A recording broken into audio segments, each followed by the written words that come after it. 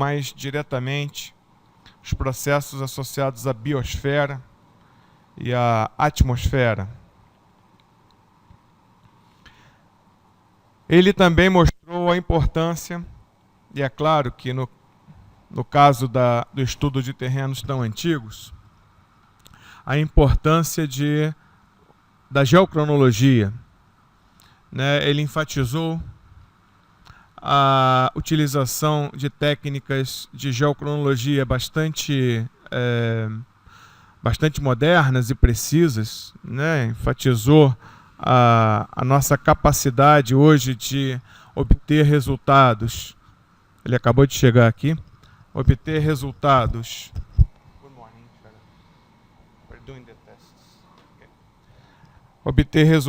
A nossa capacidade hoje de obter resultados em que se data rocha de bilhões de anos, com erros associados de cerca de dezenas apenas de milhões de anos.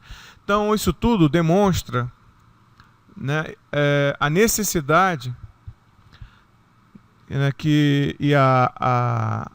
a necessidade da integração de dados que provêm de diferentes fontes. Ele citou também o caso da utilização de microtomografia, e certamente ele poderia citar várias outras técnicas que têm que ser aliadas, não somente associadas, mas integradas, de maneira a permitir a elaboração de modelos robustos, modelos petrológicos, modelos metalogenéticos, modelos geodinâmicos robustos que apoiem a pesquisa na área de geociências, do ponto de vista acadêmico, que nos permita entender como a Terra se originou e como ela tem evoluído nos últimos 4,6 bilhões de anos, mas também sob o ponto de vista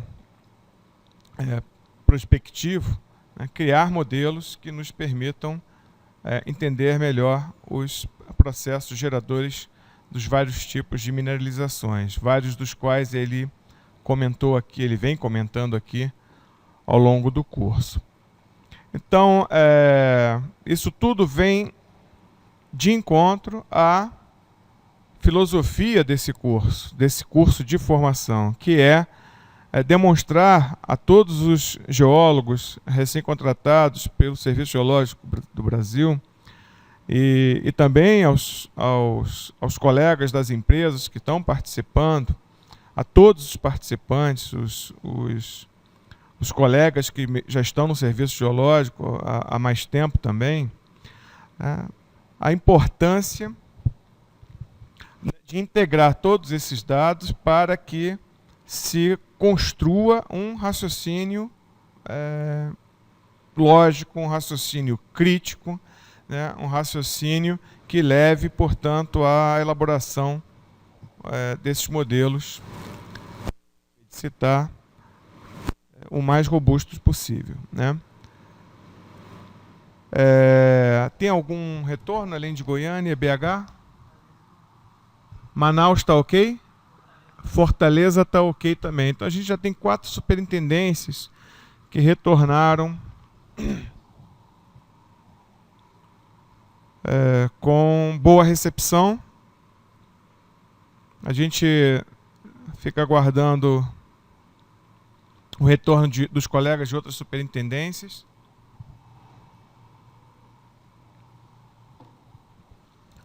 A nossa audiência aqui no Rio está chegando aos pouquinhos. O professor Charad já chegou.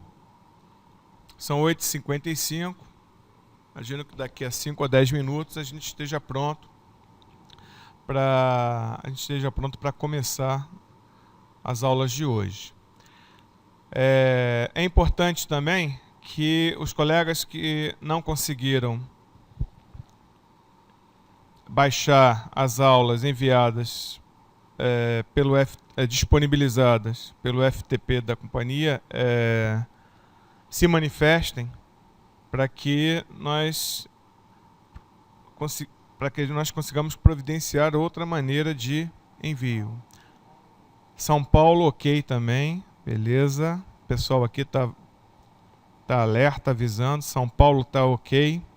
muito bom hoje de manhã. Vamos torcer para que ao longo do dia a gente permaneça com essa recepção boa das outras superintendências. Estão insistindo aqui para que eu cante alguma coisa. Eu já falei que eu não vou cantar porque a minha intenção é que vocês não desistam do curso. Então vamos evitar a cantoria, não é isso?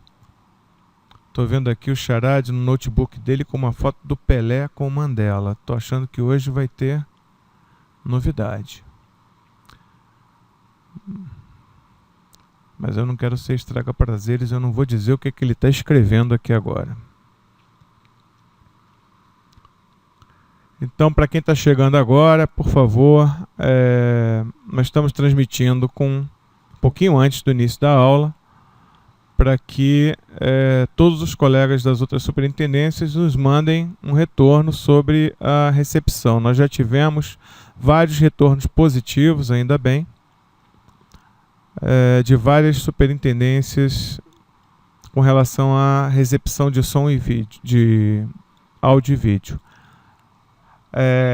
A nossa turminha daqui do Rio está chegando aos pouquinhos.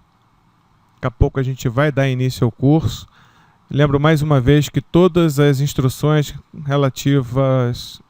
relativamente à avaliação do curso do professor Charade todas as informações serão enviadas pela Dayana para todos os participantes.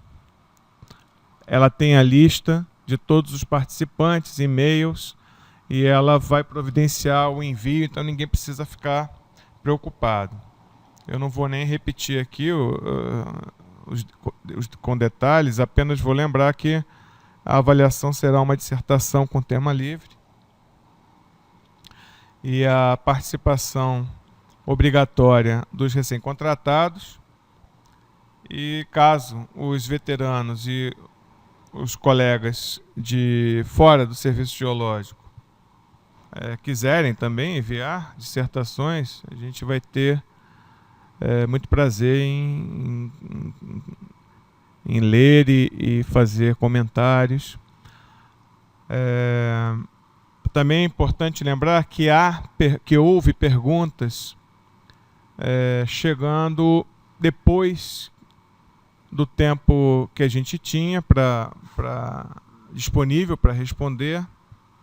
Ontem, anteontem também, essas perguntas que estão chegando pelo Mail Cluster, elas estão sendo todas compiladas pela Dayana e eventualmente, oportunamente, serão passadas para mim, para que eu organize isso e consiga, junto com o professor Charade, dar as respostas e reenviar aos colegas. Ontem também teve muito pedido sobre a bibliografia referente a Bushveld. Eu já passei essa informação ao professor e eu e ele vamos também tentar indicar referências recentes e disponibilizar isso para todos os participantes. Ok? Bom, são 9 horas, eu vou fazer uma breve interrupção e daqui a pouquinho a gente volta, possivelmente já com a aula do professor. Obrigado a todos, espero que tenhamos um bom dia de trabalho hoje, com muito conhecimento, discussão, que essa é a intenção do curso. Obrigado.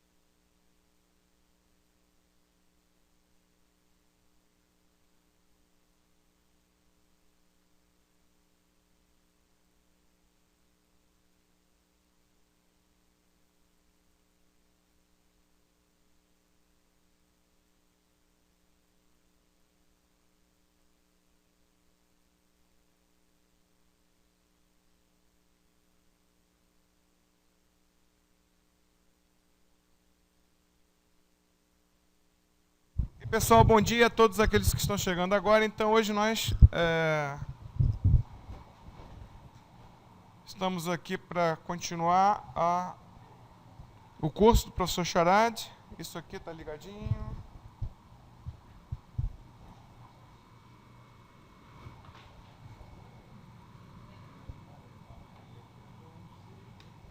Agora sim.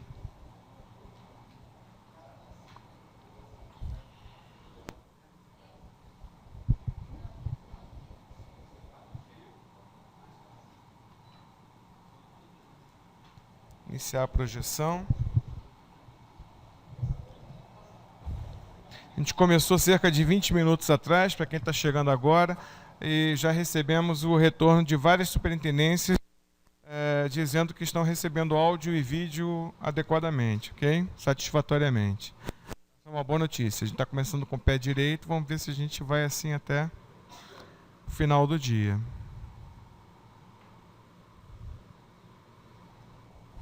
Deixa eu dar uma ajustada aqui na... Acho que tá bom, né?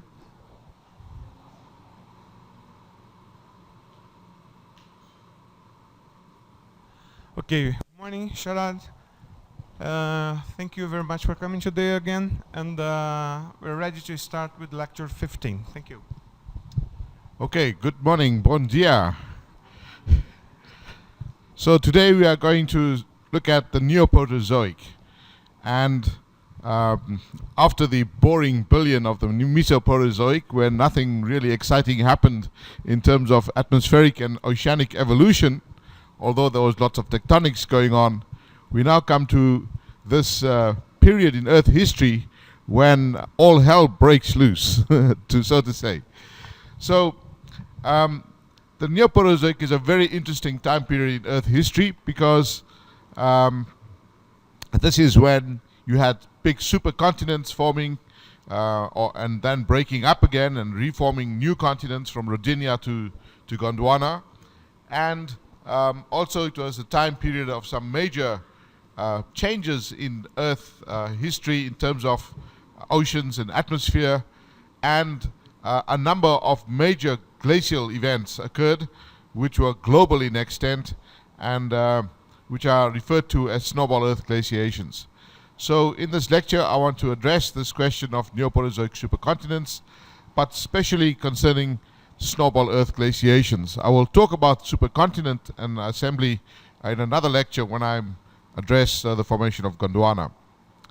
So during the Neoproterozoic you had a supercontinent of Rodinia that had been assembled by about 1,000 million years, and Rodinia involved almost all the known continents at that time, and this continent started to break up at around 750 million years ago.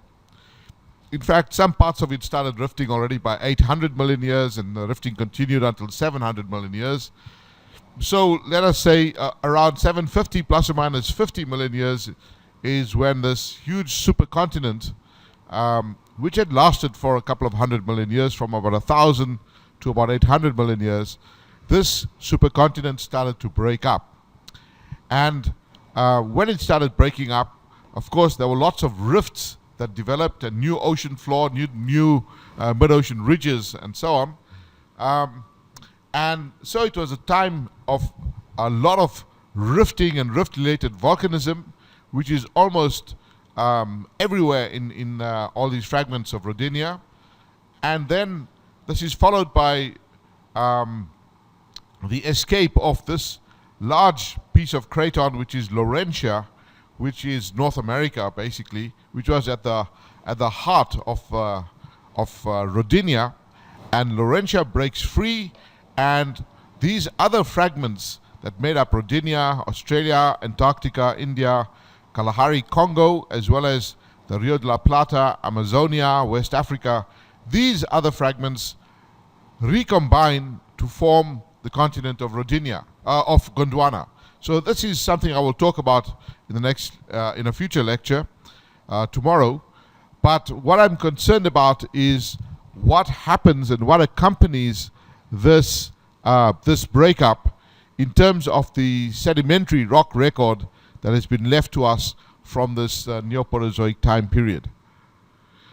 Now the Neoproterozoic is well known as a time period of glaciation, and several major glacial events have been recognized worldwide, and they were especially well characterized in Australia, at least the two older ones, and they are named the Sturtian and Marinoan glacial events, which both occur in the geological record of the Neoproterozoic in Australia.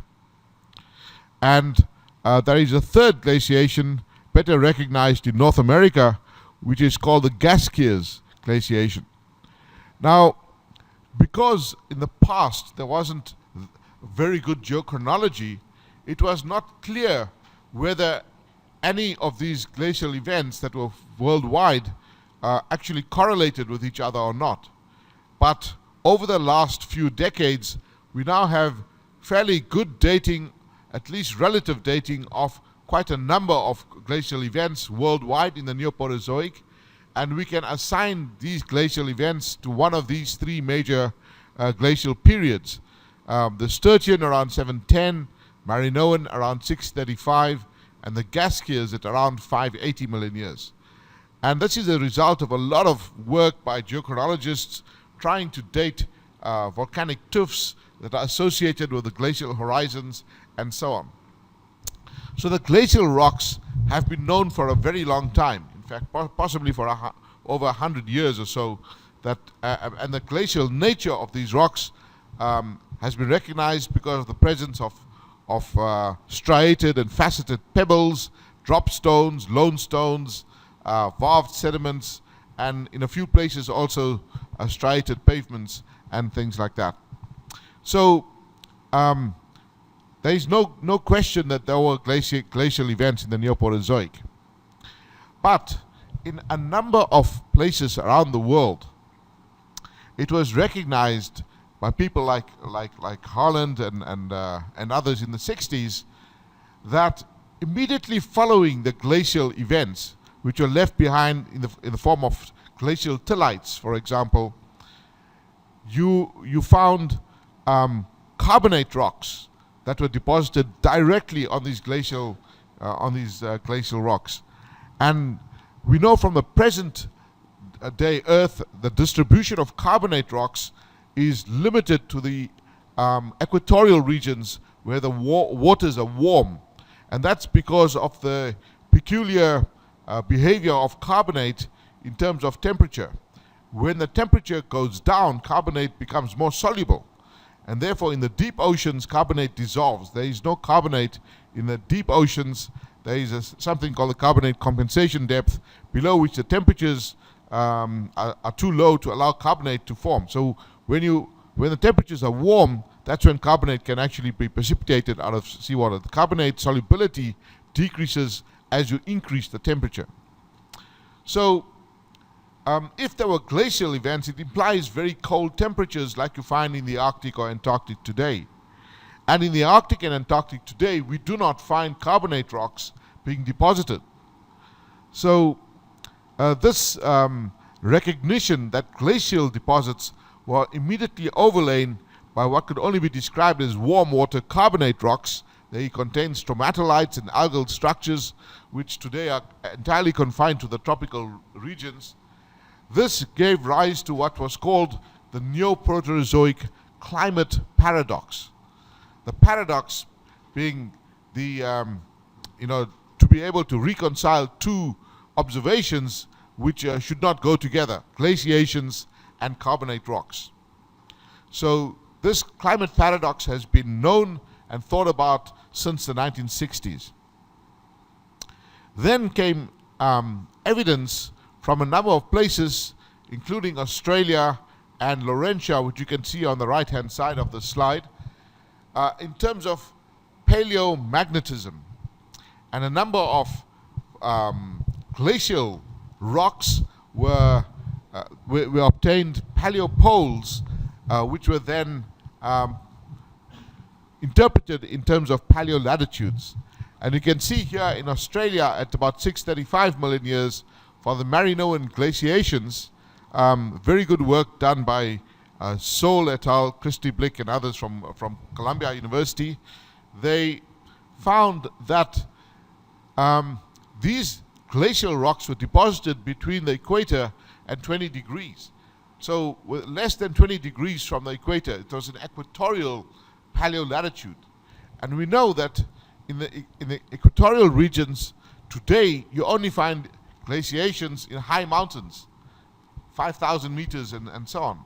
Whereas you do not find sea level glaciations or glacial marine rocks in the equatorial latitudes. You just do not find any glaciers at sea level.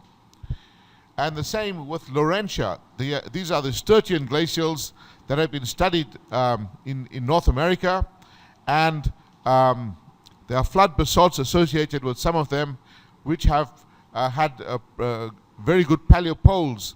And again, you can see that you see these Laurentian glacial deposits are less than 20 degrees from the equator. So they are equatorial paleolatitudes. So this is an observation, a first order observation, which needs to be reconciled. Also, so there are two things that we need to worry about.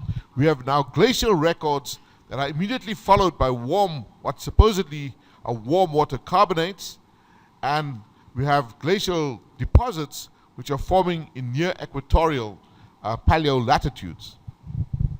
So those are the fundamental observations which have led to this idea of snowball Earth.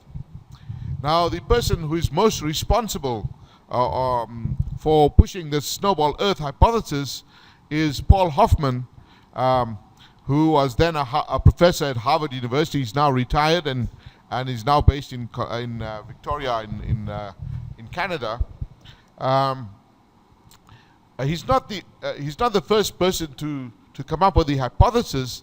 That was actually Joe Kirschvink of Caltech, but the original publication about this was published as a 2-page abstract in a volume on the early Earth by Kirschvink, and so it gave sort of an impetus, a seed, if you like, of an idea that perhaps the Earth could actually be completely frozen over.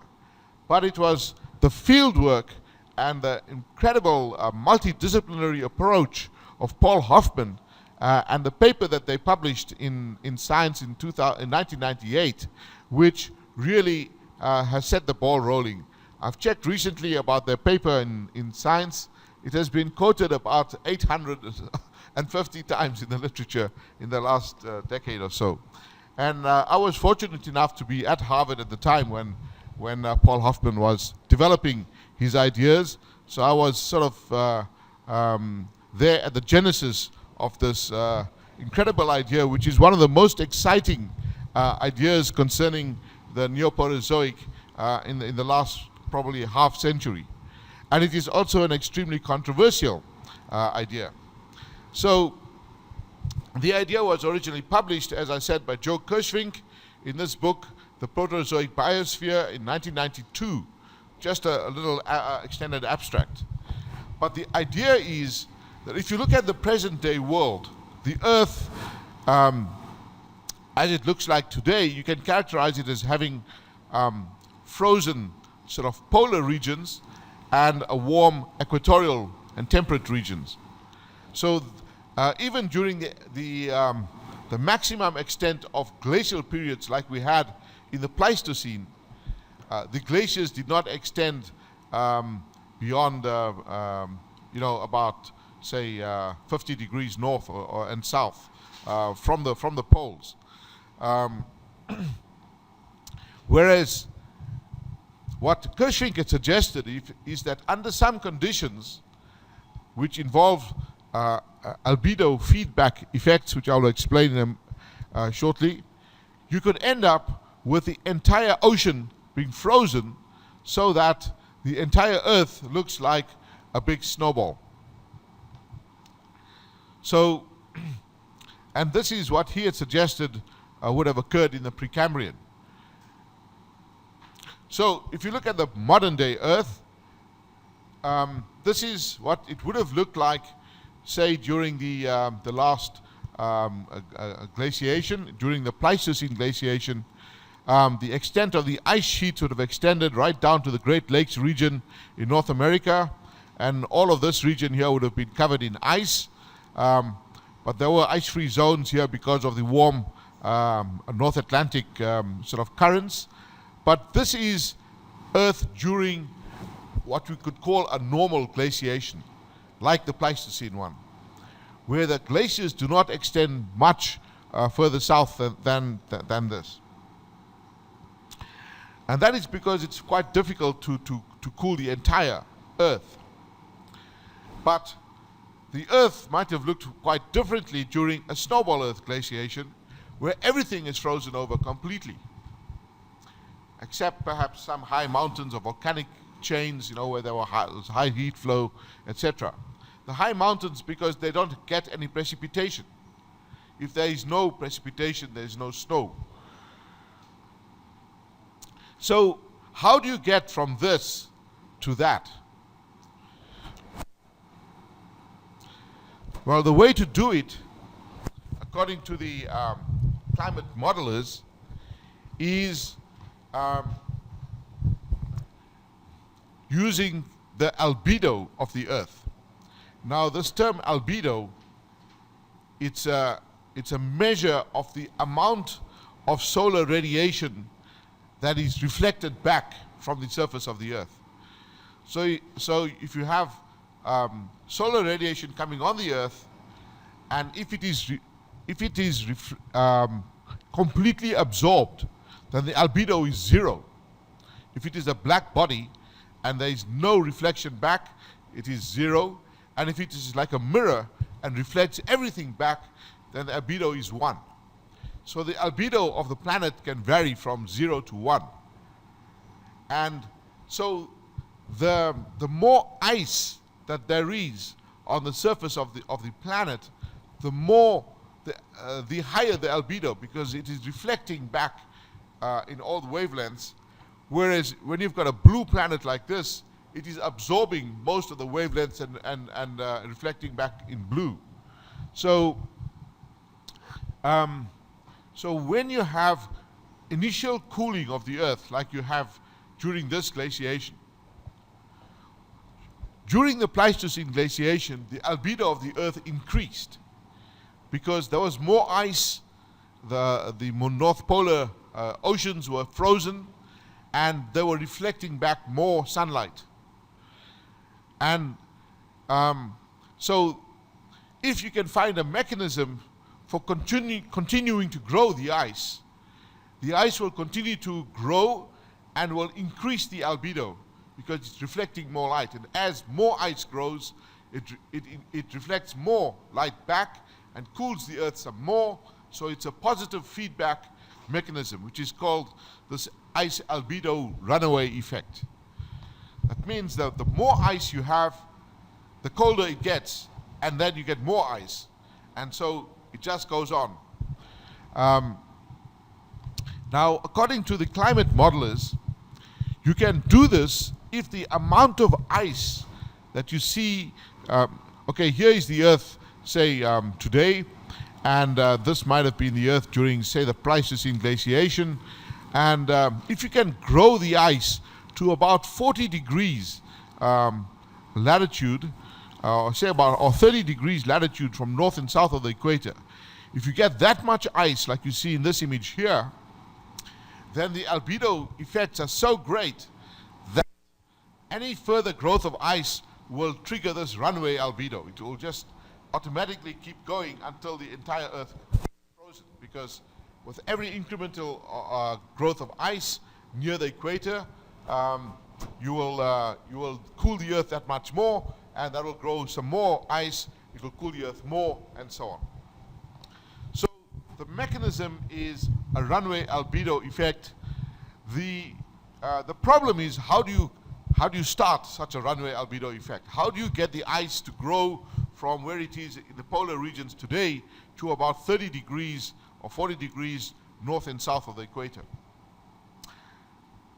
Now, the way to do it is to use the greenhouse effect, and that we know is as a result of gases. like CO2, methane, and water vapor. So I told you in a previous lecture that the Earth's surface temperature is modulated by the presence of life itself in photosynthesis. If there is too much CO2, then the increasing photosynthesis draws it down again. If there is too little through glaciation, then the photosynthetic capture of carbon dioxide stops and CO2 builds up and then warms the Earth again. So the temperature of the Earth is kept in some kind of equilibrium between 0 and 50 degrees centigrade for most of Earth history. But so then something different must have happened in the Paleoproterozoic and the Neoproterozoic to trigger these snowball Earth events. Now, what could have happened, according to some people, is if you had a supercontinent and all the continents were mainly in equatorial regions, like you see here in this Rodinia. If you look at where the distribution of continents are, they're mainly between 30 and north and south, with a couple of things extending. But there are no continents, for example, in the polar regions, like today where you have Antarctica on the poles. During Rodinia breakup, there were no continents on the poles. Most of the continents were in the equatorial regions. And in the equatorial regions, it's much hotter. So there is a lot more weathering going on in the equatorial regions. So if for some reason all the continents happen to be there, there is much more weathering going on in the equatorial regions, which means that there is a lot more carbon dioxide being captured in the form of carbonate and trapped in rocks or carried away by continental weathering out of the atmosphere. So there is a drawdown of atmospheric CO2 when you have intense tropical weathering of all the continents together. And this is one of the mechanisms by which you could cool the Earth drastically. And if the Earth is cooled so quickly that perhaps the ice grows to the extent where it becomes a runaway snowball Earth event. Now, Paul Hoffman and his students have been working all over the world, but especially in places like Namibia and in Svalbard and Greenland, where they've been doing very detailed sedimentological and chemostratigraphic studies of the Neoproterozoic glaciations and the associated carbonate rocks. The carbonate rocks that immediately overlie the glacial events are referred to as cap carbonates because they simply cap the diamictites that are due to the glacial events. So when you look at a study like this one through Namibia in the platform in the Neoproterozoic, and you look at the carbon isotopes, you see that there is a very distinct negative shift in the delta C13 ratios, going from quite positive values around +5 per mole, and this is the Gaub glaciation in Namibia, and you can see that there is a decline as you get towards this particular glacial event. When you look at other isotopic events associated with the glaciation, you see, for example, major perturbations in the strontium. There's suddenly a big shift towards higher strontium isotope values immediately following this glacial event, and then a gradual shift back into lower strontium values. So these kinds of things have been explained by invoking a shutdown of organic productivity in the oceans, and that will lead to a negative shift in carbon isotopes.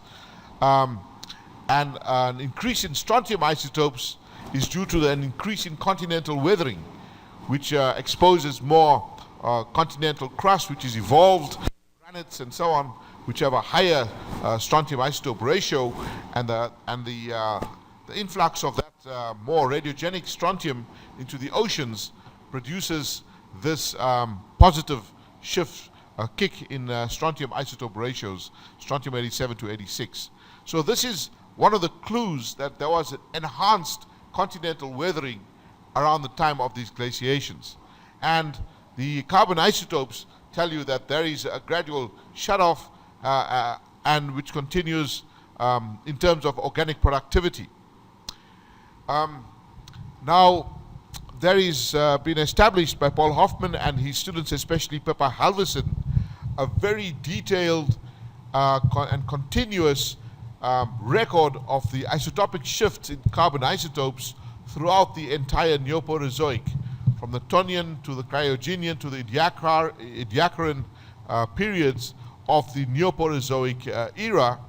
You can see that there are very major fluctuations in carbon isotopes, but especially associated with these three major glacial events: the Sturtian, the Marinoan, and the Gasquez events. And every time you approach one of these events, prior to the events, the oceanic carbonates are quite positive in the delta C13 ratios.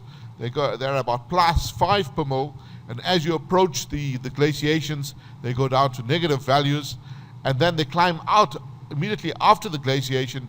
They go back up to +5, and then the next glacial event, they go right down again. This is called a Trizona anomaly, down to -6 or 7, and then after the Marinoan glaciation, again, there is a rise in carbon isotopes, and then another big negative shift during the Gasquez, and yet another one right in the terminal Neoporozoic. And there's a lot of fluctuations until in the early Cambrian as well. Prior to this, for the last billion years before this, the so-called boring billion, most carbon isotopes in marine carbonates are close to 0, until you get to the Lomagundi carbon isotope anomaly at 2 billion. So there is something very peculiar going on in carbon isotopes. Now, the carbon isotope signal of marine carbonates is very strongly controlled by organic matter, because it depends on the ratio of carbon-12 to carbon-13, this delta C13 signal. And we know that organic matter is enriched in carbon-12, so if there's a lot of burial of organic matter, then things become more positive. And on the other hand, if there is more organic carbon available, then it lowers the values. So these fluctuations have to be related to fluctuations in organic productivity. And they are clearly preceding the glaciations. It's not like it happens only after a glacial event. The organic productivities are changing drastically prior to the glaciation. So there's something that is happening on the Earth to trigger these glacial events. So let's look at this snowball Earth hypothesis and what it really means. If the entire Earth is frozen over, as we saw in those photographs, how does it get out again? How do we unfreeze this snowball? This snowball looks like some of the moons of Jupiter or Saturn, which also have got a complete icy crust. They might have a liquid ocean underneath, but the ice might be several kilometers in thickness. How do you get out of this snowball Earth? Why didn't it remain frozen? Well, it didn't remain frozen because the snowball is a surface phenomenon. It depends on the radiation that's incoming and the balance of what is reflected back in terms of albedo, and how much of this incoming solar radiation is kept due to greenhouse effects, the greenhouse gases. So it's a surface temperature phenomenon which determines whether the ocean is frozen or not. But the Earth, unlike the Moon or like Mars or Venus, which are sort of dead planets, the Earth is an active planet and has got plate tectonics going on. And plate tectonics is an internally driven cycle. It is driven by heat from the inside of the Earth. So even during a snowball event, plate tectonics continues regardless. It doesn't care whether there is ice on the surface or not.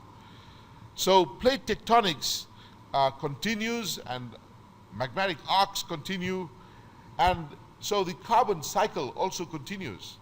And part of the carbon cycle is that ocean floor which has been hydrated and reacted with seawater, gets subducted down subduction zones, and in subduction zones you get partial melting and dehydration, and water and other volatiles given off, including CO2, which is given off by metamorphic dehydration reactions in subducted oceanic crust, and this ends up in magmatic arcs.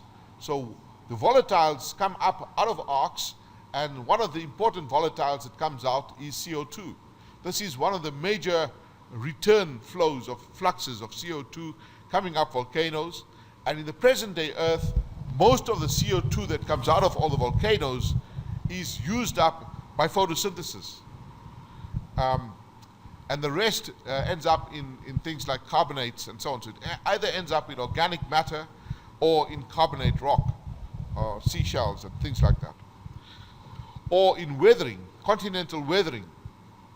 So that is the normal carbon cycle that keeps the Earth the way it is today. What happens during a snowball Earth is that now there is maybe 2 kilometers of ice covering the oceans. So there is no longer any exchange between the atmosphere and the oceans. The oceans are completely cut off from the atmosphere. It also means there is no photosynthesis going on in the oceans. There's the photosynthetic factories have been shut down. There is no photosynthesis and therefore no drawdown of CO2 to produce organic matter in the oceans. There is also no continental weathering going on because the continents are covered by ice.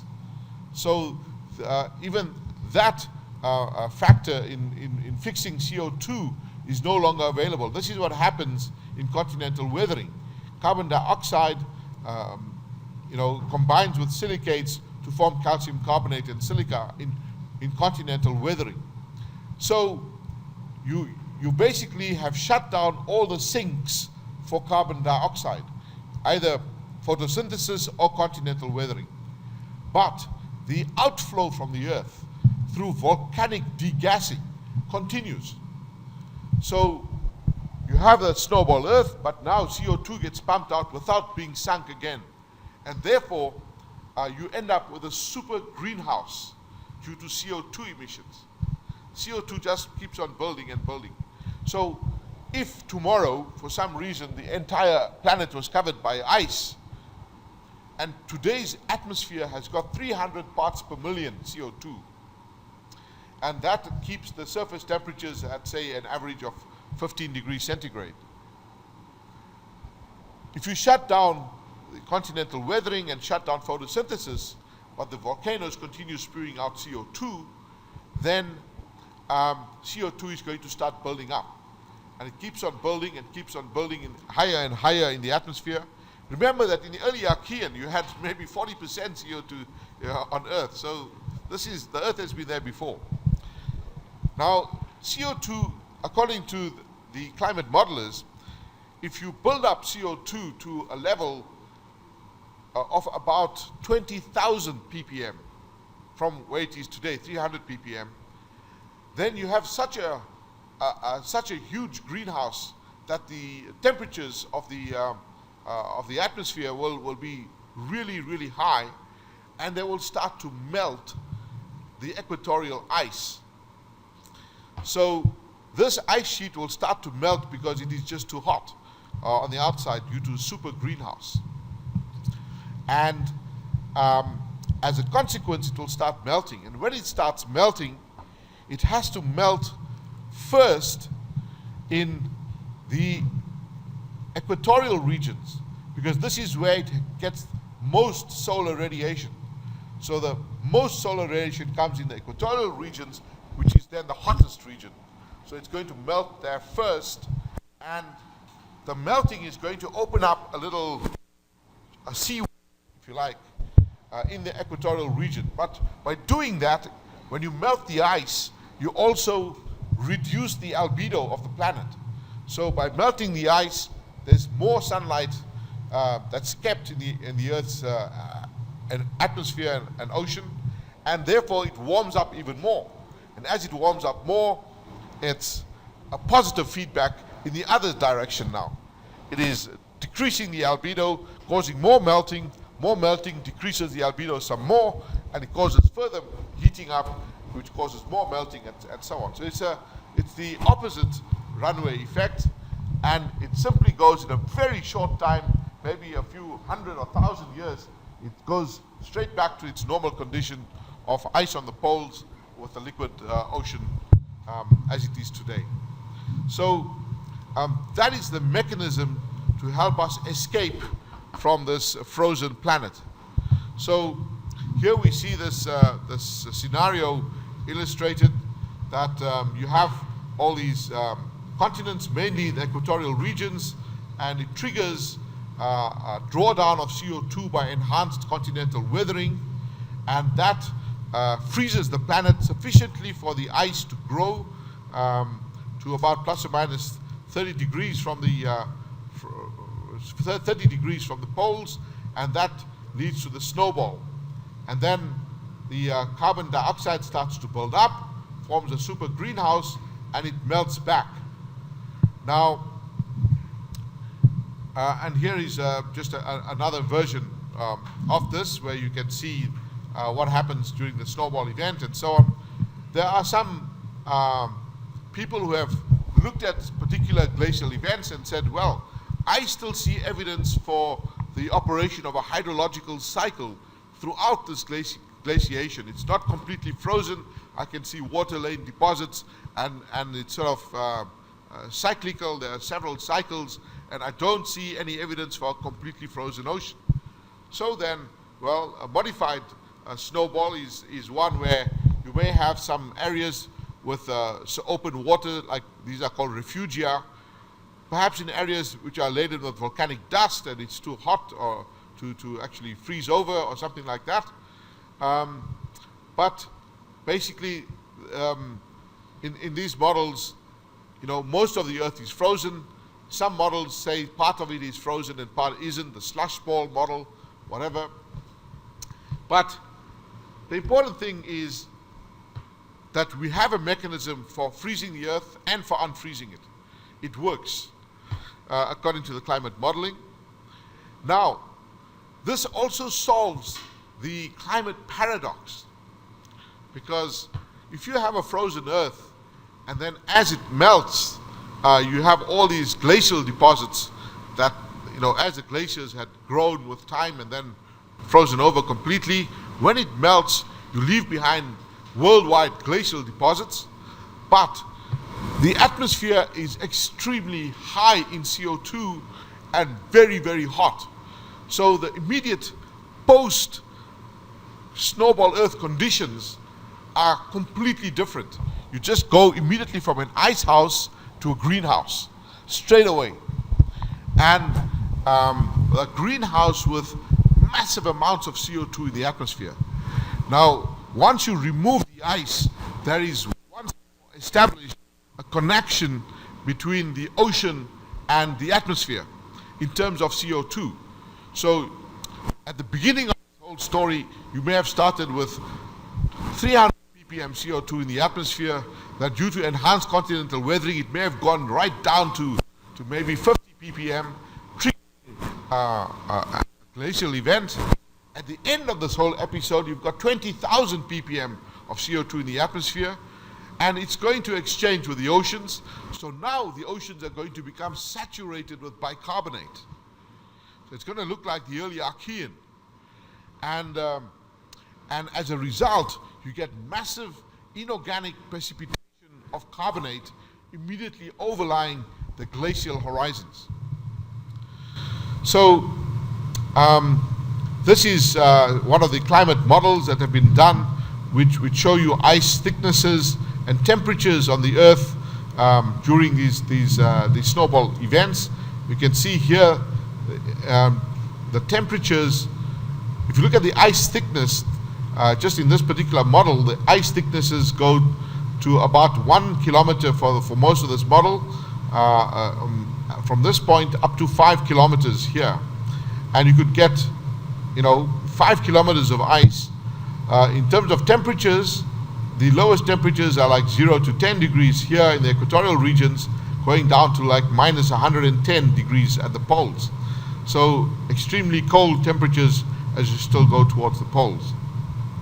Now, this diagram then summarizes what happens in time and in terms of ice cover going from about 750 million years and the start of one of these glacial events until you come out of it within a period of roughly 1 million years. This is an uncertainty, and I will show you how we are able to constrain this now. So it was unknown how much time the Earth was completely frozen, right? But what you can do in terms of climate modeling, look at the surface temperatures of the Earth and what happens when it starts to freeze and it's frozen at sort of mean surface temperatures below zero for all this time. And then once you get the super greenhouse, it melts and it's now very, very hot.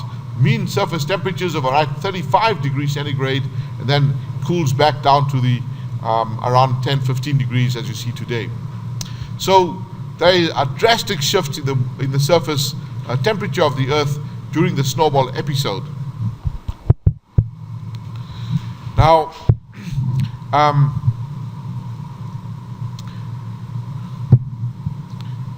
so the question was, how long does it actually last? Now, some of the modeling based on the rate at which CO2 is being degassed out of volcanoes, they suggest that it would take a few million years for CO2 to build up sufficiently to reach about 20,000 ppm, and that would be hot enough in terms of the greenhouse effect to start melting the ice.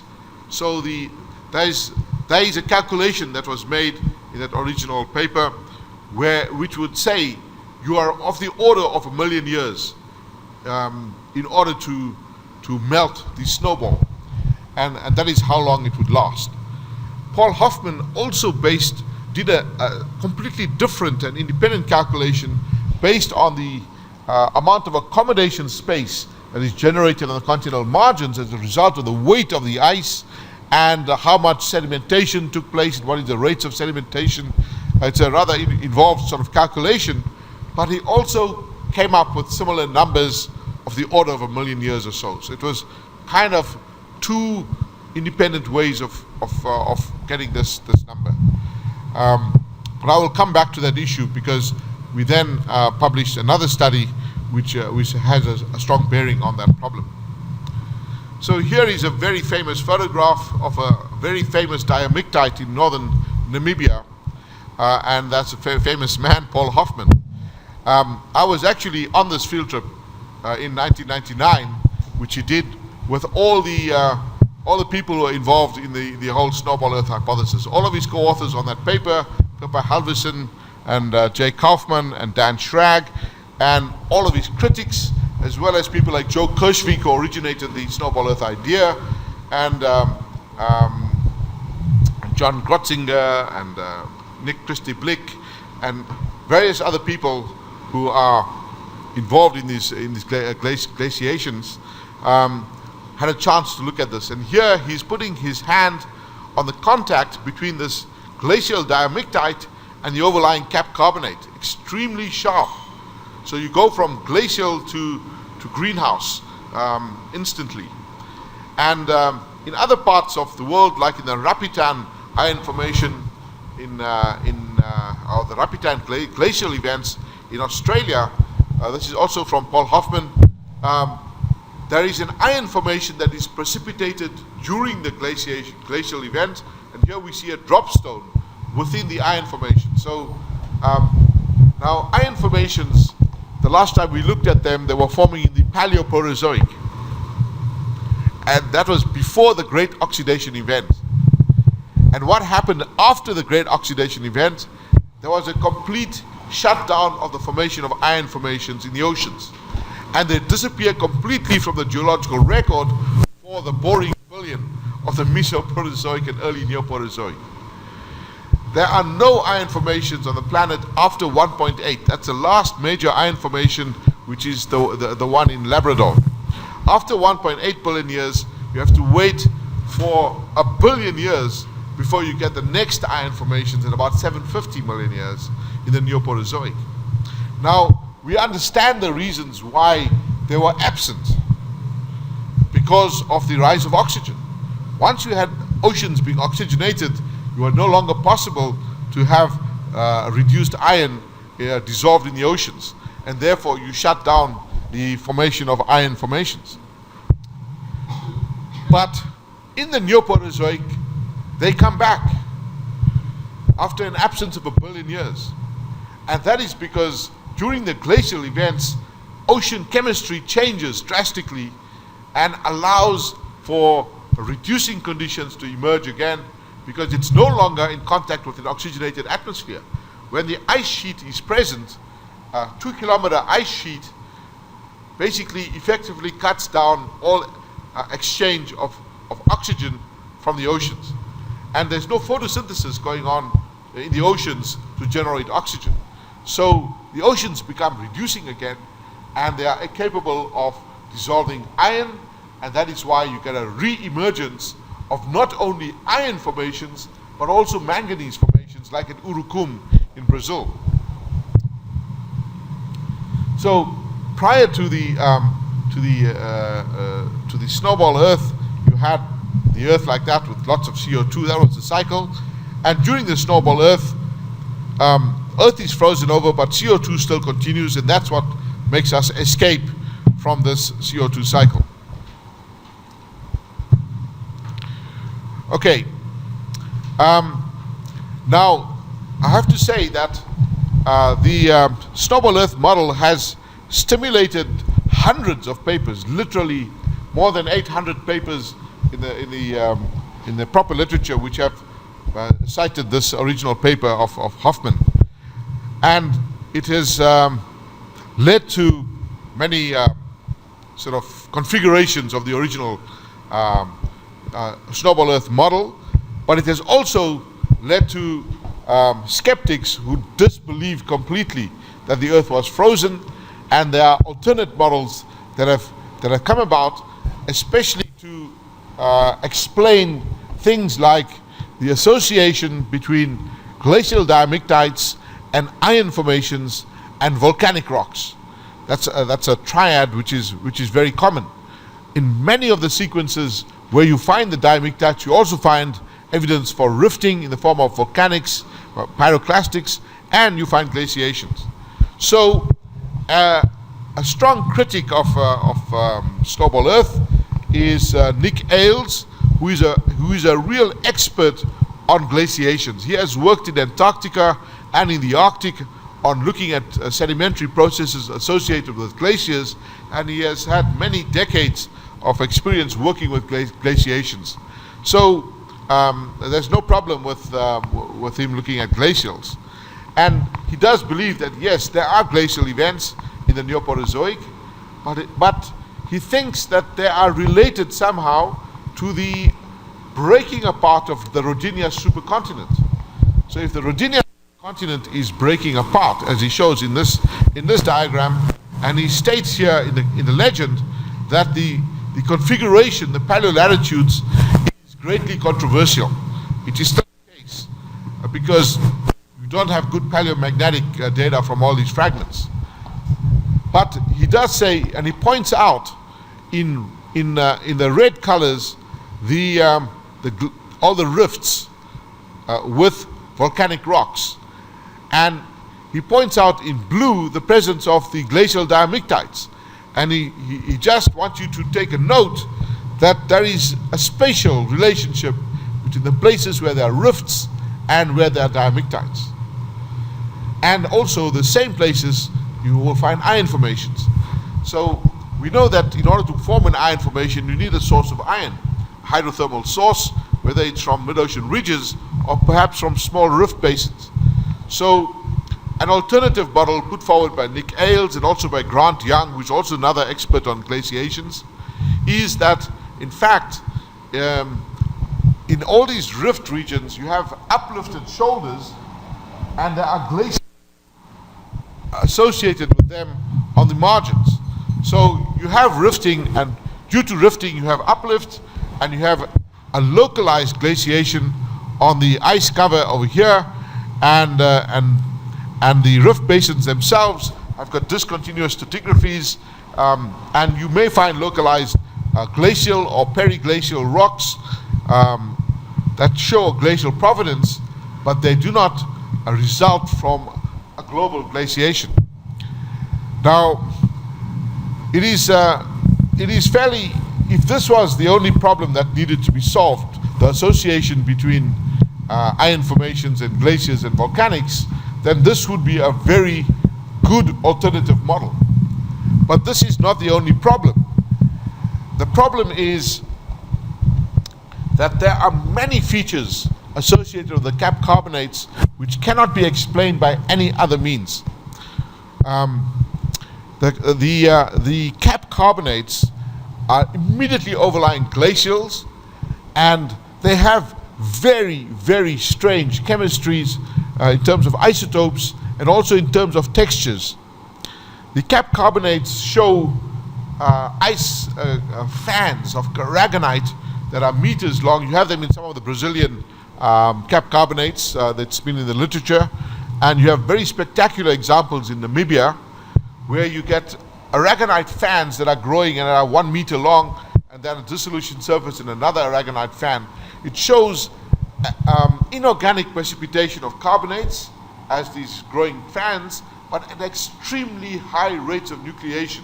It's growing very fast, and it's almost skeletal in terms of its microstructures.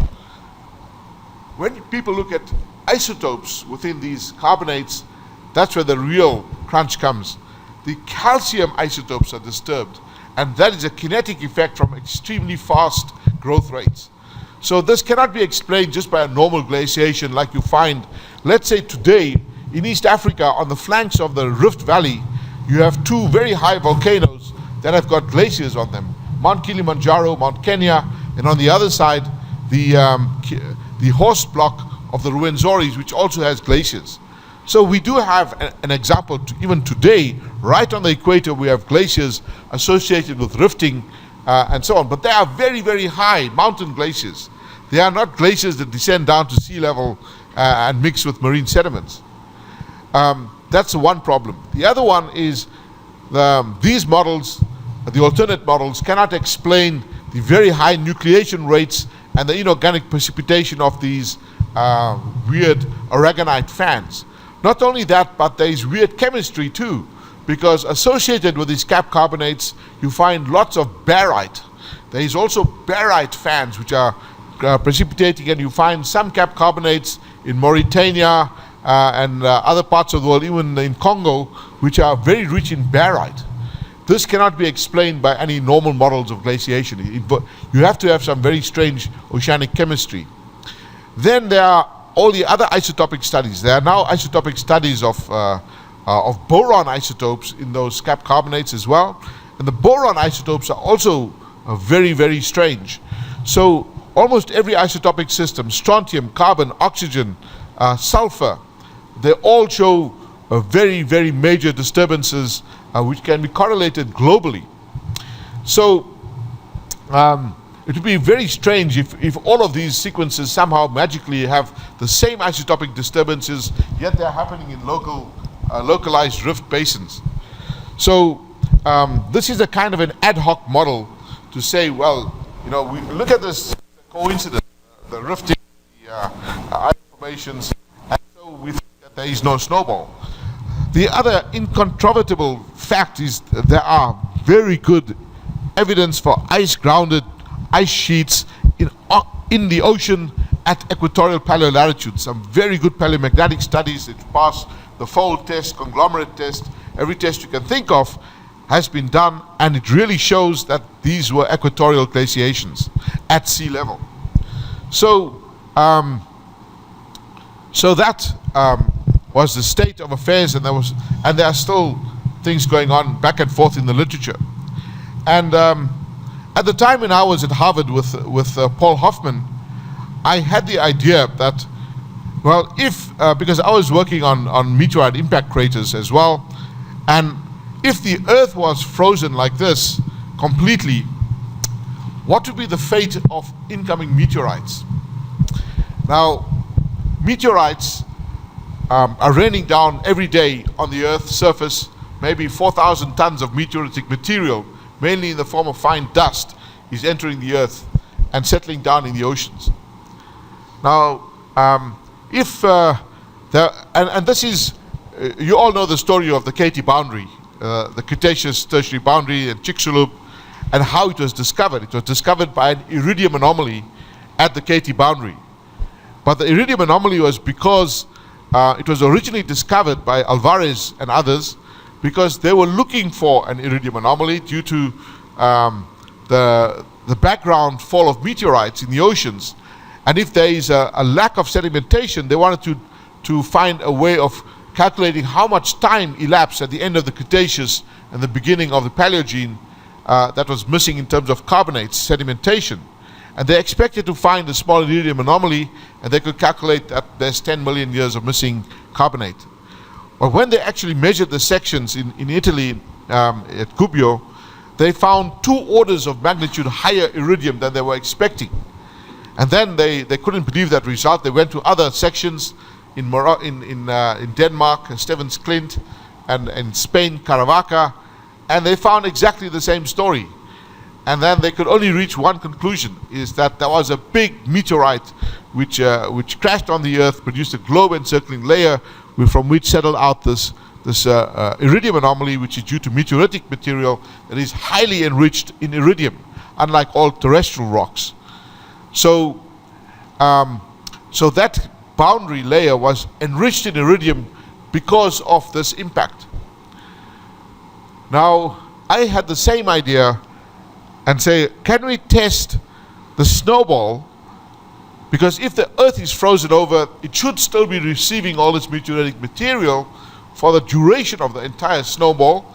And then when the snowball melts drastically, all that iridium should come out at once, and you should be able to see it in marine record. So I collected samples from the Neoproterozoic Katangan rocks, which I will tell you about in later lectures today. And I collected them from 2 areas, in Zambia and in Congo, from drill core from existing mines. And these drill cores go through the cap carbonates into the glacial diamictites. And what I sampled was the diamictites coming out into the cap carbonates, in 2 glacial horizons, the Sturtian and the Marinoan glacial equivalents in Katanga. And we got a PhD student at the University of Vienna, Bernd Bordiselic, to study these cores, and we got very beautiful results. This, if you look on the right-hand side here, this is, let's look at the bottom one. This is a diamictite, a glacial diamictite, which is the lower one, the Sturtian. It's overlain by a cap carbonate. And these are the analyses for iridium at very low levels. This is parts per trillion, not parts per billion. So, and you can see here the values are very, very low, about 100 parts per trillion, which is about 0.1 ppb. And until you get to the very base of the cap carbonate, and there is a huge jump in iridium for a short while, then it goes back to the background values. And in the upper diamictite, we see the same story. There's very low iridium until you hit the base of the cap carbonate above that, and bang, there's a huge iridium anomaly and going back to 0. And we did that we reproduced the same thing in 2 different sections. So this was from one borehole where you have 2 diamictites, and this one is from Zambia, and it's the same story. Above this glacial diamictite, there is a kick in iridium. So we also measured lots of other elements. We measured 40 different elements. We ratioed them to iridium, because one possibility for iridium is that it's volcanic in origin. You can get iridium coming out of Hawaiian plumes. So we looked and see if there was a relationship between iridium and iron, or iridium and any other element which should be expected if it was of volcanic origin. and we found no correlation with anything related to volcanism, and we interpret this signal as being due to meteoritic iron, which was from the background fallout of meteorites, and that there is a sudden kick at the end of this glaciation by the melting of the ice, and that produces a kick in iridium. But then we went one step further. We said, how much time is involved in this? This is the same reasoning of Alvarez et al. When they were measuring the KT boundary sections. How much time? So we looked at the amount of iridium like this, and we sort of did a time integration in terms of the background. We looked at the rate of fall of meteoric material on the Earth today. We used that the flux of the present day Earth, and because that's all we've got to know on at what rate does meteorites fall on the Earth. And we know that in the Ordovician there was an asteroid breakup event in the solar system, which led to an enhanced flux of meteorites on the Earth 4 times the present rate. So we used that rate as well, and we calculated how long would the snowball Earth have had to continue to provide an anomaly of the magnitude that we see here. And the calculations were basically between 4 and 12 million years. And that was the number that we got from these calculations, which are completely independent of any other method of estimating the duration of the snowball Earth. The previous estimates were of the order of 1 million years, but they were estimates that varied from 1 or 2 million years to 25 million years. So our estimates here are exactly within the previous range of estimates, but we quantified using a completely different methodology, using the iridium anomalies. So this was a very exciting result. It got published in Science in 2005, and subsequently people have tried to reproduce these results by looking at other cap carbonates in Namibia, for example, and there have been reported osmium isotopic anomaly in the cap carbonates in Namibia. Osmium is another one of the platinum group elements that would be from a meteoritic source. So the debate still continues, and we certainly need more studies like this in many other cap carbonates.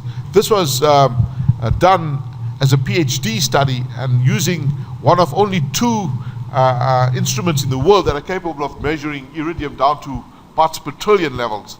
It's got a double incidence neutron activation system that is in Vienna, and maybe there's one somewhere else in the world, but it requires this kind of study in order to look at the extremely low levels of iridium we are considering here. So this is just a flavor of what's happening. It's a highly controversial and still a very active field of research worldwide. Thank you.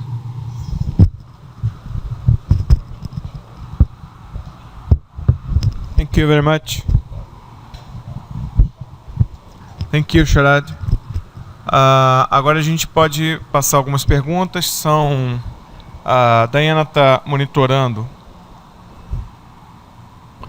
São 10h11. A Diana está monitorando as perguntas que estão vindo de fora. Por enquanto eu não estou vendo nenhuma pergunta de fora. São 10h13. Então, se alguém tiver alguma pergunta, por favor. Ana. Vou perguntar em português, né? É o seguinte, eu não entendi muito bem por que a anomalia de irídio marcaria o limite da glaciação com a deposição, com a época mais de deposição dos carbonatos. Seria por acumulação de irídio de meteoritos, ou e com o derretimento do gelo daria essa anomalia, ou eu não entendi bem. She couldn't get the relationship between the iridium anomaly with the capping of the carbonates. So could you explain this in more detail, please?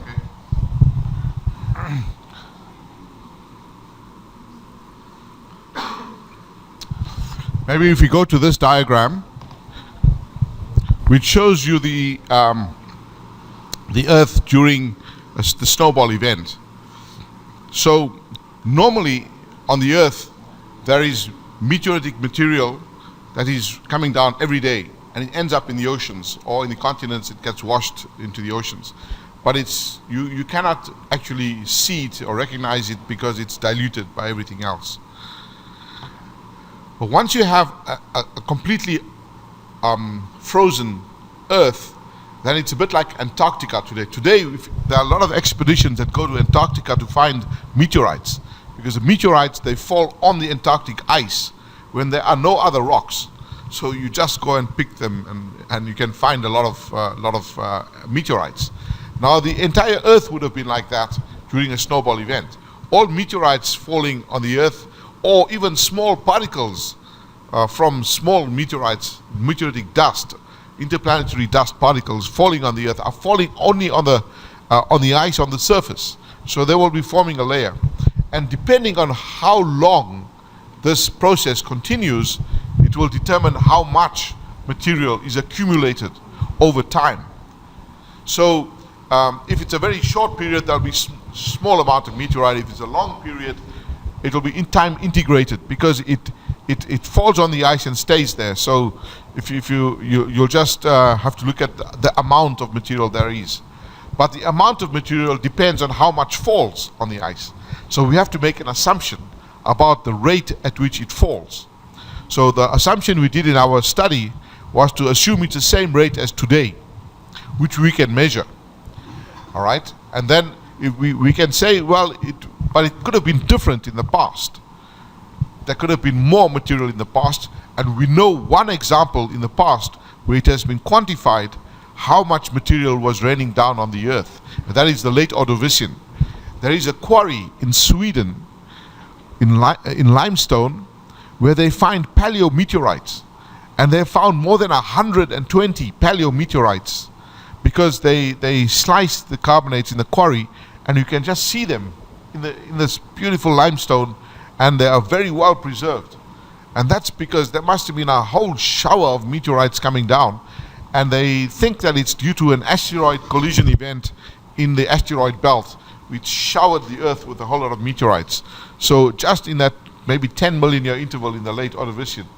So there was a showering of meteorites, and there was an enhanced flux of this material, 4 times what is normal now. So we use that as another boundary condition. We don't have any other indication that maybe even higher meteorite fluxes were around. We don't know. It's possible, but we don't have any data about that.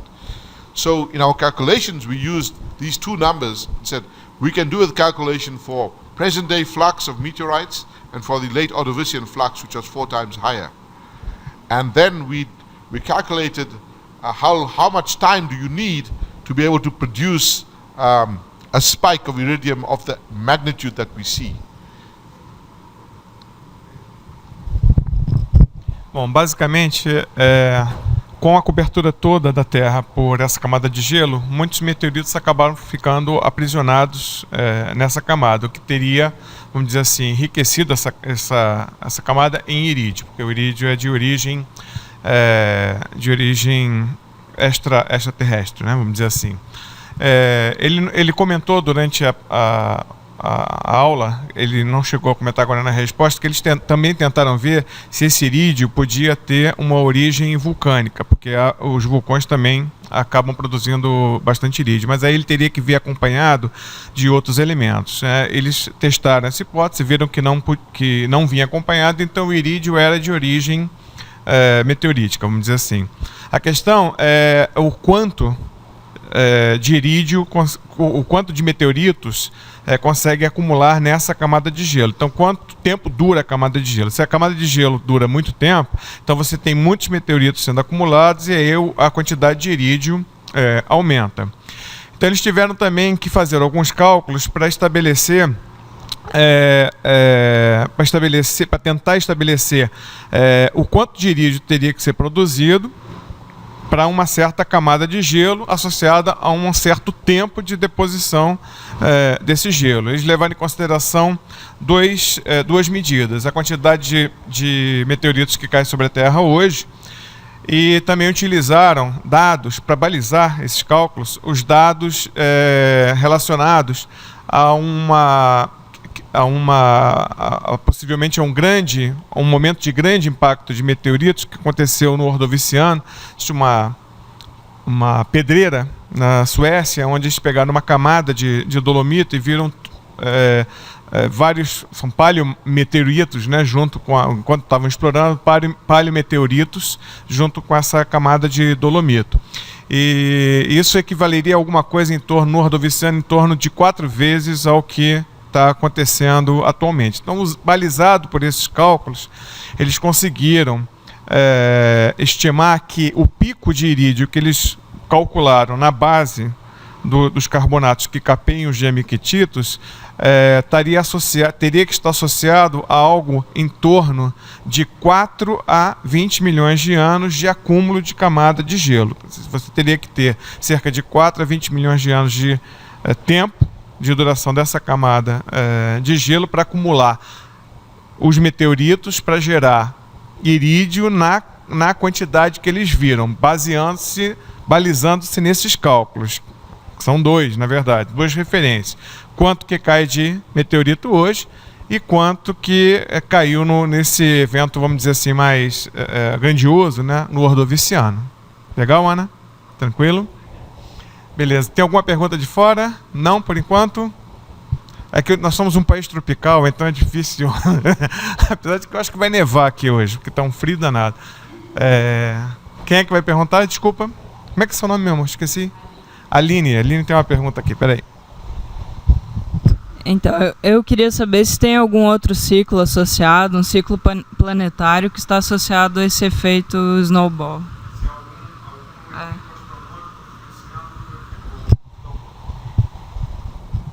Bom, a pergunta da colega é se há algum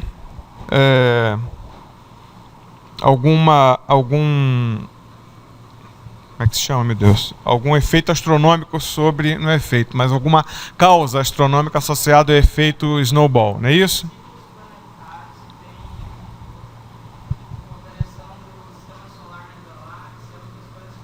Okay.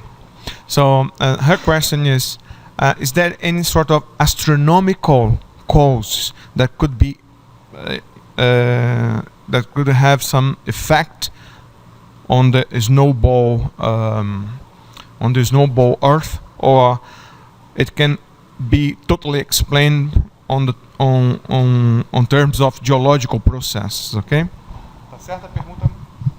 Yeah, I think that's a very good question, because because the astronomical effects are the ones that are used mainly to explain things like the Pleistocene glaciation. You know, why do we have those glaciations, and there could be very strong orbital effects in terms of the Milankovitch cycle and orbital parameters. So if you have everything just right, it could cause drastic climatic shifts and could trigger a normal glaciation. And in fact, the normal glaciations, like the Pleistocene ones, they go in cycles as well, from glacial to interglacial, quite a few times, and that periodicity and the cyclicity is explained in terms of astronomical cycles. That's the sort of the accepted theories for the modern glaciations. So one way of explaining this, how the snowball Earth comes about, is to use that as the basis and say, well, that there could have been that same kind of astronomical cycle still operating. There's no reason why not. But at the time when the continents were all in the equatorial regions, and so CO2 was very low, and therefore there was much greater cooling than during a normal glaciation. So it was the astronomical effects combined with lowering of the greenhouse warming, which then would have triggered a snowball. Os ciclos astronômicos estão muito mais relacionados às glaciações pleistocênicas, né? Têm sido muito mais relacionados às glaciações pleistocênicas. No caso do snowball, ele acha que eles também houve também uma contribuição associada aos ciclos astronômicos, mas ela tem que estar, vamos dizer assim, tem que estar complementada, né, para ter um efeito global, principalmente pelo efeito da diminuição do efeito estufa causado pelo ciclo do CO2 no planeta, como ele explicou na aula. Tá tranquilo? Beleza? Tem pergunta?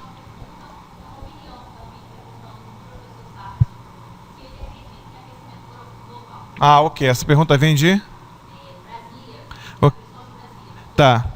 So, deve ser aquecimento global atualmente, né? Ah, beleza. Ok.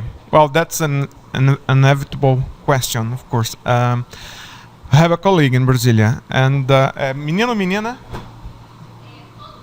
Ah, okay. That's a group in Brasilia, and they are asking you if you believe in a global climate change today. I mean, and if it's happening today, and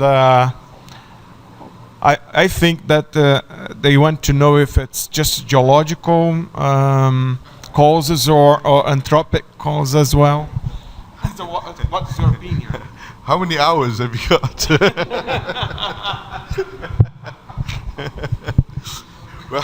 Well, fortunately, I'm not involved in the modern climate research, so I can read both sides of the story, and I am persuaded by some of the skeptics who say, well, when you look at the geological record, the climate has never been stable, always been changing. So I don't think there's any doubt that today climate is, things are warming up. Even some people are doubting that on average it's warming up, something that for the last 2 decades cooling effect. But that's beside the point.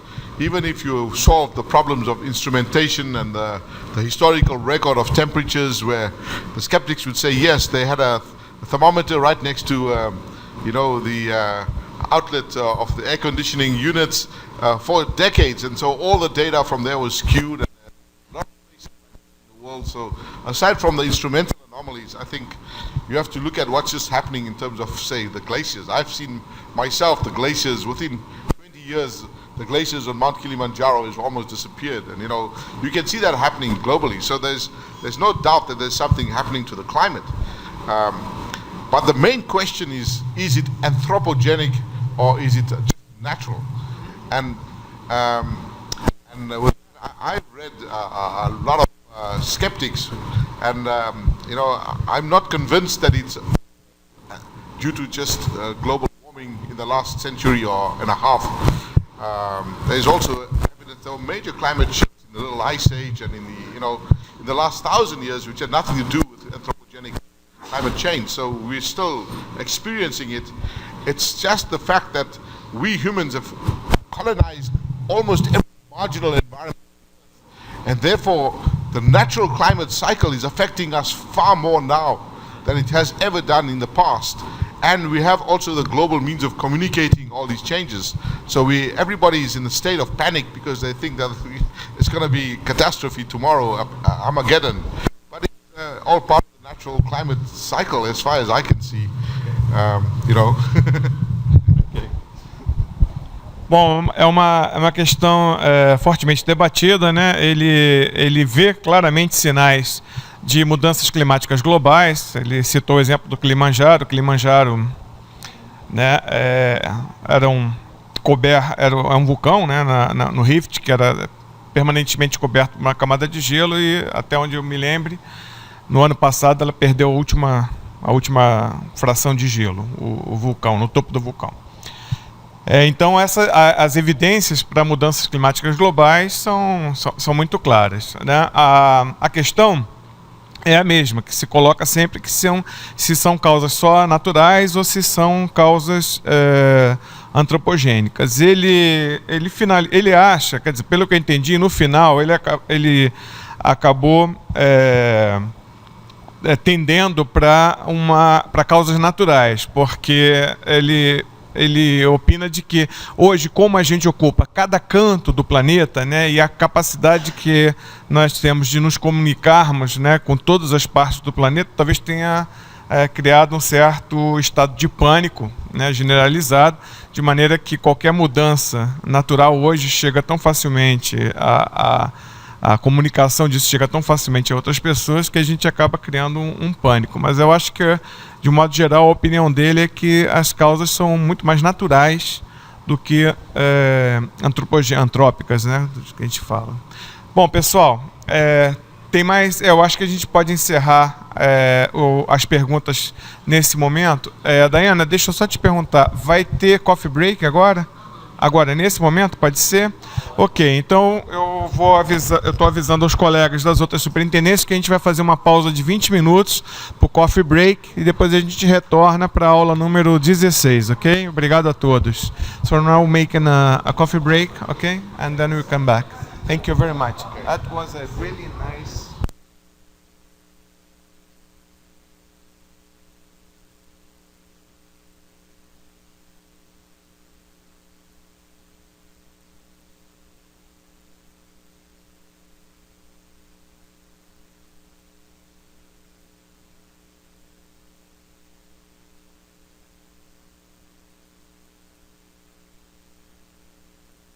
Beleza, então a gente vai retomar agora, depois do coffee break.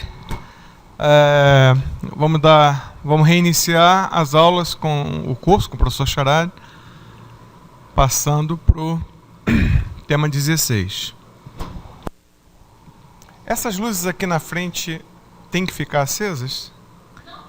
Não, só porque eu acho que aí melhora para o pessoal que está aqui. Isso, não, tá ótimo, não tem problema nenhum. A gente vai acertando aos poucos.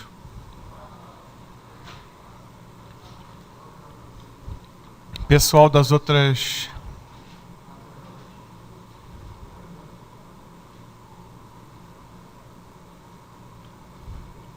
Pessoal das outras superintendências também, retomando suas posições para a gente recomeçar dentro de alguns poucos minutinhos.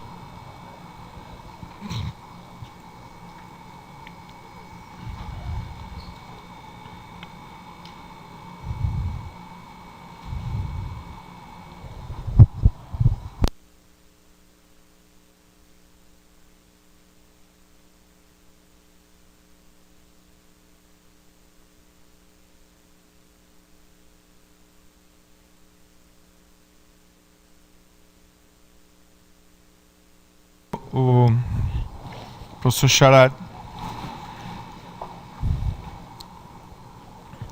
colocar o PowerPoint aqui para funcionar.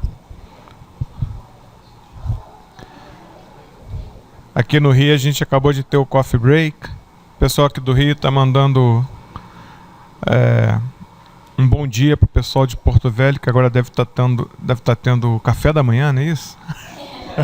Mais ou menos por aí. Porto Velho, 9 horas. 2 horas. Pessoal de Manaus também. Todo mundo acordando agora. A gente já está aqui no coffee break. Muito bem, agora então a gente... todo mundo deve estar recebendo a imagem da aula 16, que a gente vai começar a partir de agora. Ok, anytime you want, Sharad, please. Thank you. Okay, welcome back after the coffee break. We are now going on to lecture 16, the Neoproterozoic Central African Copper Belt, an introduction, tectonic setting and geological evolution.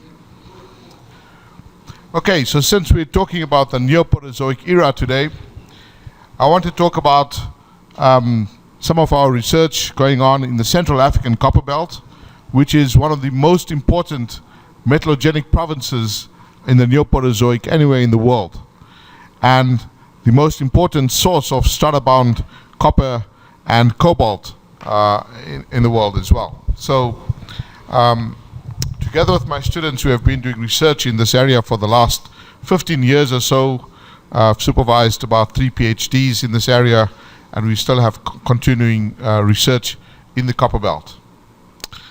Okay, so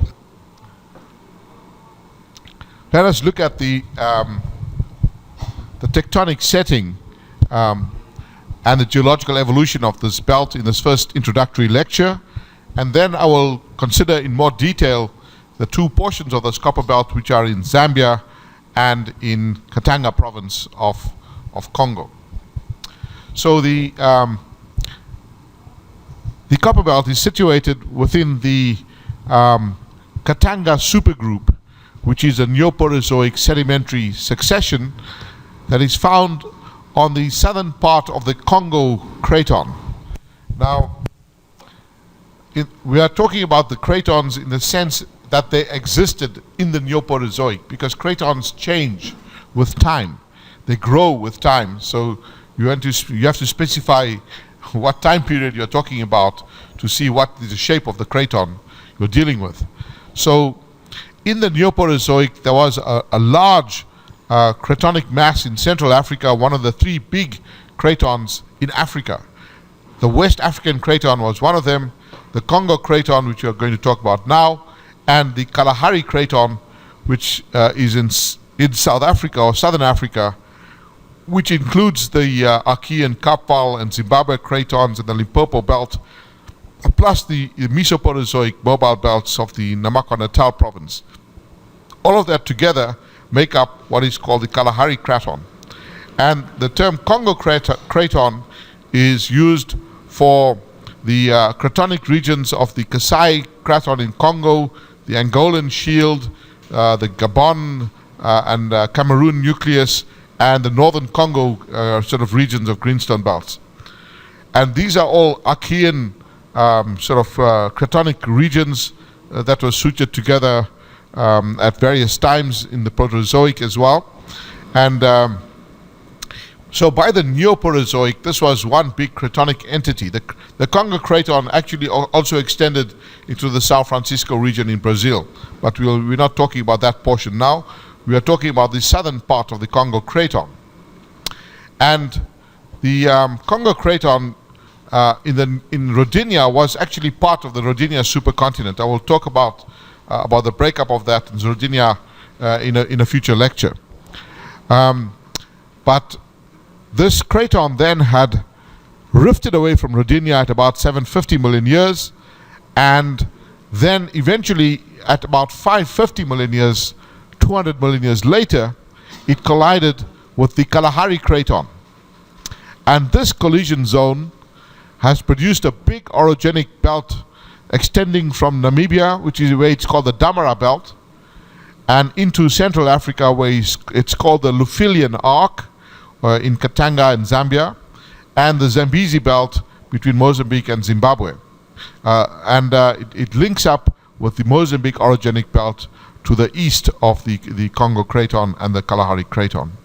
So this is a big system of mobile belts that were formed during the Pan-African orogeny, which is the continent scale orogenic system that led to the formation of the Gondwana supercontinent. And of course, here in Brazil, you call it the Brasiliano orogenic cycle. So we will talk about that later on today when we talk about the Pan-African Brasiliano. But so this Central African copper belt is actually part of that system within this region. So here is a detailed map of this Katangan belt and surrounding areas, and it shows you in yellow colors the Katangan supergroup or the Katanga supergroup, and in the red colors older basement rocks, and there are various different terrains that make up the basement. The oldest part of the basement around here, immediately adjacent to the Katangan, is the Bangwilu block, which is an Archean to Paleoproterozoic block. So you could call it a cratonic sort of block if you want. It also forms the basement that is exposed in a number of windows within the Katangan orogenic system, the Lufilian arc. To the south, we see the Zimbabwe Archean craton, but it is separated from the Katangan by a major Pan-African orogenic belt, the Zambezi belt. So the Zimbabwe craton, the Archean craton, does not play any role in the evolution of the Katangan. This is part of the Kalahari craton, and only collided in the Neoporozoic with the Katangan, which is on the southern part of the Congo craton. So the Bangwilu block is part of the Congo craton, and the Kibaride belt, as shown here, is an orogenic belt of Mesoproterozoic age, 1300 to 1000 million years, which is found on the Congo craton as well. And the rocks that are shown in yellow are the rocks belonging to the Katanga supergroup, and they are lost under younger cover, but they are continuous in this direction and link up with the Damara belt in Namibia. So this portion of the belt is under the Kalahari Basin. We have recently had a big project using geophysics and all available knowledge to try and establish the links between the Damara belt and the Lufilian arc, and it seems to be quite certain that these rocks actually continue from one place to the other. That's okay. It's just that they're bringing this for the microphone, Oh, so you don't all right. have to think, you will be more comfortable, I think. Okay.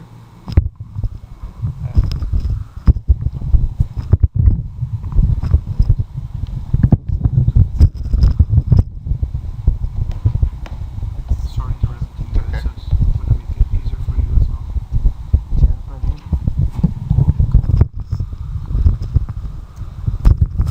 A little technical problem. Okay. So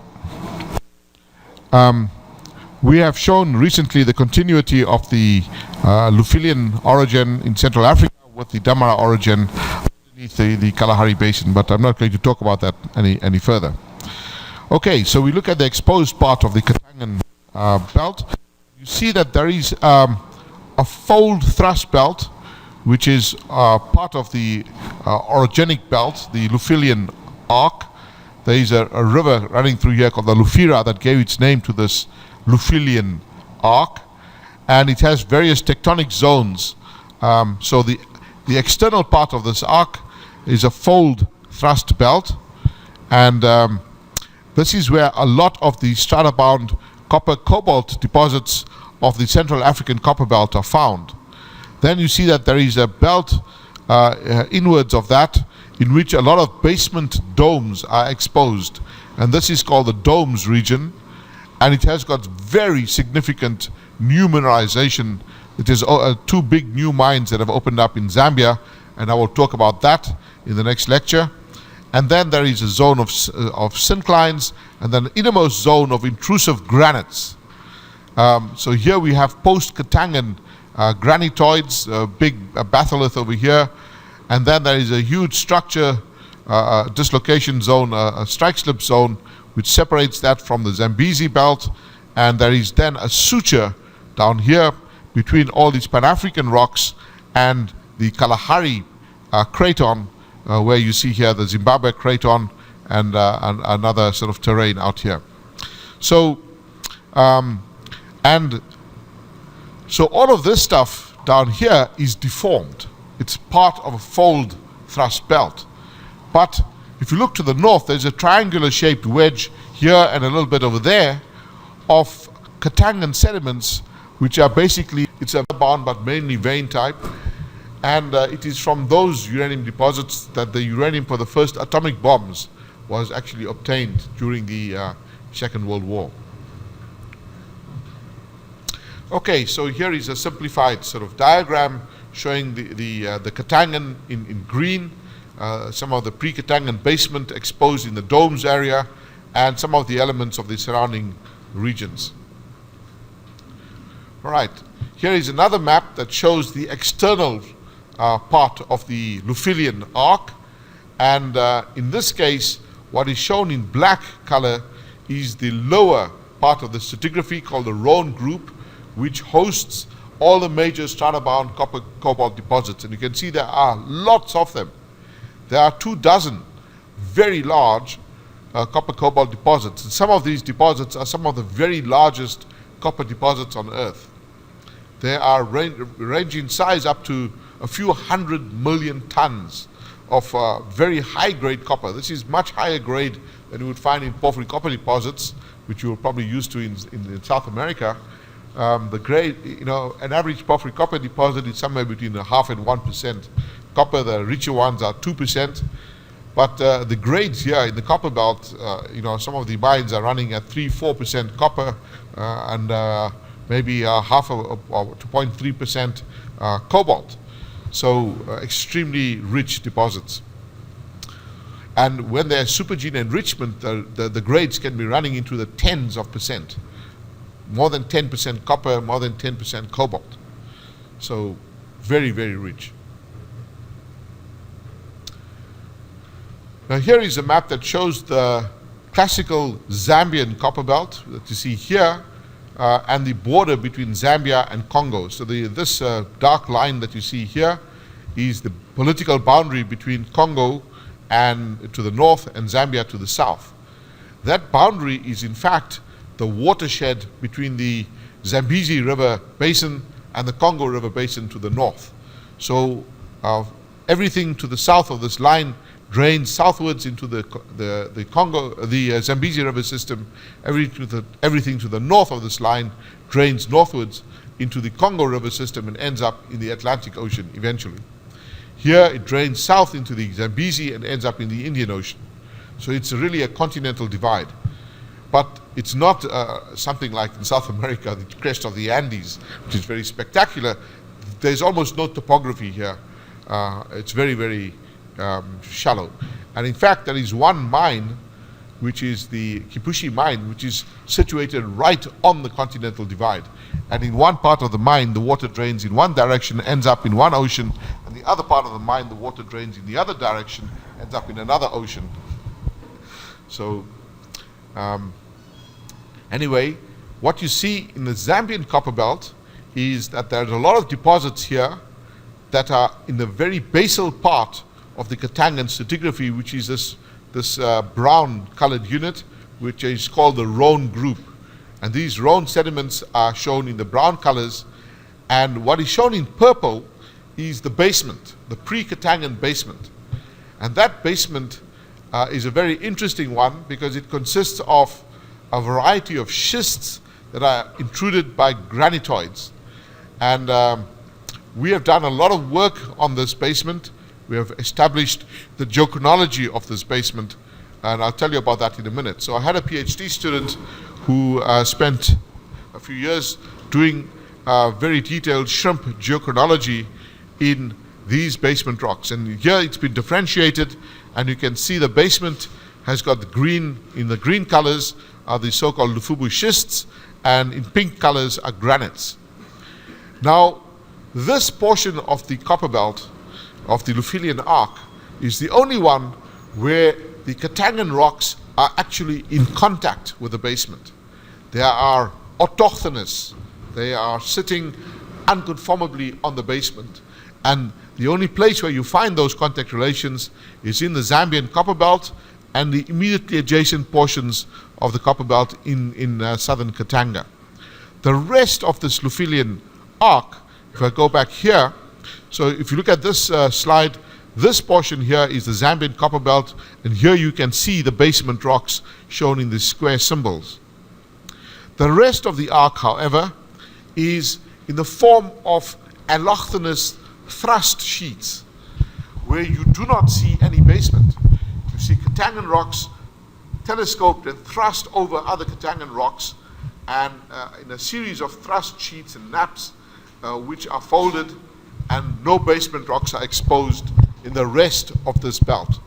So here we have a fundamental difference in the tectonic style of the Katangan rocks between what you find in most of the Katanga province of Congo versus the Zambian copper belt down here.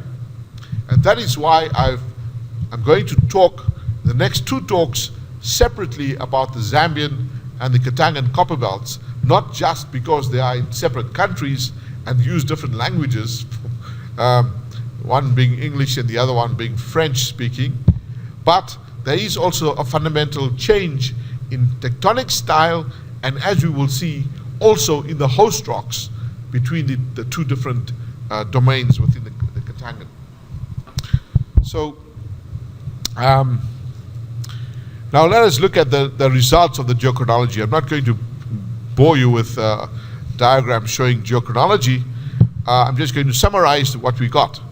So this diagram, sort of a cartoon, shows you what we found. So we have this basement which is quite complex, and overlying the basement we see the Katanga supergroup.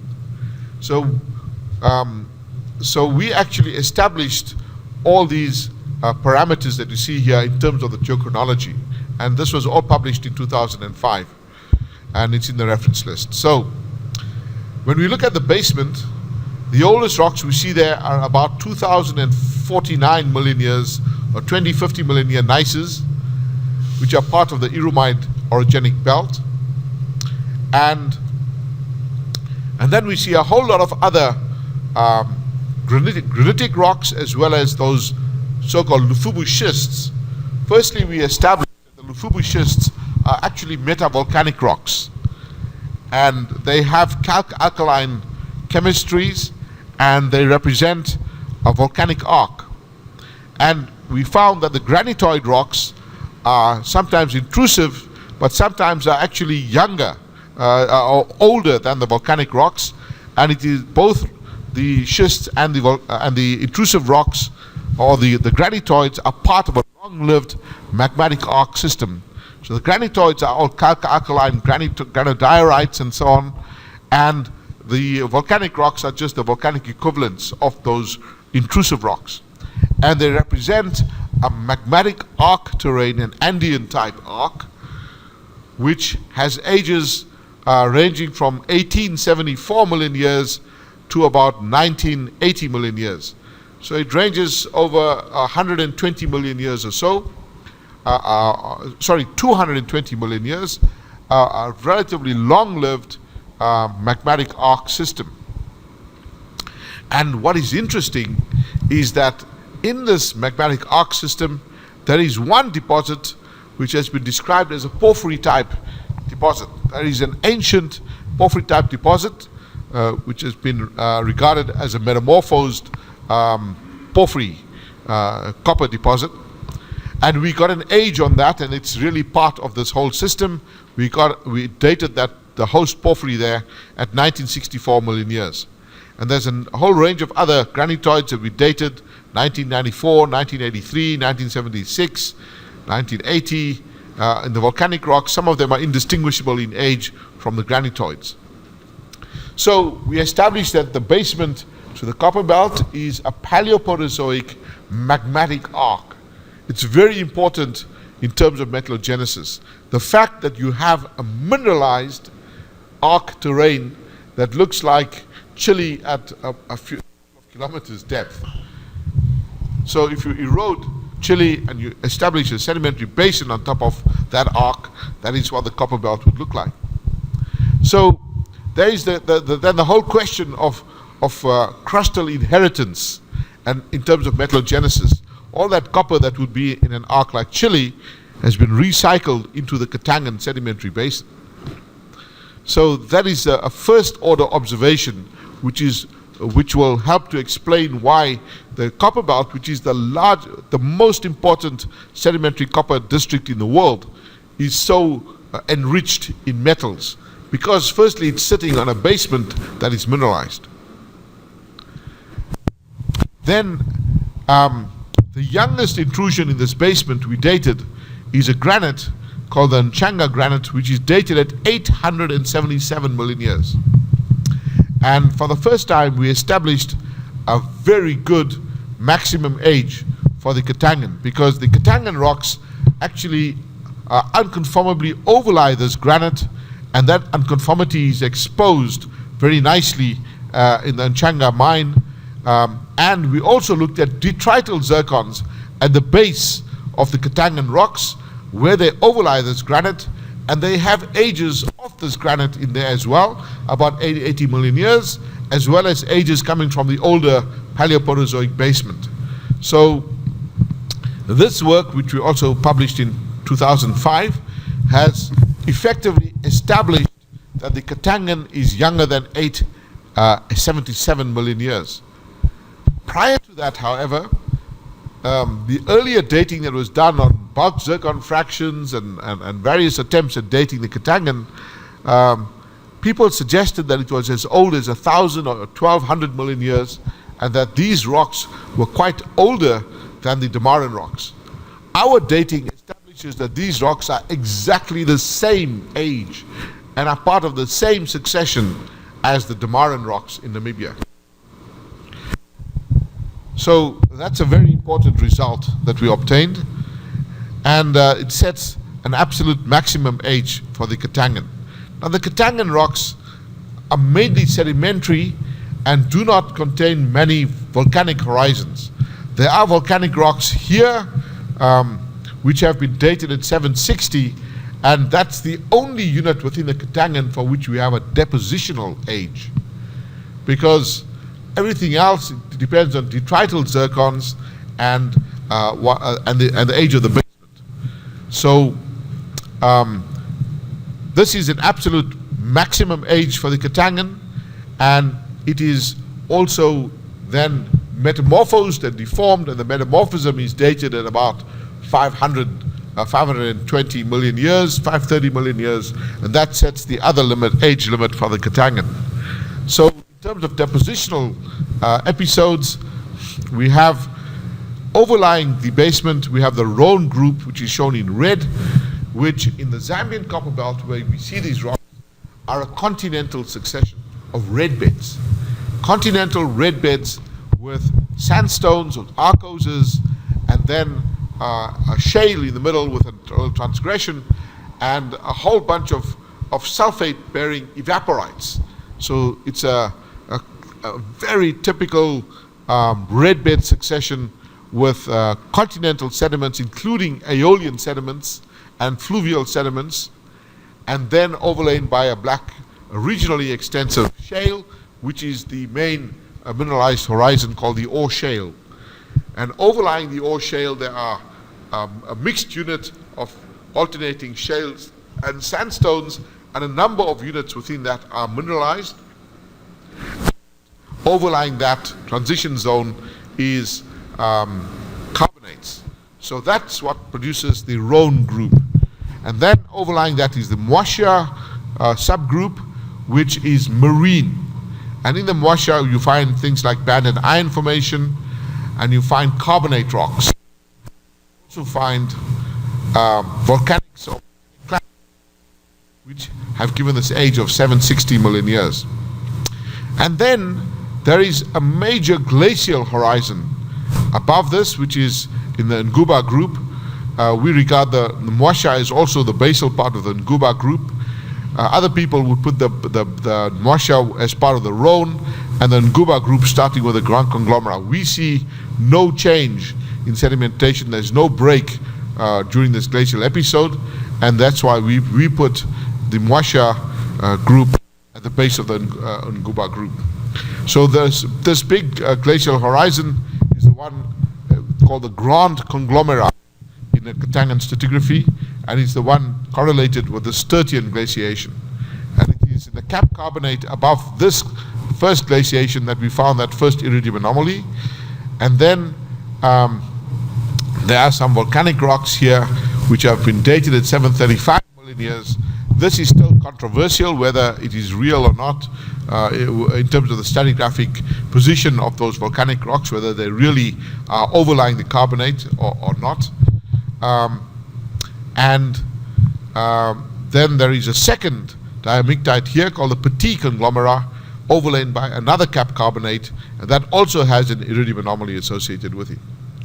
And then finally, in the uppermost Katangan rocks, where you find red beds, we found detrital muscovites, which have an age of 570 million years. So this uppermost unit is actually has a maximum age of 570 million years, and is the molasse deposited in a foreland basin during the deformation of the other rocks below.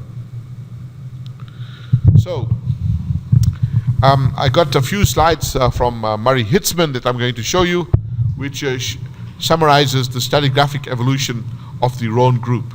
So here we see the Rhone group, overlying basement rocks, which are the, and then everything above that is marine, because you've got these evaporating carbonates.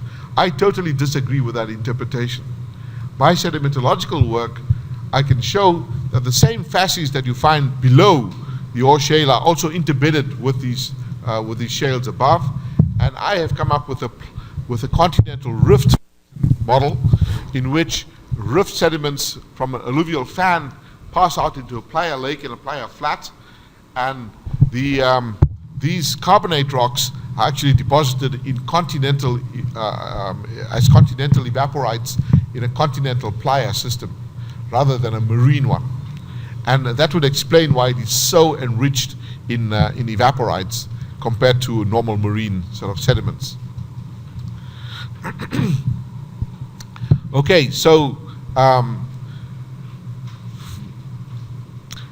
so you have this Rhone group, which is a rift system, which is a continental rift system, and is then followed by a marine transgression, in my opinion, only in the Mwasha.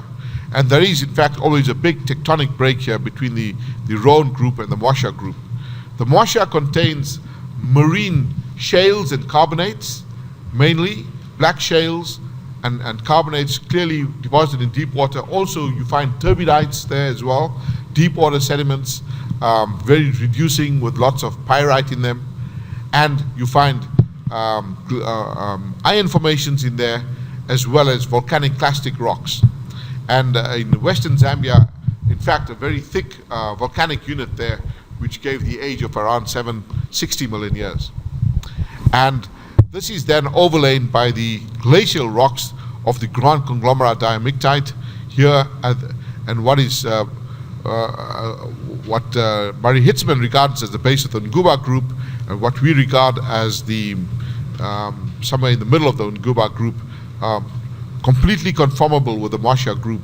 You have these diamictites overlain by cap carbonate, and then more marine sands and silts, and so on. So here are some images of the diamictite. Here we see a conglomerate with limestone and sandstone clasts sitting in a calcareous mudstone matrix. And this is then overlain by an algal dolomite, which is called the cap carbonate here. This is this Kakontwe limestone that you see overlying that. So I told you that there is a fascist change, a difference between the Zambian copper belt and the Katangan copper belt. And this is the way it has traditionally been interpreted. This interpretation that you see here is a result of an IGCP project that was done in the early 90s, and it was the first time that geologists working in Congo, who were French-speaking, met with geologists who were working in Zambia, who were English-speaking, and for the first time they made field trips to both sides of the border to collectively look at the rocks and agree on some kind of correlation. Now, I told you also that the Zambian side of the stratigraphy is in contact with the basement. It is autochthonous, and it is sitting in contact with the older granitoid and schist basement. So here we have the full stratigraphy that's exposed on the Zambian side, and there's the basement. I also told you that on the Katangan side, it's in allochthonous thrust sheets, and you do not see the basement. So here is a question mark. There is no basement that is seen here.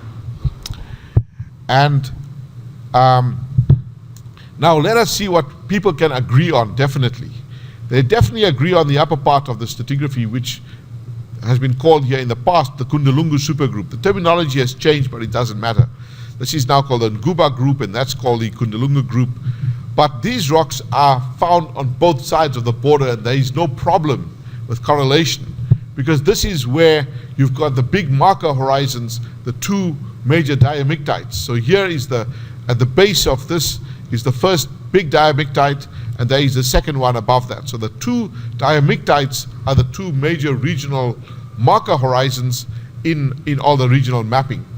So if you go back to something like this map here, this map is based on mapping out the diamictite horizons. They are the very well exposed and very easily followed marker horizons, and this mapping was done actually at a very, very detailed scale, like 1 in 20,000 for the entire copper belt, or throughout the 1960s and 70s by a group led by the Sheikh Amin and Armand Francois.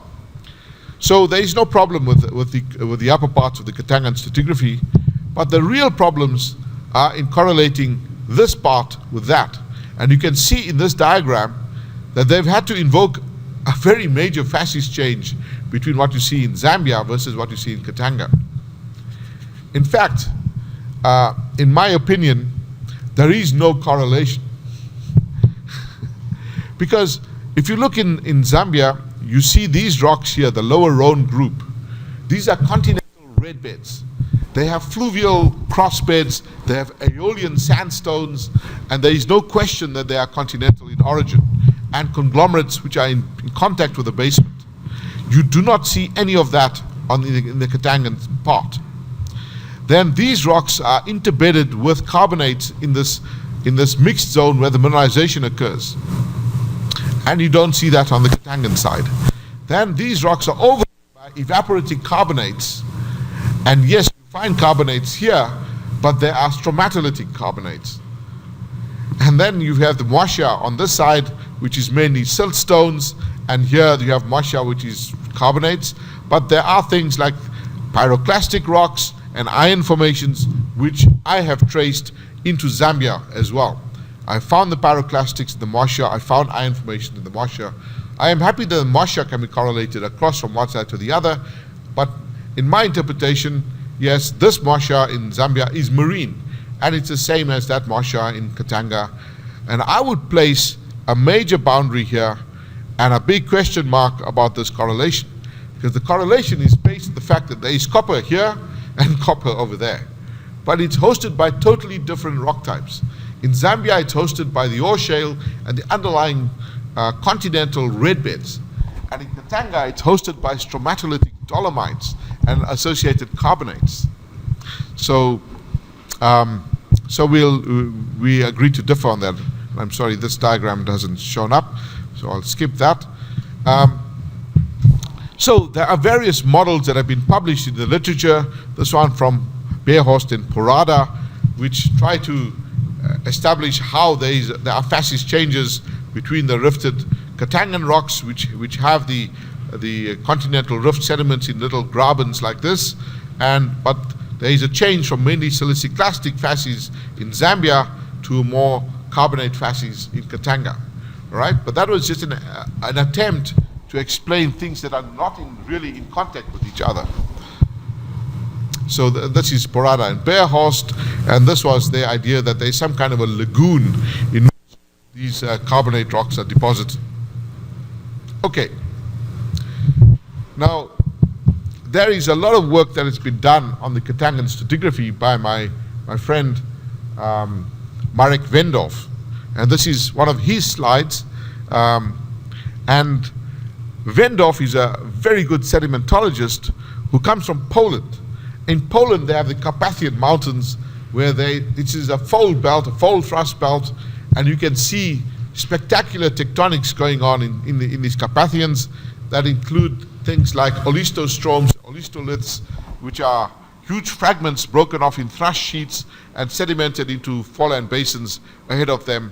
And these are well-known things in alpine tectonics and in Himalayan tectonics, and also in North America in the Rockies.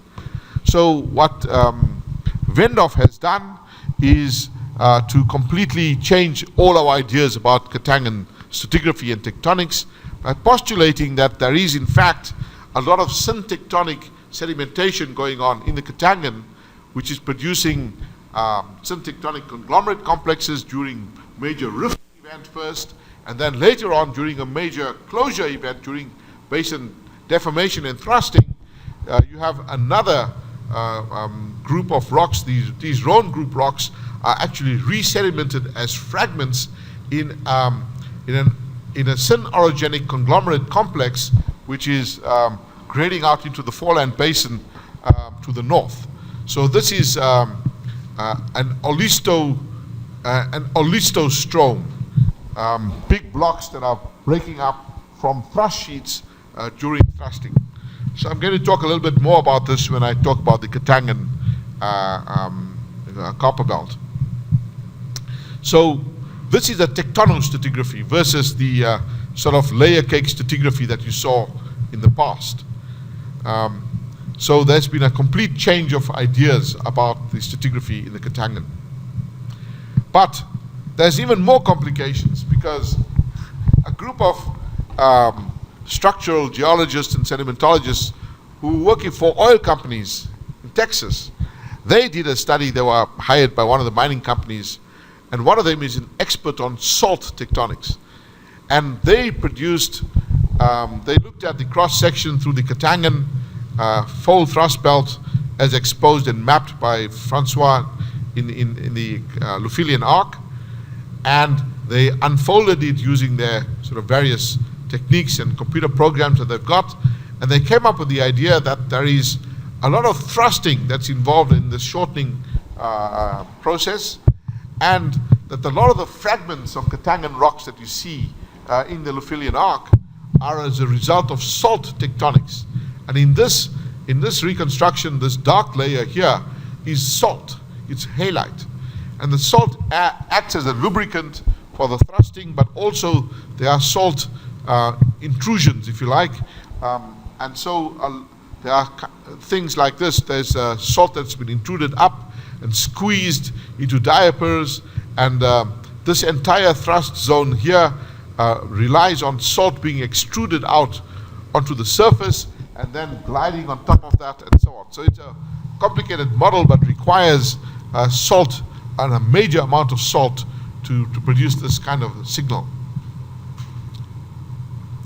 So I'll come back to that problem of tectonics, but the whole of the Lufilian arc, which was deposited from about 870 onwards, and had the diamictites deposited perhaps after 760, and the geochronology is very poor in terms of sedimentation, then underwent a major deformation event at about 550 to 500 million years. And that is the Pan-African deformation event that involved the collision between the Congo and the Kalahari cratons.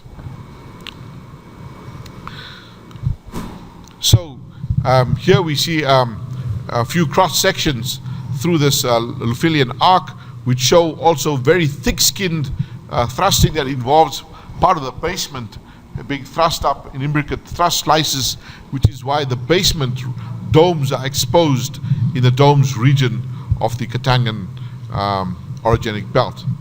And here is another model based on the metamorphic petrology that was done by Tim Yorn and for his PhD, and also subsequently published in various papers, where he suggested that there was initial rifting between the Congo craton and a question mark here, Kalahari craton. We don't believe this at all. We no longer believe that it was a Kalahari craton that drifted away originally. It was something else. It was part of Rodinia, and Congo craton was in contact with some other terrain. When it drifted off, there was an ocean that was formed to the south, and eventually 200 million years later, at around from 600 to 550 million years, the Kalahari craton came and collided with the Congo craton, with the subduction of the ocean between, and you formed crustal thickening in this collision zone with high pressure, low temperature metamorphism, and the formation of white schist, indicating very high pressure metamorphism there, and then subsequent uplifted erosion since then. So that is kind of summarizing the gross evolution of this Katangan basin. It starts as a rift, which opens up into an ocean basin, sedimentation, and then closure and collision and deformation. All right. Now, I want to discuss this Kundalungu Plateau, which is this region to the north of the Katangan, which is the undeformed, unmetamorphosed rocks, which have been called an olacogen. So I've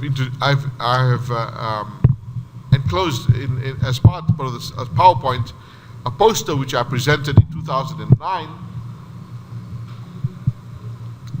in which I made some suggestions concerning the tectonic setting of the Katangan at this time period between 800 and 700 million years, when the Katangan rift developed by the rifting away of the Congo craton from Rodinia.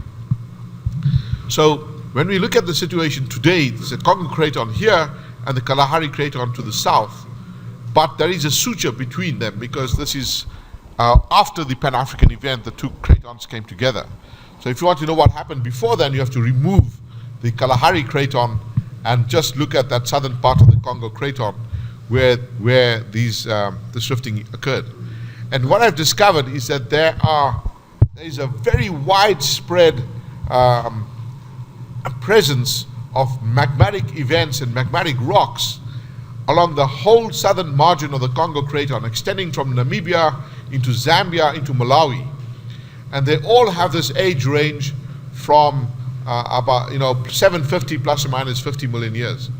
There are carbonatites, alkaline granites, cyanites, rhyolites, alkaline granites in Zambia, and also carbonatites and nepheline cyanites in Malawi, which have all given the same sort of age.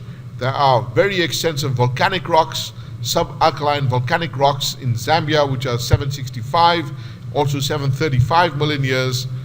And so to account for this very widespread of magmatism, unfortunately all the dating is not very precise. They've got large error bars in them, but I postulate some kind of a plume-related event which leads to continental breakup. But that's where everybody has looked at this before and even suggested that there was a triple junction here in the Katangan where this triangle comes in. This triangle of the Katangan, people suggested, was like a triple junction, a rift, triple junction where two arms of the rift opened up into an ocean, and there was a failed rift where this triangle was something like the Afar triangle in the East African rift system. So I looked at that problem in more detail, and I will show you in the next few slides. Is this triangular region to the north of the Lufilian Arc, which is filled with Katangan rocks which are undeformed and flat-lying. So Porada, for example, suggested, and if I could just go back to his diagram here, he suggested that this region to the north was some kind of an olacogen. That means a failed rift that was formed during the Katangan rifting, and it was filled in with Katangan sediments. He was not the first person to suggest that. Others as well have suggested that that was an olacogen.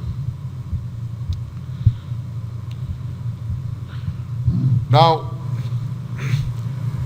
actually you can find Neoporozoic rocks not only in this Kundalungu plateau, but if you go further north into East Africa, you find a number of different Neoporozoic terrains. All these areas shown in green are actually Neoporozoic rocks flanking the present-day East African rift system. So this is the Western Rift.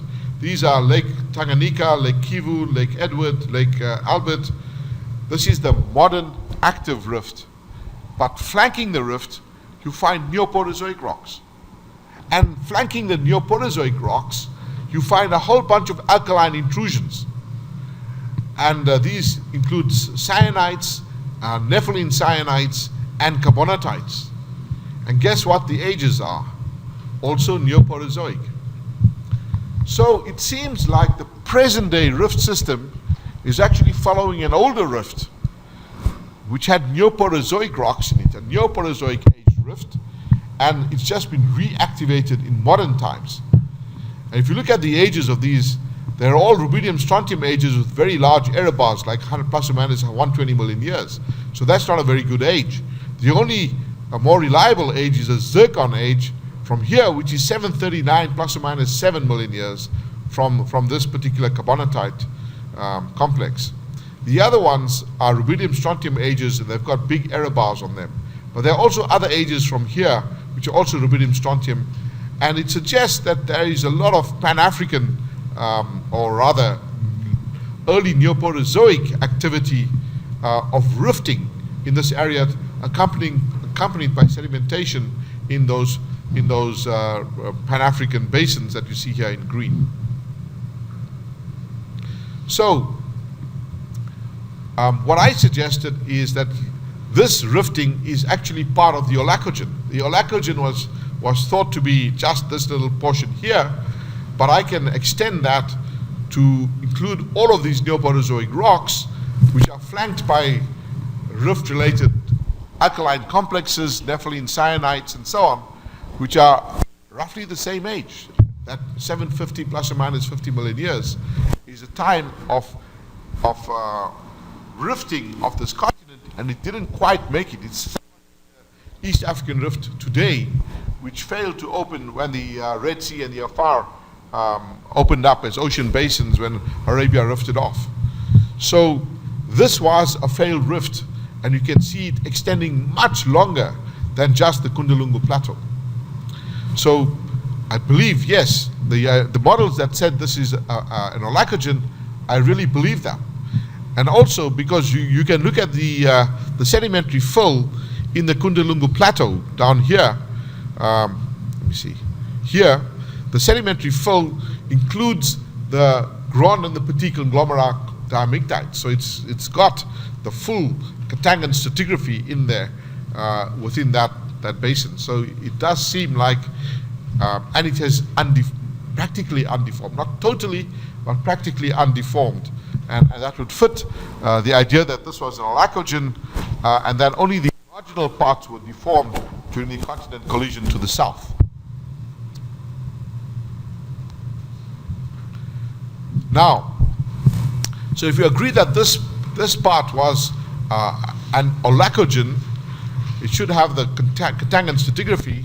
So I actually did some dating of rocks from the topmost Kundalungu beds. I was in fact on my way to investigate an impact structure, a possible impact structure that was discovered with remote sensing.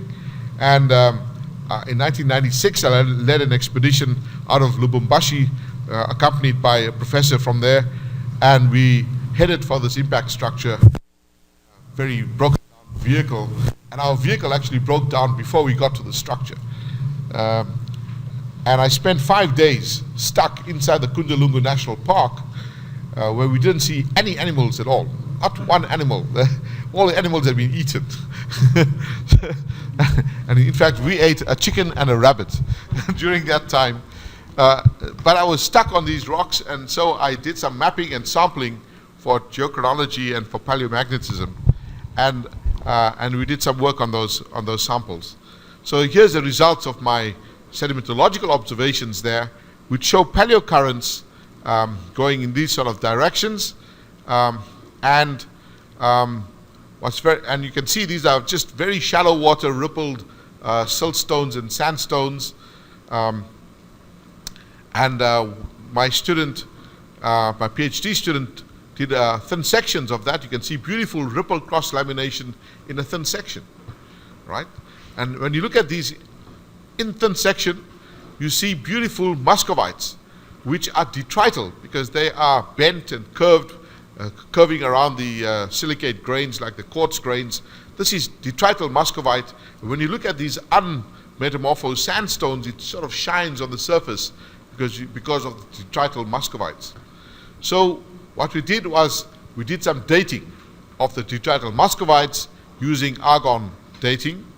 And then we also crushed these samples and got zircons out of them, and we did shrimp uranium-lead dating on the zircons from the same samples. So this is our results from the dating of the muscovite, and we find that there are some spread in ages. The oldest muscovite is 1400, and the youngest one is 573 million years, which means that these red beds have a maximum age of 573. They've got detrital muscovites of that age.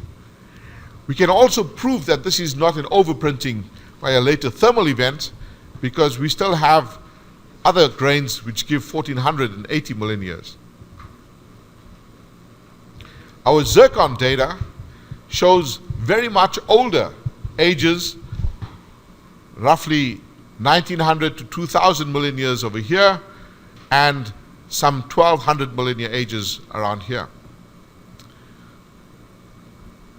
So, what do we conclude from the sedimentological study and the study of the Muscovites and the zircons, the Muscovites are coming from the origin. That's very clear. There's no other event of that age in the region except this magmatic arc, this fold thrust belt over here. And the zircons are coming from the Banguilo block, which has those ages, 2 billion, 1.9. And there may be some zircons coming from the Kibaran belt, which has 1200 million year granites.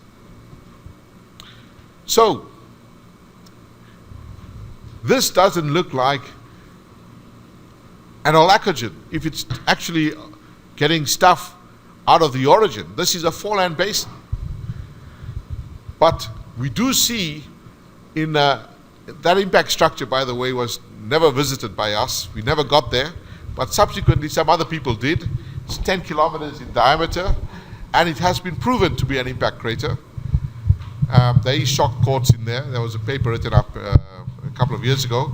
And in the central uplift, you find the other lower lithologies, including the diamictites and so on.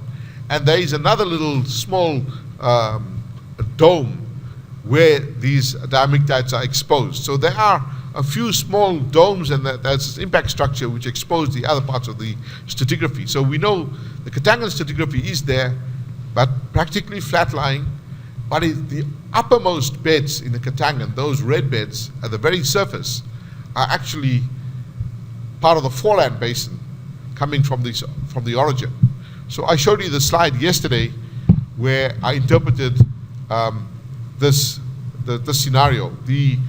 In green, these zircons here are coming from the fore bulge, and these young zircons, these young muscovites, are actually coming from the origin.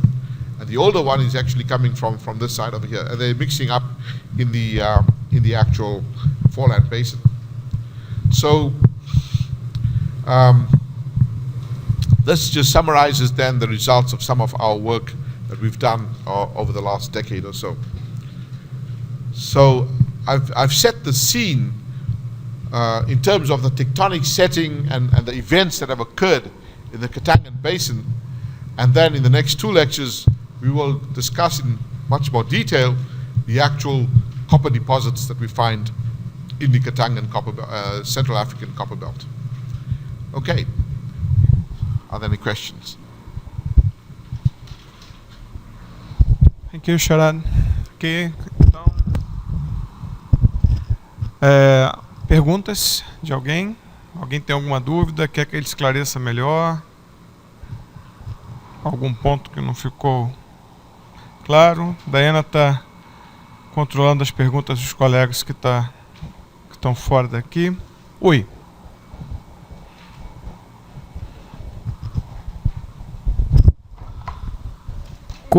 Como que se determina a direção e principalmente a magnitude dessas paleocorrentes das marcas onduladas fósseis? How do you determine the direction and mainly the magnitude of these paleocurrents from the ripple marks?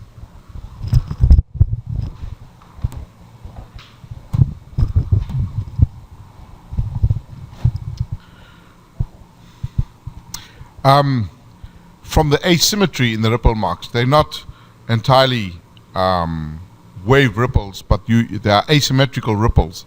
So you get a directionality in the ripples. But it's not only the work that I've done that give these paleocurrents. There's also some beds that are exposed in Zambia, which I can show you here.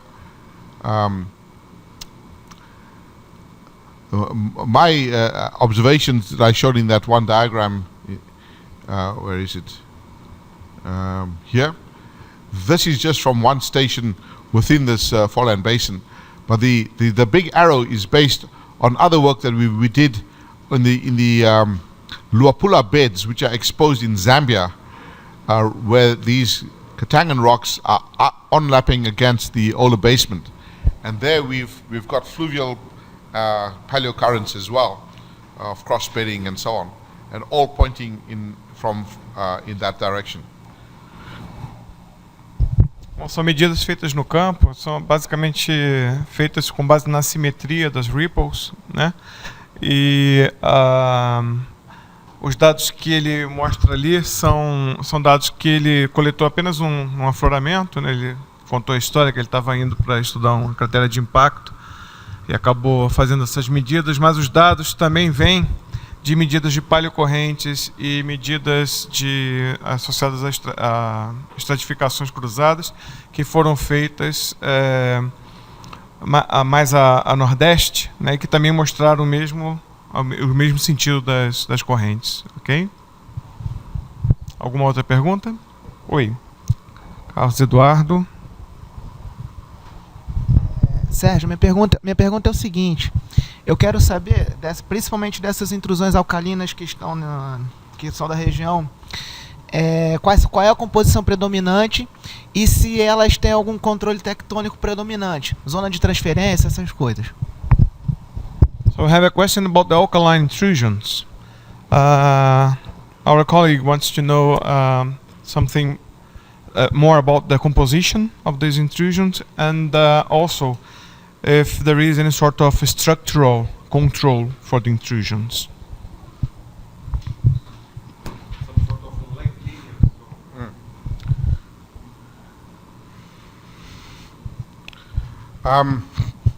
Well, the intrusions are shown here on this map, and they do form a lineament, if you like, a big alignment, which is parallel to the thin Neoporozoic basins that you see here. So there clearly is some kind of a structural lineament.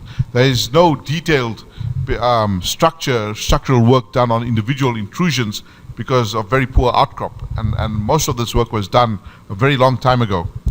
The only recent work has been done on the Lueshe carbonatite pipe, which is a very significant deposit of niobium. It's and there are some other pipes also within the district. There are two which have got potentially very rich niobium deposits. I know that Brazil is the biggest producer of niobium out of carbonatites and has the world's largest unexploited niobium deposit here. It's somewhere in a national park. But in this one, the Lueshe is a very, very well-known one. It was discovered in the 1940s and worked in a lot of mineralogical work was done in the 50s and 60s, and more recently a UNDP project was done to try to determine the mineralogy and the resources potential for Lueshe. So it's a very big carbonatite with many different kinds of carbonatitic magmas, servite, and what's the other one?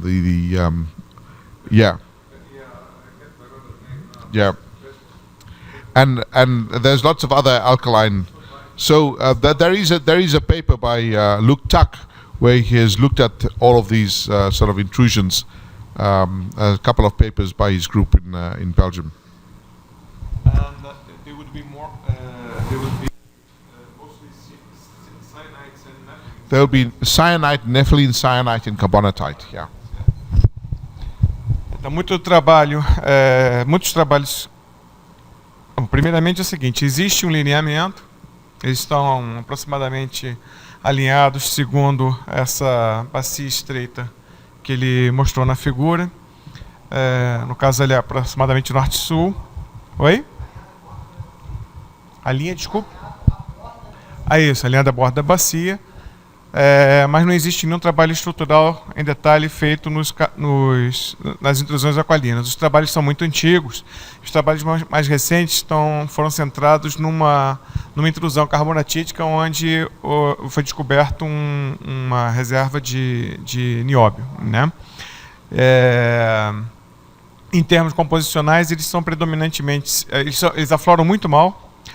Em termos composicionais, eles são predominantemente cianitos, nefelinas cianitos e carbonatitos. Ok? Alguma pergunta de fora? Opa! Tem um colega aqui. Se tiver alguma pergunta de fora, não. O que eu gostaria de saber a respeito da evolução tectônica da região. Se ele trabalhou só com dados de campo ou se ele fez o uso de dados geofísicos, interpretativos.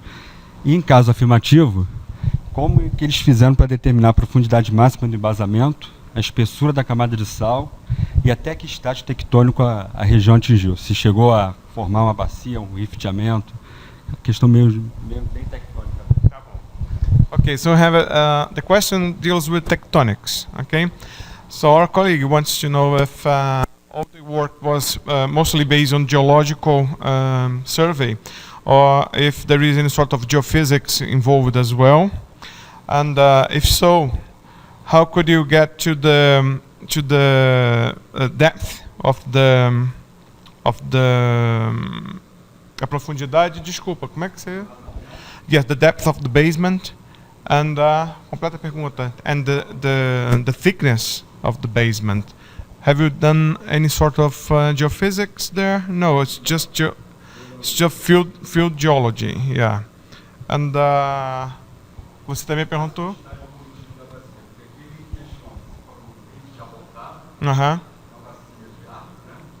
Okay. Yeah. Okay. Okay, and okay, so there is no geophysics involved, but okay. Geophysics.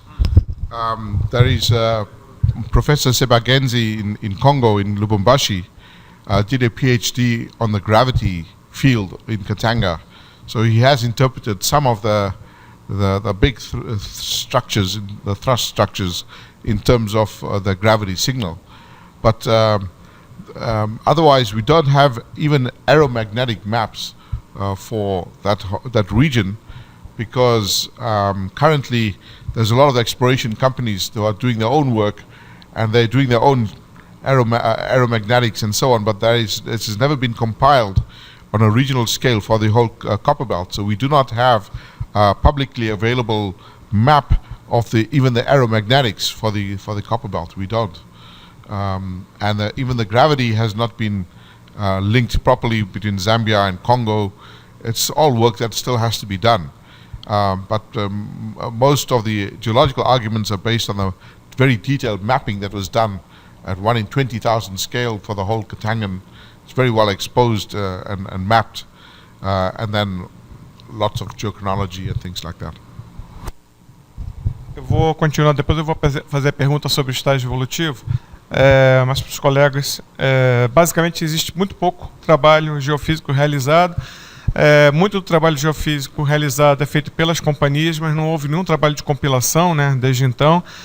Tem alguns dados de gravimetria que ainda precisam ser, vamos dizer assim, melhor estudados lá. Não existe nem mesmo uma compilação dos dados de aeromagnetometria.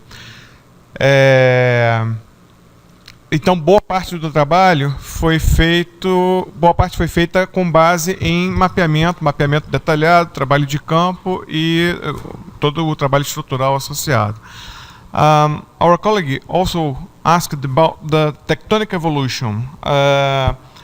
Did it go up to the Aula Collision and then stopped, or it evolved more into some sort of basing and the foreland basing? It was not clear for him if it's, in your opinion, it's just an holocaust, or it evolved up to the a foreland basing, the tectonic evolution. Yeah. Maybe I didn't make it clear. I think that it started as the Olacogen. We see the rifting going on for 1,000 kilometers north, so it's somewhat like the East African rift system with the carbonatites and the thin sedimentary basins. But during the Lufilian orogeny is when there is a collision with the Kalahari Craton, so the ocean is closing, all right, and there's a collision. So the Lufilian origin here, the folded part, it's sort of, the reason why it is curved like this is curving into the Olacogen, but it doesn't extend because the folding it's continuous on this side, where there is craton, and on this side there is craton, so it's just bent or curved into that embayment formed by the Olacogen.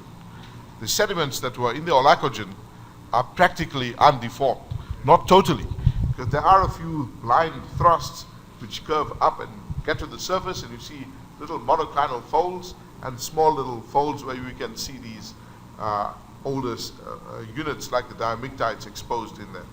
But just one or two little folds like that. The rest of it is flat-lying and undeformed. I must say that actually when we look at the northern part, here, these rocks are actually deformed as well, and during the Pan-African, because there's been differential movement along the Ubenian belt here, and you can see this kind of movement shown here. So the Tanzanian craton was slammed on this side by the Mozambique belt, and during that event in the Pan-African, there was relative movement of this block towards the northwest, and that caused a deformation of the Pan-African rocks that were in this Olacogen, right? But these ones here are not deformed, the Olacogen rocks, but they are overlain by red beds, the uppermost red beds, which are foreland basin coming from the origin to the south. So this Ruffilian arc is deformed rocks, and they are shedding sediments into the former Olacogen. So you have an Olacogen which is now being depressed as a foreland basin. So a foreland basin sitting on an Olacogen. Okay, so you have the Olacogen predates everything, that Yeah. the collision. Yeah. And part of this was affected, Yes. sort of interference zone or something like Yeah. that, more to the south, Right. but continues flat to the north. Yeah. And then we have a convergence here that affect part of the pre-Olacogen Yes, to in the north. west. Yeah. And then you have all these foreland basin all on the Superimposed top, on Olacogen. superimposed to the Olacogen. Okay. Ok, então a história é um pouco complicada, mas basicamente ela começa com o Olacógeno, que precede toda a história tectônica ali. Depois houve uma convergência das regiões cratônicas, e é o que a gente vê. Ele mostrou. Can you go back to the interference zone, where you have at the south of, so you can see to the south of the Olacogen. Yeah, that's one. Então você vê ali no sul, né? Tem o efeito da convergência. Basicamente o Olacógeno deve ser uma zona de interferência. O Olacógeno acaba sendo parcialmente atingido pela convergência. E posteriormente a isso, não, desculpa, antes disso, tem ele mostrou no slide anterior uma transcorrência que afeta a parte oeste do Olacógeno, mas boa parte do Olacógeno é preservada. Ele fala que toda a sequência sedimentar está praticamente não deformada, não metamorfizada, flat, né, ou seja, bem horizontalizada. E depois disso é que se forma a foreland basin superimposta ao Olacógeno, ok? Então uma evolução tectônica bem complexa aí, tá bom? Mas deu para entender mais ou menos? Legal? So there is no information. You have no information about the depth and the thickness of the basement. No, I don't have. Ele não tem realmente nenhuma informação sobre a profundidade do embasamento e a espessura da sequência. O modelo do sal, na verdade, não é trabalho dele. O modelo do sal foi um modelo trazido para explicar aquela soft tectonics, né? Aquela tectônica, não sei como é que traduz isso, mas foi trazida pelo pessoal da indústria de óleo e gás. Foi uma proposta a proposta daquele modelo tectônico não foi do grupo dele, foi uma proposta do pessoal do óleo e gás, ok? Mas it has something to do. Yeah. I think one of the reasons why we don't have very good geophysics is the history of the Congo. You know, there's been civil war and a lot of disruption, economic disruption for many decades. So it has not been, there's been no money to do it, because for many years the entire mining industry in Congo was nationalized. So there was no money from the state to do any such research. There was no private companies. Now that there are private companies, it's still not safe to do field work because there's still rebel groups and guerrilla groups and so on. So it's, you require peace before you can do wide-scale geophysics over a region like that. questão política, é toda a questão política associada, né, à região, então nunca existiu realmente um esforço para fazer uma campanha de levantamentos, geofísicos e tal, isso ainda é um problema na área, porque existe ainda focos de guerrilha, e então o que ele falou, precisa de uma situação um pouquinho mais pacífica para que qualquer esforço nesse sentido seja levado a cabo, né? Vou pedir o conselho da Diana. Olha só. You have 2 more lectures to go. Is that correct for today? 3 more lectures to go. Okay. So let's deliver this one now and then leave the 2 others for the afternoon. Ok? Então a gente vai fazer como a gente fez antes, Diana. Vê se está correto. Ele vai apresentar mais uma aula. Agora são 12:10. Aí 1 hora a gente para, volta 2 horas e as 2 aulas finais. Tá bom assim, pessoal? Tranquilo? Tranquilo para todo mundo? Beleza, ok. Oi? Fala, Diana. Ok. Ok. Is that okay for you? If you carry on now, and would you be ready to get the last lecture for Diana to get it printed? You do that. I think you have no lunch today. Okay. Yeah, that's okay. Okay, so you can carry on, please.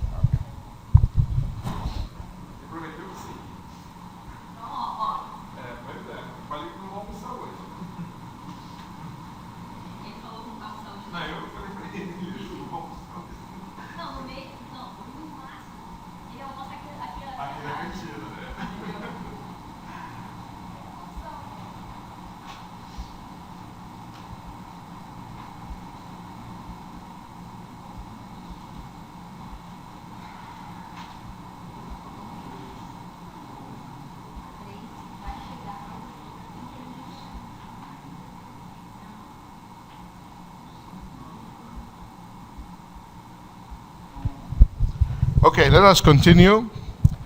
And I'm going to show you in some more detail the Katangan rocks of the Zambian copper belt. And I'll mention some of the new developments concerning the so-called new copper belt as well. Okay, so we have seen the Zambian copper belt is the region of the Lufilian Arc, which is in Zambia, and where these rocks are actually in contact with their basement. And this slide shows you some of the very large major ore deposits, the strata-bound sediment-hosted copper deposits, which are shown here. And you can see the sizes are in millions of tons of copper. So very, very large deposits. 7 million tons of contained copper, 14 million tons at Nkana Mindola, and almost 9 million tons at Mufulira, 17 million tons at Nchanga, and 23 million tons at Konkola. Now you're talking of tons of copper, not tons of ore. So the actual tonnage runs into hundreds of millions of tons of ore with contained metal of these amounts. So this is a very, very significant and very huge endowment of copper. Some of these are absolutely world-class copper deposits, better than you find anywhere else in the world. So when you look at the Zambian copper belt, the mineralization is in different host rocks, whether it's in argillite or in mixed argillite and arenite, or in some cases in arenite as well. So you get different host rocks. It's not always the same. So there are differences in the actual host rock type. So the arenite hosted ones are mainly on this side of the basement high. This is called the Kafue anticline. And to the northeast, you find at places like the arenite hosted rocks. There are also a few small ones in this area here. But mainly in this trend, it is hosted by argillite, shown in red, as well as mixed arenite and argillite, shown in the pale blue colors. So here is this stratigraphic column, which is the tectonostratigraphic column that was developed by my colleague Marek Wendorf, who is now in Krakow in Poland. And it shows the Rhone group overlain by the Nguba group and the Kundalunga group. This is an old diagram. We now spell this with an N in front, so it's a Nguba rather than Guba here. Aside from that, it's basically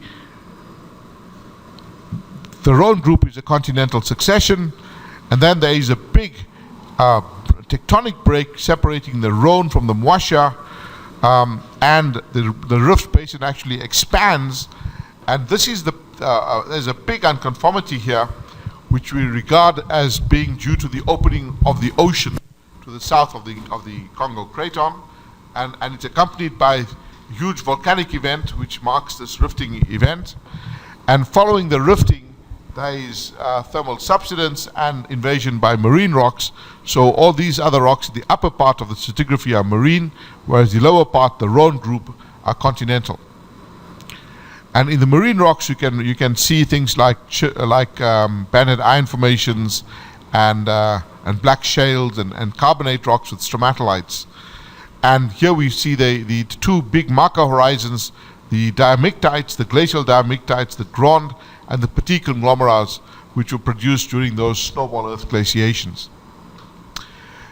What's interesting and new about this tectonostratigraphy is the erection of a whole new group in the upper part of the stratigraphy called the Fungurume group, which is regarded as being syntectonic with a deformation of the rest of the succession, and that some of these rocks in the lower parts of the stratigraphy were thrust and redeposited in as big blocks within an olistostome during this event.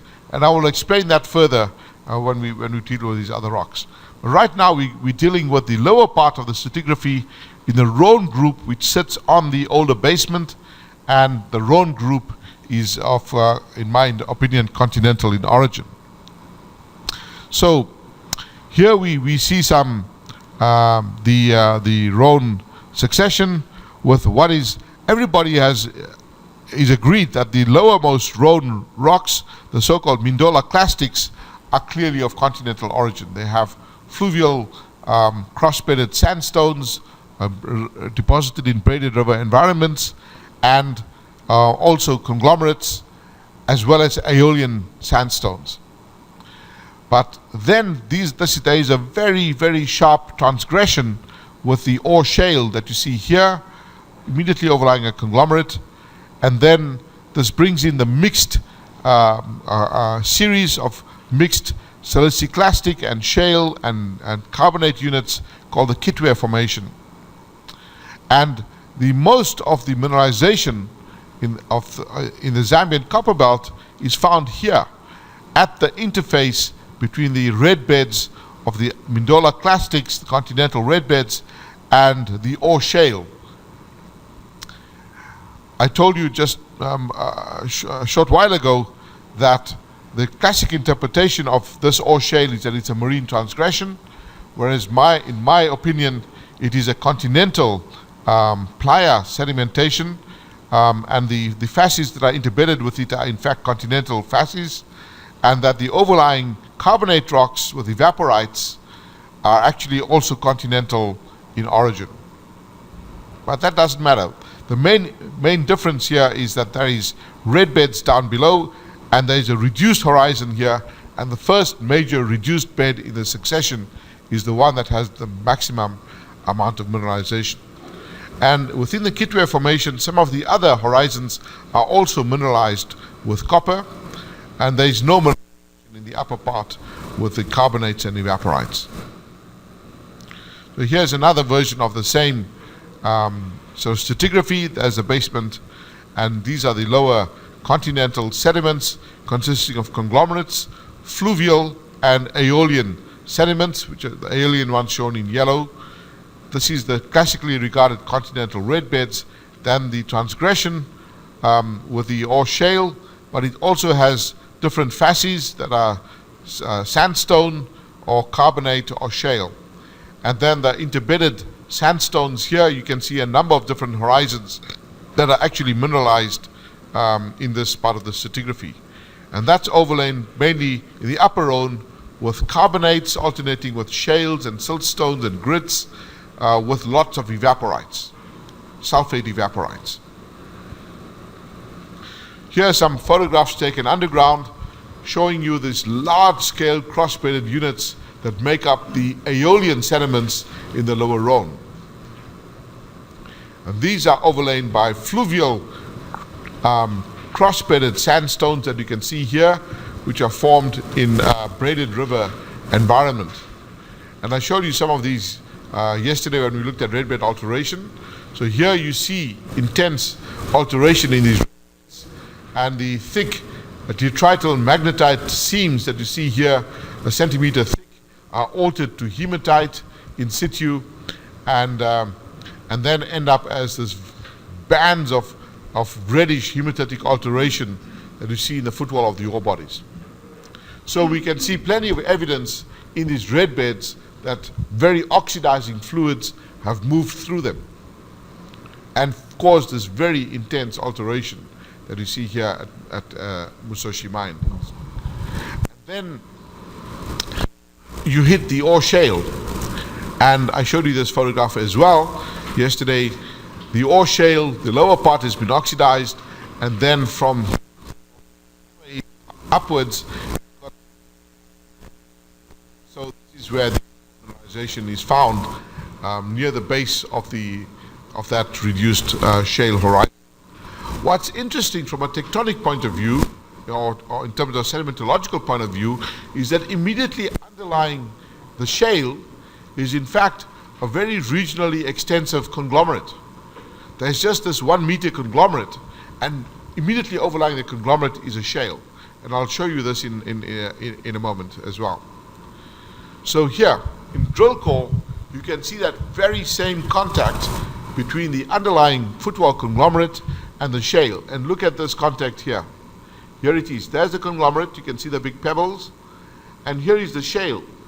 And see how sharp that contact is. Here is a pebble that is sticking out, and the shale is sort of draping over this pebble.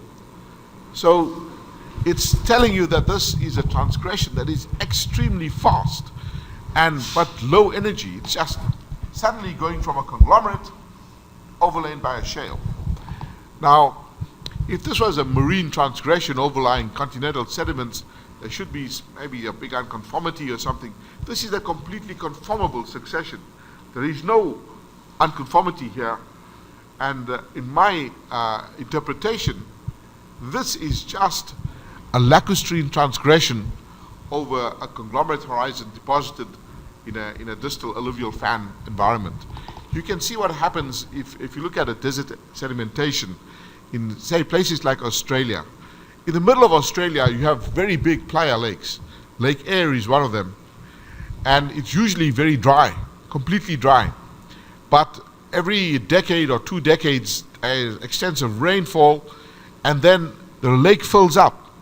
And the lake fills up, and it might be 1 or 2 meters high in thickness, in terms of water depth, and that makes the lake expand to several times its normal size. It becomes much larger, and then eventually, after a couple of years, it dries out again because it's very hot. So when it dries, it actually becomes supersaturated with carbonate and actually deposits carbonate in an extensive layer, which then gets exposed and mud cracked.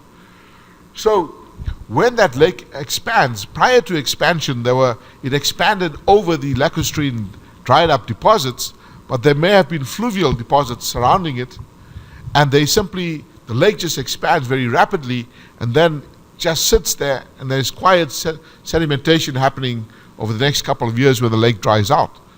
And that is what I think is happening here in the ore shale, that it's actually just a rapid lacustrine transgression, and in fact it's caused by the same tectonic event that produced the conglomerate. The conglomerate can be followed regionally for about 100 kilometers within the basin.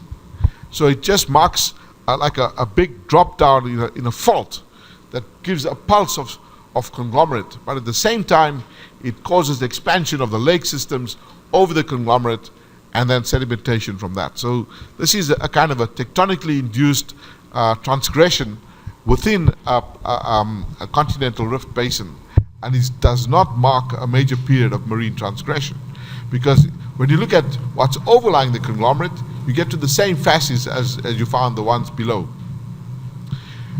Now, this particular photograph that I took is at Musoshi Mine in the DRC, the same place where you found that intense footwall alteration that you saw over here.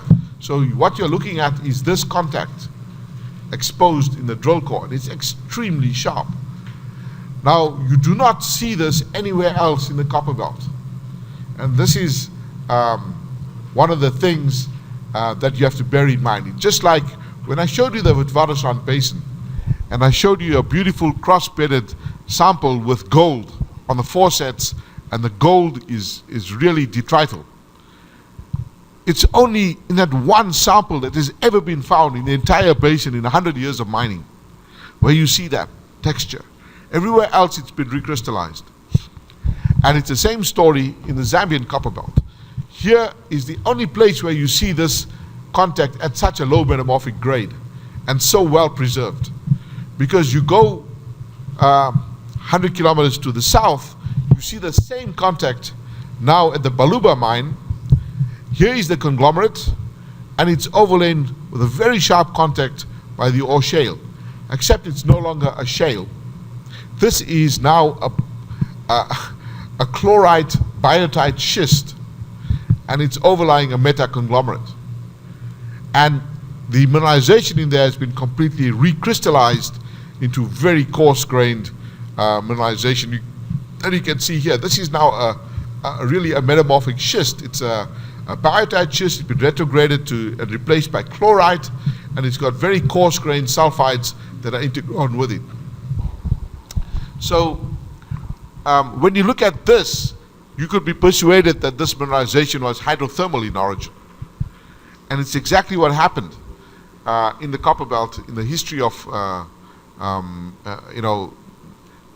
unraveling the origin of these ores.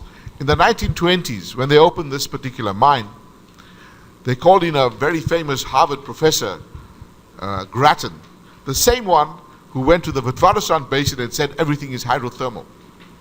This professor liked hydrothermal fluids. So Grattan came to the Zambian copper belt in the 1920s. In 1928, he wrote a report which I found in the Harvard University libraries. And in this report, he had beautiful polished sections, photographs, but just of this deposit. And he said, it's clearly hydrothermal. It's very coarse-grained sulfides. How can you explain that by any other means? Except that it's exactly the same rocks as a few hundred meters, about 60 kilometers to the north of that outcrop. You see this, and this preserved texture, and this is also mineralized with copper. And it's got very fine-grained copper sulfides. You go here, and the metamorphic grades are much higher, and you've got very coarsely recrystallized sulfides. So here you can see very coarse-grained chalcopyrite and carolite, which is a copper cobalt sulfide in this ore schist at Baluba. Let's go to another mine. This is the Mindola deposit, somewhere between Baluba and the other one to the north. And in this case, this is in the Nkana Basin. And there is again some kind of a facies change, because here it's much more dolomitic shale, and it's got lots of fractures were affected with mineralization. And you've got also veins with secondary bornite mineralization here and very coarse-grained chalcopyrite. Now, when you look at the upper Rhone dolomites, which overlie the mineralized ore shale, you can see lots of evaporites. And here you can actually see nucleated crystals of anhydrite. This is now carbonate pseudomorphs after gypsum. These were gypsum crystals, and you can still see them very nicely. They were growing on the sea floor, and then the rest of it has been converted into anhydrite. So it's gypsum and anhydrite in this very evaporating basin. This is not normal seawater that you're seeing here in these carbonates. That's why I think it's a continental continental playa lake. Here's another example of these in the upper Rhone Dolomites. Here is a cross section through one of the deposits, where here you see the basement. This is the lower red beds, and the ore shale transgression is here, and this is the mineralized ore shale that they were mining at Concola mine, and the overlying stratigraphy are the dolomites. And here we see a photograph of the evaporating dolomites that were found in the deepest hole in the Chambishi Basin, where the dolomites have been, and anhydrite has been preserved. This is, the purple rock mineral is anhydrite, and it is actually pseudomorphous after original gypsum. So you can see this crystal here, it is formed very early because the layering has wrapped around it during compaction. So these were early formed evaporite crystals, originally gypsum. From the interfacial angles you can see in this photograph here, this is gypsum crystals, and then they were pseudomorphed by anhydrite, which is purple in color, and intergrown with dolomite. And here we can see a transition again from conglomerate into cross-bedded sandstones, and then into this much more laminated sort of facies with some dolomites. So, and there are these associated with those upper Rhone rocks. There are clearly fluvial and cross-bedded continental type sediments that you see here with heavy mineral layers, and then they grade up into these alternating ripple shales and grits. So my interpretation of this again is that this is forming in a playa flat environment rather than in a marine environment. There is good evidence for subaerial exposure and mud cracking in these units.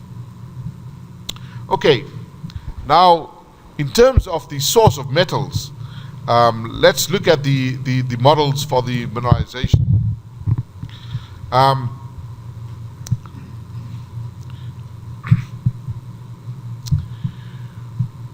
So what people have proposed is that there is leaching of mineralization in the basement or in the lower Rhone red beds, and the mineralized horizons are the reduced rocks in the ore shale facies and the mixed zones, and that's where the mineralization occurs, and it's overlain by the evaporites, which act as a seal to the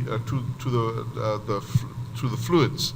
So the fluid flow is confined to the lower Rhone portion and sealed by the evaporites, and prevents the fluids from escaping out of the basin. And this is what the strata-bound mineralization looks like within the ore shale in drill core. So you see here lots of chalcopyrite showing up in this deformed ore schist from Nkana mine.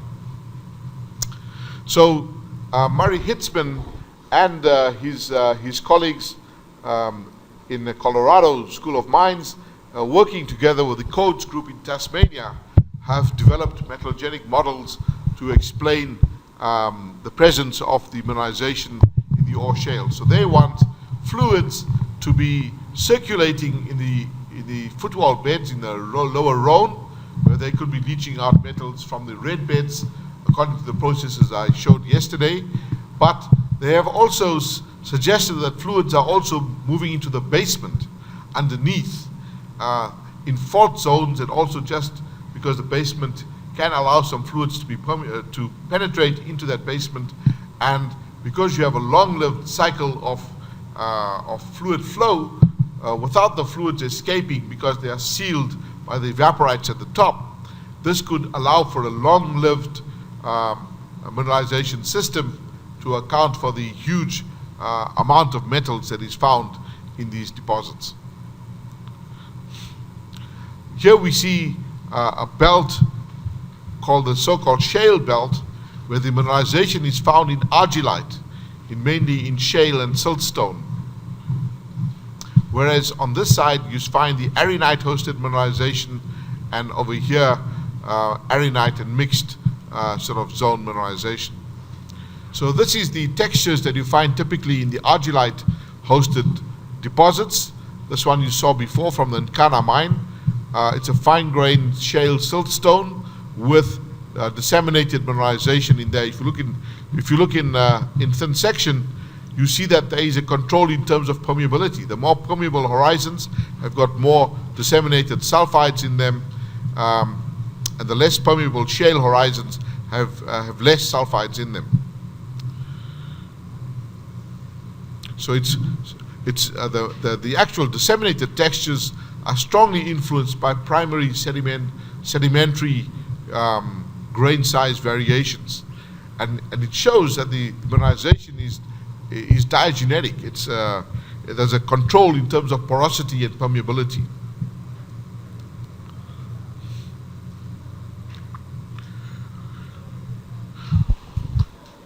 Okay, so this is again from Murray Hitzman's work. Most of the mineralization is found in that particular unit where the ore shale is situated. If you go to the west of the Katangan Basin, then at places like Mufulira, you have the arenite-hosted deposits over here, where there is a facies change, and instead of finding black shales, you find arenites.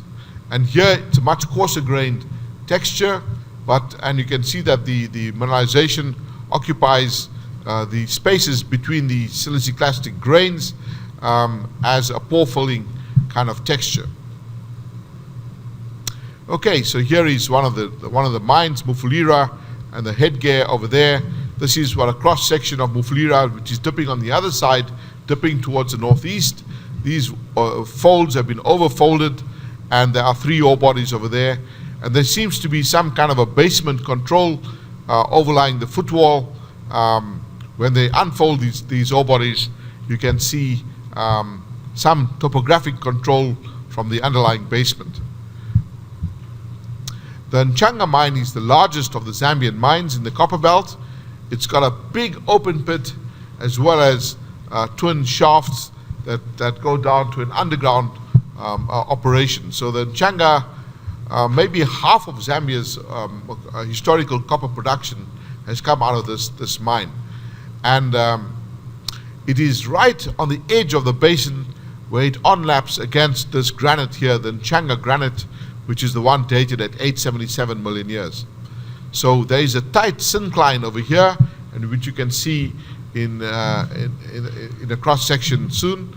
And then there is the Nchanga mineralization, and you can follow around this granite. There's a number of other smaller ore bodies as well.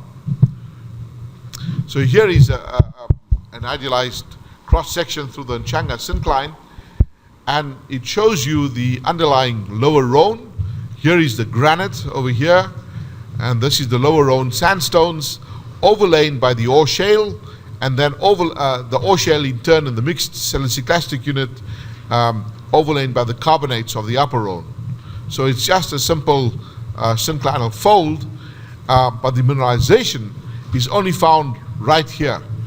The ore shale is mineralized only in this portion. When you follow it around, it's not mineralized in this area here.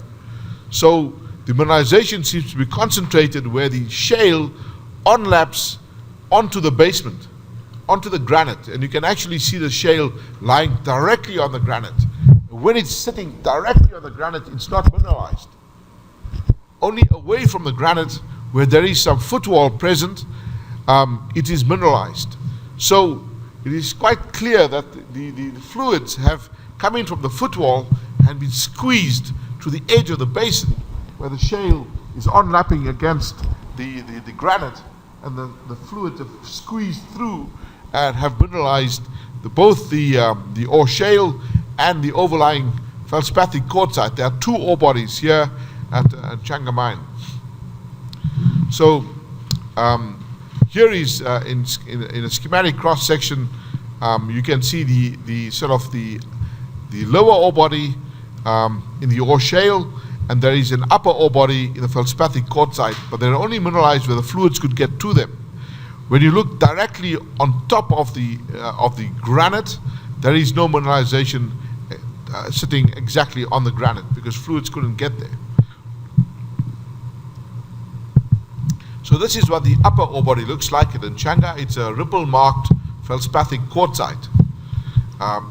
In fact, it's more like a fine-grained sandstone to siltstone, which is mineralized. And between the two ore bodies, in fact, there is a zone of folding and décollement between the upper and the lower ore bodies, and that zone is marked by copper-bearing micas, cupriferous vermiculite micas, which are basically a kind of a shear zone, and they are formed during metamorphism. This is cupriferous micas, which are refractory copper ores. They run at 1% copper, but you cannot extract it because it's bound in the silicate structure of the micas. So at Nchanga mine, they have a stockpile of something like 50 million tons of this stuff. It's 1% ore sitting on the surface. They've been stockpiling it for decades. So if you know a clever metallurgist, or if you are yourself a clever metallurgist who knows how to treat refractory mica ores, you can make a fortune if you can show them how to treat their ores. They are actually leaching some of that material now. It's been sitting on the surface, and they use an acid leach, and they may get maybe 40% of the copper out, but there's still a lot of copper that is still structurally bound in the micas, which they cannot get. Okay, now I want to end this by showing you the new copper belt. These are new developments in western Zambia. Two non-traditional world-class deposits, Kansanshi and Lumwana, have now become the largest copper producers in Zambia within the last decade or so. And this is now called the new copper belt. So the traditional Zambian copper belt is over here, and most of these mines are now reaching the end of their lives. They are very mature. The mines opened in the 1920s to the 1960s, and they are now reaching the end of their lives. The only major resource on the old copper belt is Konkola, which has got a very significant deep resource, and that is going to be the future of mining in the Zambian copper belt itself. But the new deposits, the new kids on the block, as we say, is Kansanshi, which is here near the dome at Solwezi, is to the north, and the other one is Lumwana, which is further to the west over here. So this was a picture taken when Kansanshi was still run by the Zambian state-owned ZCCM corporation, and today it looks very, very different. So this was the status a few 20 years ago, in fact. This is just it's been known for a very long time, and they were sitting around on surface scratching around a mine like this. Then came big political changes in Zambia. The old regime was voted out in 1989. New regime came into power democratically, and they liberalized the whole mining industry by privatizing half of ZCCM and opening the mining industry to private companies. And one of them was First Quantum, which is based in Australia, and First Quantum came in here as a joint venture with ZCCM, and they multiplied the ore resources by about 6 times to several 100 million tons. So it went from maybe 50, 60 million tons to a few 100 million tons, and it became and is today one of the 2 biggest mines in Zambia.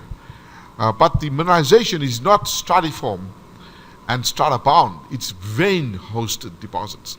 These are veins which are cutting vertically through the succession in the Mwasha overlying the Grand Conglomerate.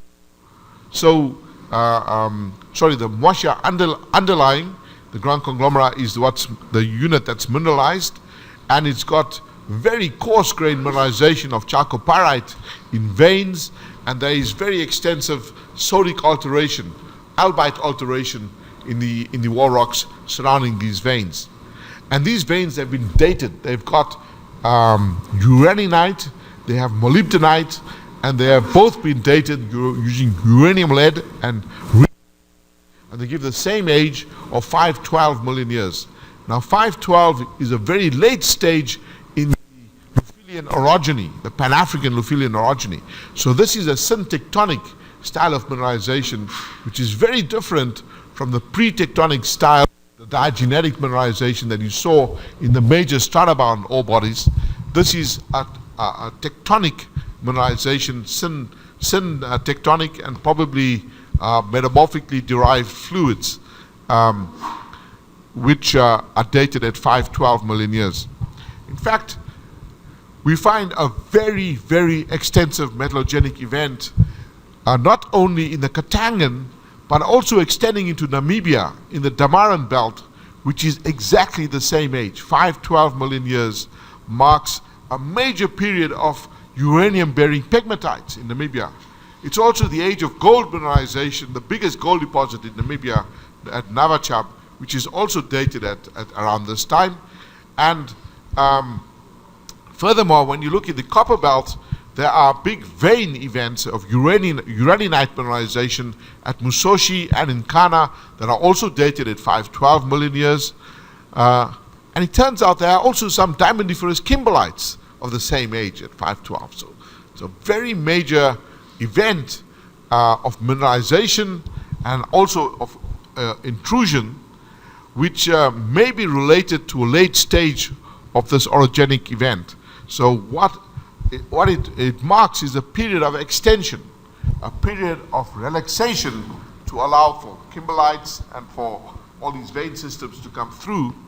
And we are still working on this idea, but we suggest that it is probably a period of late tectonic extension and relaxation.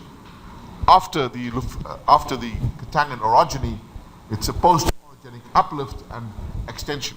And during this event, there is also major events of metallogenesis. The other deposit in the new copper belt is the Lumwana deposit, which is really, really big. But the Lumwana, it's very surprising as well. Here is a cross section through the Lumwana deposit. It looks like a coal seam. It looks completely flat and undeformed and just dipping at a few degrees towards the west. And here's another cross section where you see a bit of faulting, but the actual deposit itself is planar and extends for a few kilometers, but very, very planar. Now that is very surprising if you look at the geological map. And if you look at the geophysical imagery here, here's a geophysical image, aeromag, radiometrics as well, which shows a very complicated domal structure. And this is a structural map of this Malundwe, of this basement dome. And in this dome, you've got basement granitoids and so on. And here is this radiometric image, which shows very complicated structures. And yet, the cross sections you saw are from this deposit, the Malundwe, which is forming on the edge of this structural dome. And the cross sections look like that. So, in fact, what is mineralized here is a fault, because that's the only thing that's going to be planar in such a complicated terrain is a fault. And this fault is an extensional fault, because what it has done, it's like a metamorphic core complex. If you look at this here, the metamorphic grades are amphibolite grade in these rocks. And the host rock, and I'm sorry I don't have a picture of the host rock, the host rock is a talc kyanite white schist, which was at least 12 kilobars pressure when it was formed. And this has got lots of coarse-grained chalcopyrite intergrown with kyanite. But it's now in this very planar structure, because it was probably the structure that caused the exudation of these high-pressure rocks. along an extensional shear zone. So you had to have some period of major extension to bring up these very high pressure, very deep rocks to the surface. And that is what is the host rock at Malundwe in Lumwana. So it's a remarkable deposit. There's a lot of work that's been done on it, and you can simply Google this term Lumwana, and you'll find 2 or 3 PhDs that were done in the UK, and you can get all the information you want about it on the internet. The tonnages that have been published by this company that owns Lumwana, look at the total tonnage here, 900 million tons at about 0.7% copper and so on. This is Chimiwungo. Well, this is a very low cobalt grade. There's almost no cobalt, but it's also got 0.01 grams per ton gold. But this is the major thing, 900 million tons at 0.7% copper. That's like a very big porphyry copper deposit. But it's in this little, just in this little zone, which is very planar. So these are the exciting new things that are coming out of this area. There are other areas which are at a higher grade. There's things like 42 million tons at 1% and so on. But the overall tonnage is very large and low grade. But since these resources were published, there's been a lot more drilling than done. We visited this mine 2 years ago, in 2012, and they were drilling more than 1 million meters of core in that 1 year. They were just drilling the hell out of the deposit to prove the other deposit to the south, Chimiwungo deposit, and they were drilling like hell. They had a budget and they had to finish. They had hired about 30 geologists working for them, just doing nothing but core logging and sampling. So it's an amazing new deposit, and it's shifted the center of gravity of mining away from the traditional copper belt in Zambia to these 2 new mines. There is now a very, very good tar road linking the copper belt with the mines. There is an airport, and they fly in and out. It's now shifted the whole focus of exploration as well to Western Zambia. So there are companies like Vale, which is involved in exploration in Western Zambia, looking for similar deposits. Okay, so I'll stop there.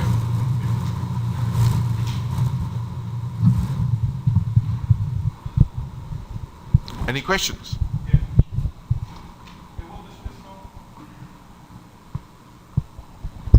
Alguma pergunta? São 10 para 1?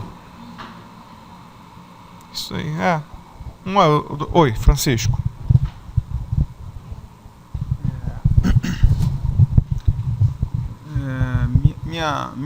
Primeiro minha pergunta é em relação aos depósitos mencionados chumbo e zinco, nessa mesma província, que parecem ser claramente diferentes do resto, e depois o potencial para depósitos relacionados com a parte mais estratiforme por baixo desses depósitos nitidamente epigenéticos.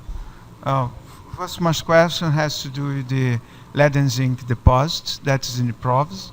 Seems to be a different geology or a different environment. And the second on the potential for finding traditional stratiform diagenetic deposits under these more epigenetic ones.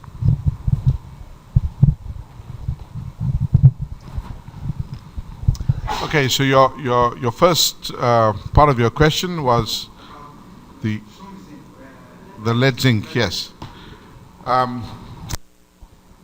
The lead zinc mineralization has really only one big deposit in Katanga, which is the Kipushi mine. There are 2 smaller sort of Kingere, Lombe, just much smaller deposits, and then one big mine in Zambia called Kabwe. Used to be called Broken Hill, and that was discovered also in the early 20th century. And these deposits seem to be very different from the Katangan stratiform copper type of mineralization, because they are both transgressive. They are not stratiform, they are in pipe-like bodies in the case of Kipushi, associated with what may be a salt diaper, that means a salt intrusion, and in the case of Kabwe, it's associated with vein systems. There has been a lot of work done on both deposits, quite a lot of papers published, fluid inclusion studies and so on, and more recently some geochronology has been done as well on the Kipushi deposit in Congo. And Congolese data show that it's very young, and we do not understand why. The Kipushi mineralization is now dated at 450 million years using two totally different isotopic systems. It was dated quite a few years ago using lead dating on galena, and that gave a 450 million year age, and it appeared to be too young, and people didn't believe that age.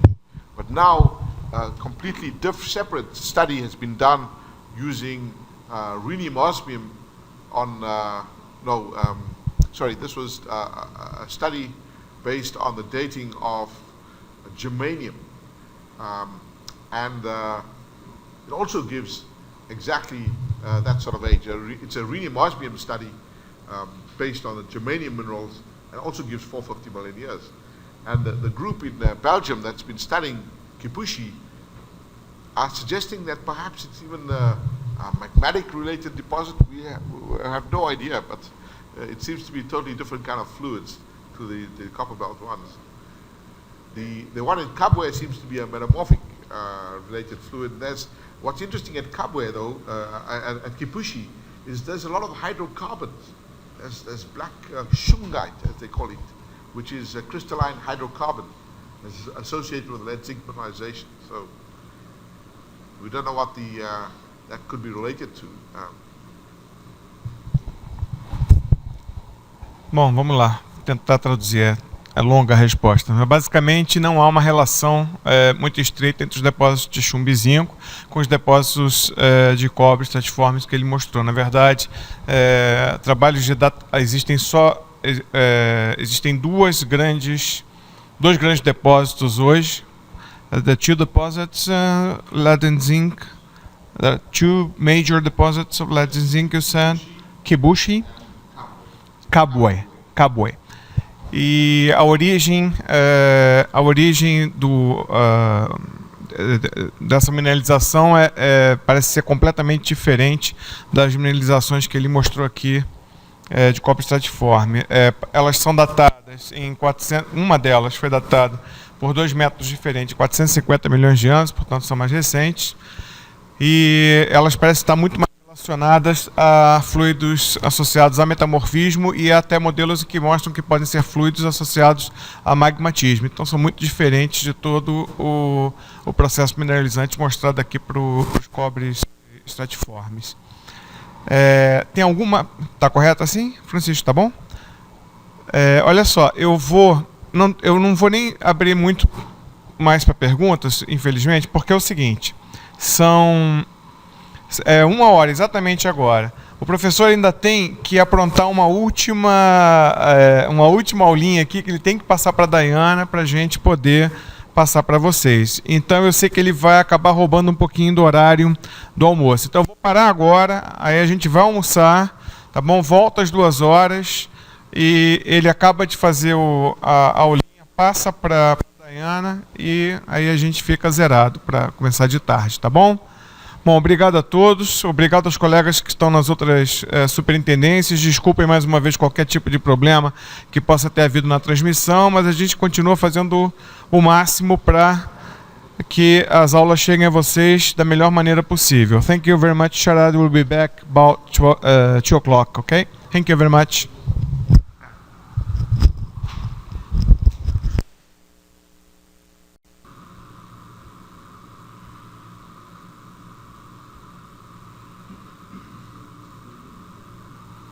So this is the Congolese part of the copper belt, which was divided, as you saw, between Zambia and Congo. We have seen that the Zambian copper belt has rocks which are the host rocks, the Rhone group, which are in contact with the basement. And I showed you that the Katangan copper belt, by contrast, has got rocks which are in allothenous thrust sheets and are not in contact with the basement. But they also have a major facies difference, being mainly carbonate rocks compared to the siliciclastic rocks and carbonates that you find in the Zambian copper belt. Now, the Katangan copper belt has been a major copper producer since the 1890s, when the Belgians first came into that country, and the copper production has steadily increased throughout the 20th century. This graph, which was taken from a propaganda document put out by the Congolese government in about 1975 or so, shows how the copper production increased from the early 20th century, which is on at the start of this graph on the left, and increased steadily until it reached a maximum production of about 400,000 tons of copper in 1975. It also shows the production of cobalt, which is shown in the gray colors here, which started off very small and then steadily increased to a maximum of about 17,000 tons of cobalt per year. This was at the height of its production.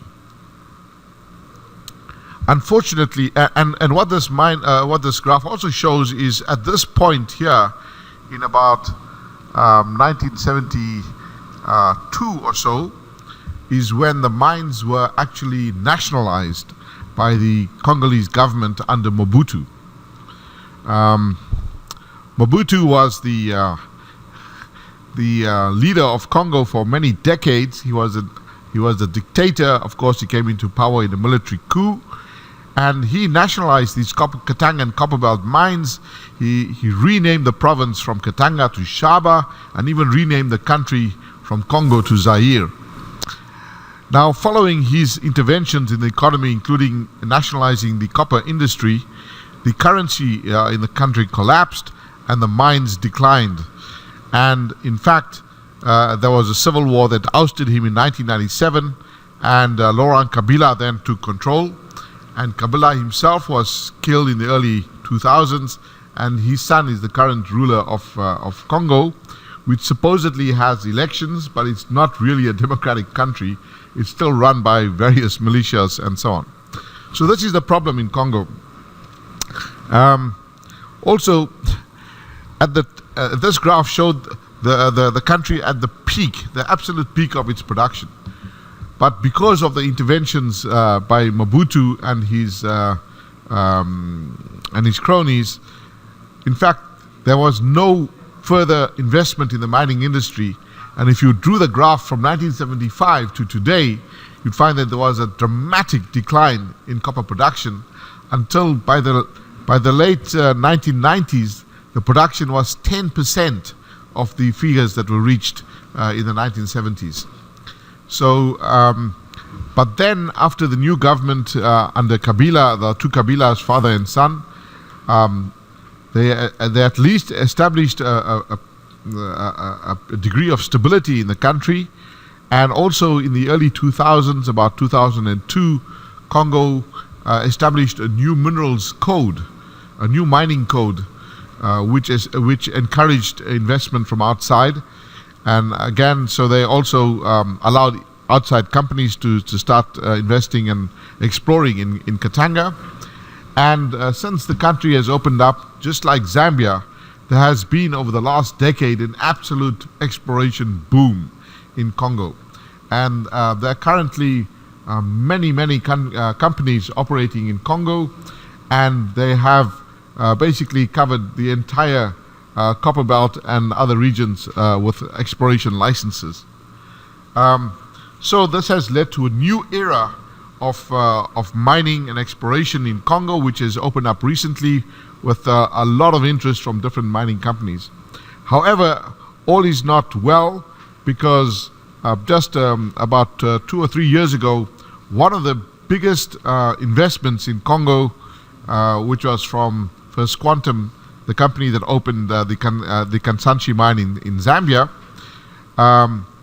they had operated 2 new mines in Congo, In fact, these are the the mines right down here in the south of Katanga, just across the border from Zambia, in this sort of area here, Frontier and another mine. And the mines were just they had about quite a couple of $100 million worth of investment in that project, and it was the biggest operation, the biggest investment in Katanga, and it was just taken away from them while they were mining. The mining license was taken away from them, and there's still a court case that has been going on internationally, but basically the company was thrown out of the country because they refused to pay bribes to the governor of Katanga or something like that. So it really means that this is not a very safe place to do business, but it is still one of the most prospective places in the world to find strata-bound copper deposits. And so there are still companies that are operating in Congo with the hope of finding something and being able to make money out of it. So here is just an extract from the map of the Lufilian Arc, which is in the headquarters of the state mining company Gécamine in the town of Likasi, which is situated in the central part of the copper belt. And what I want to point out to you is that on the left over here is a door. This is in fact the entire wall of an office, and it even extends onto the ceiling. And this was the fantastic map that was produced by Armand Francois and his colleagues in Gécamine from the early 60s onwards. And they actually published these it's been published by the Royal Museum of Central Africa in Belgium, and these maps are available. But they are a really fantastic piece of work, utilizing the two diamictites, the Grand and Petit Conglomerat, and one of the horizons which outcrops very well and which is very well exposed, the RSC stromatolite carbonate. And using those, they produce this really fantastic map of the Katangan. So this is just a part of the western end of Francois' map, and what he's shown on this map in red is the Katangan equivalent of the Lower Rhone, the so-called Série de Mines, and then in the blue colors are the Nguba and the Kundalungu groups, which are in the upper parts of the stratigraphy.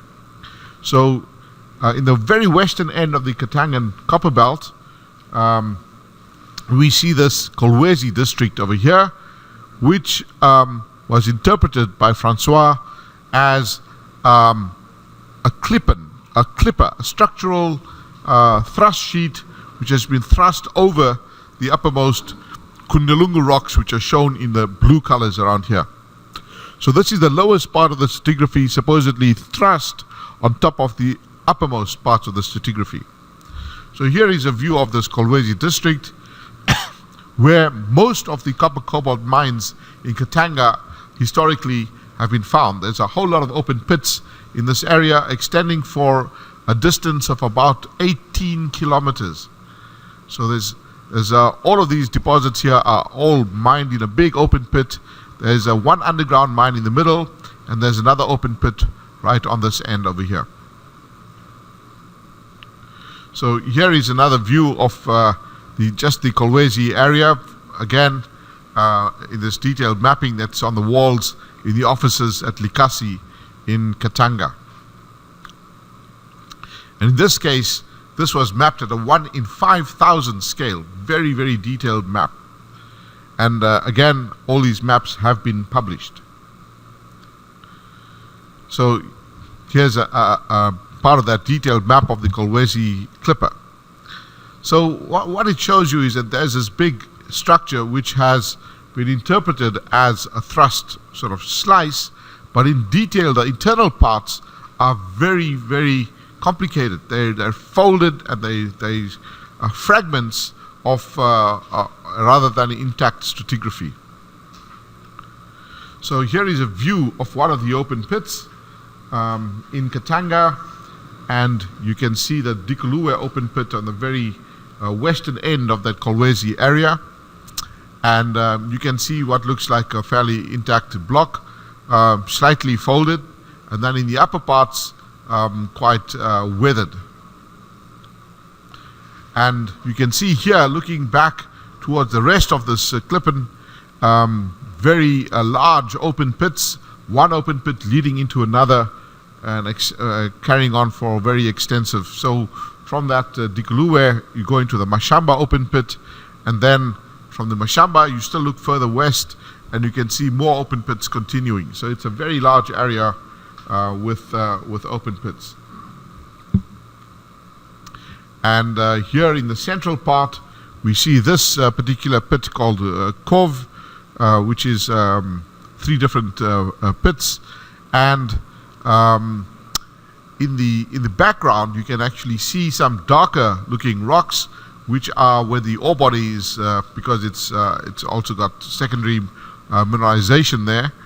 And I'll show you what that looks like in a minute. So here in the background is an outcrop of the ore body.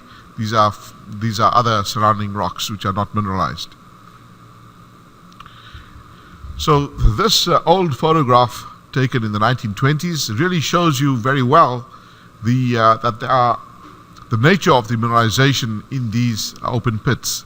The host rocks are carbonate rocks, and the different zones that are shown here show the kind of stratigraphic terminology that was used and developed on the mines in the 1920s. And the exact same terminology is still used today. They have not changed one bit the terminology, but it's because the rock types are very continuous and are the same for 400 kilometers of strike length. You get exactly the same stratigraphy in the sequence. So the sequence is a series of carbonate rocks, stratified dolomites called the D strat, and then the RSF, which is another stratified sort of unit, which is more sort of like a phyllite. And then in the middle here you see this unit called the RSC. It stands for Roche Siliceuse Cellulaire. It's a cellular weathering siliceous rock, which I'll show you in the next slide, which is stromatolitic, and this is one of the major marker horizons in the Katangan. You can recognize this rock type anywhere because it's so distinctive. Then overlying that are more laminated shales, which form part of the upper ore body, and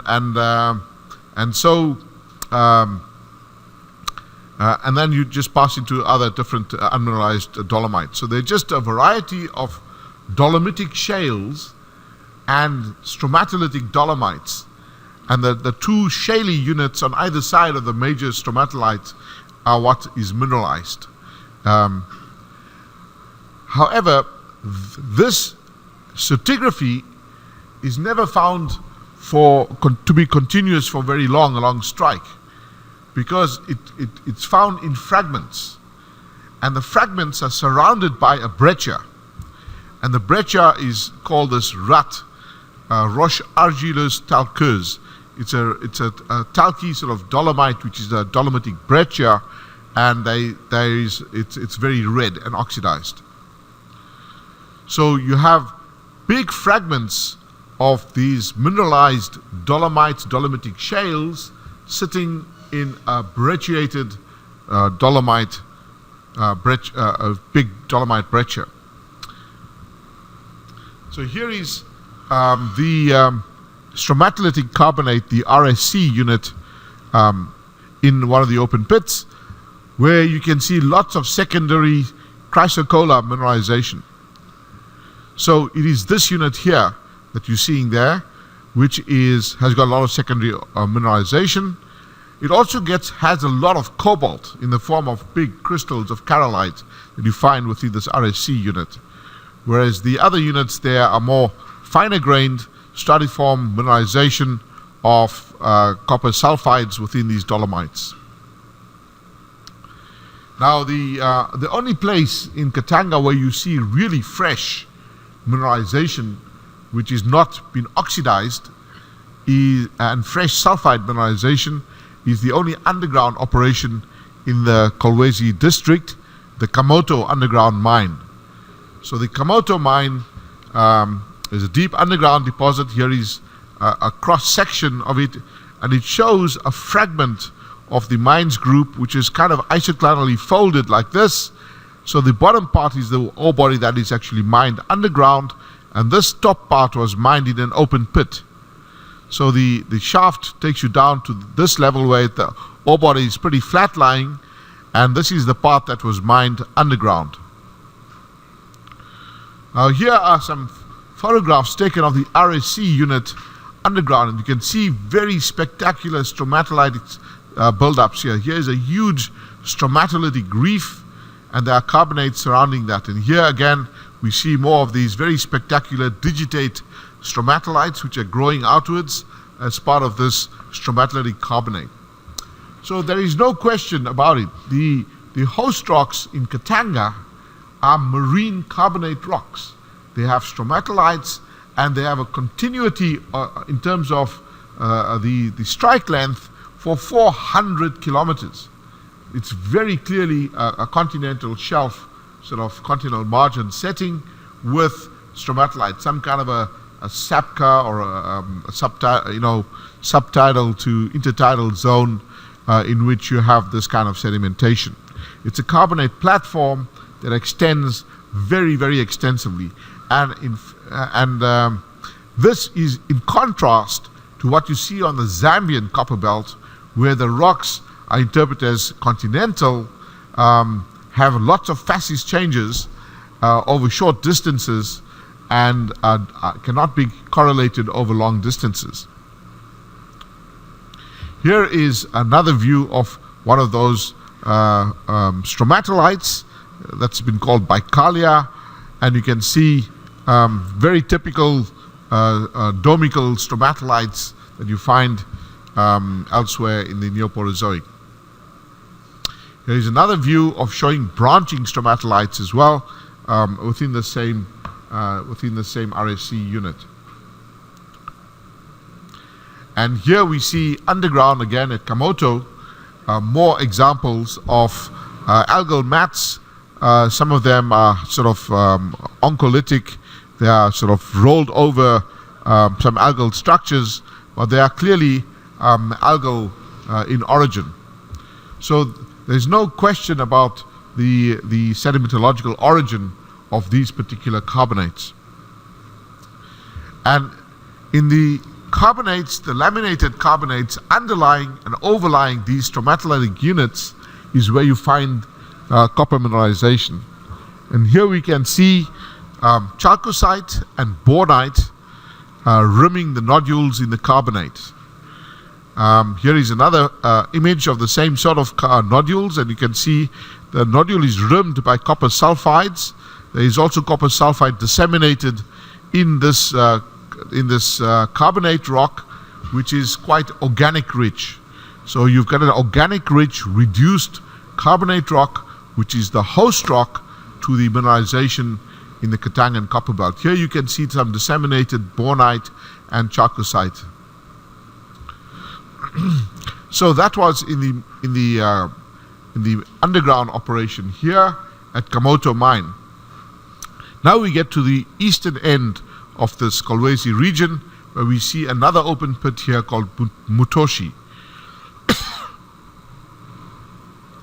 And here we see what are sort of quite tightly folded rocks, which were interpreted as being uppermost Katangan rocks, which have been folded and thrust over by that thrust sheet which is coming in over the top over here. And this was the interpretation that this whole thing here is a big thrust zone with bringing in Rhone group rocks overlying folded upper Kundalungu rocks. Now Marek Vendorf has actually totally reinterpreted all these structures and suggest that this is not a thrust fault, but in fact an unconformity. And that in this unconformity, this is the Fungurume group that he erected, which I told you about earlier. And in this Fungurume group, remember there was this previous layer cake stratigraphy, and in his stratigraphy he had the Fungurume group up here. So what he has is that he's got these folded upper Katangan rocks, but this is not a thrust contact here. What he has is a sedimentary unconformity in which Rhone group carbonates, which are mineralized from lower in the stratigraphy, have been ripped up during thrusting in thrust sheets and have been sedimented in this huge mega breccia, which is a sedimentary unit in which there are intact clasts, which are broken up in sort of hundreds of meters scale of the mines group stratigraphy and of these mineralized blocks. So in his interpretation, you find this kind of situation. You've got these folded Katangan rocks of the upper Kundalungu, and then you have thrust sheets bringing the lower parts of the stratigraphy being thrust over this during deformation. But then there are big blocks that are slumping off and breaking off from the thrust sheets while they are being deformed. Now remember this, the rate at which deformation works is the rate at which plate tectonics works.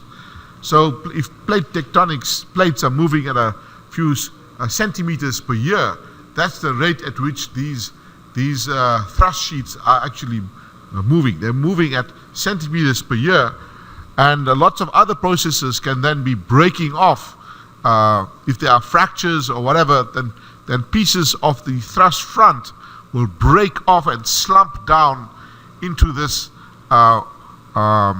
foreland, if you like, and the thrust sheet itself is then overriding these fragments that are released from it into this kind of a basin. So these kinds of debris that is being eroded from an advancing thrust sheet are called olistoliths, these blocks that are broken up, and the entire deposit is called an olistostome.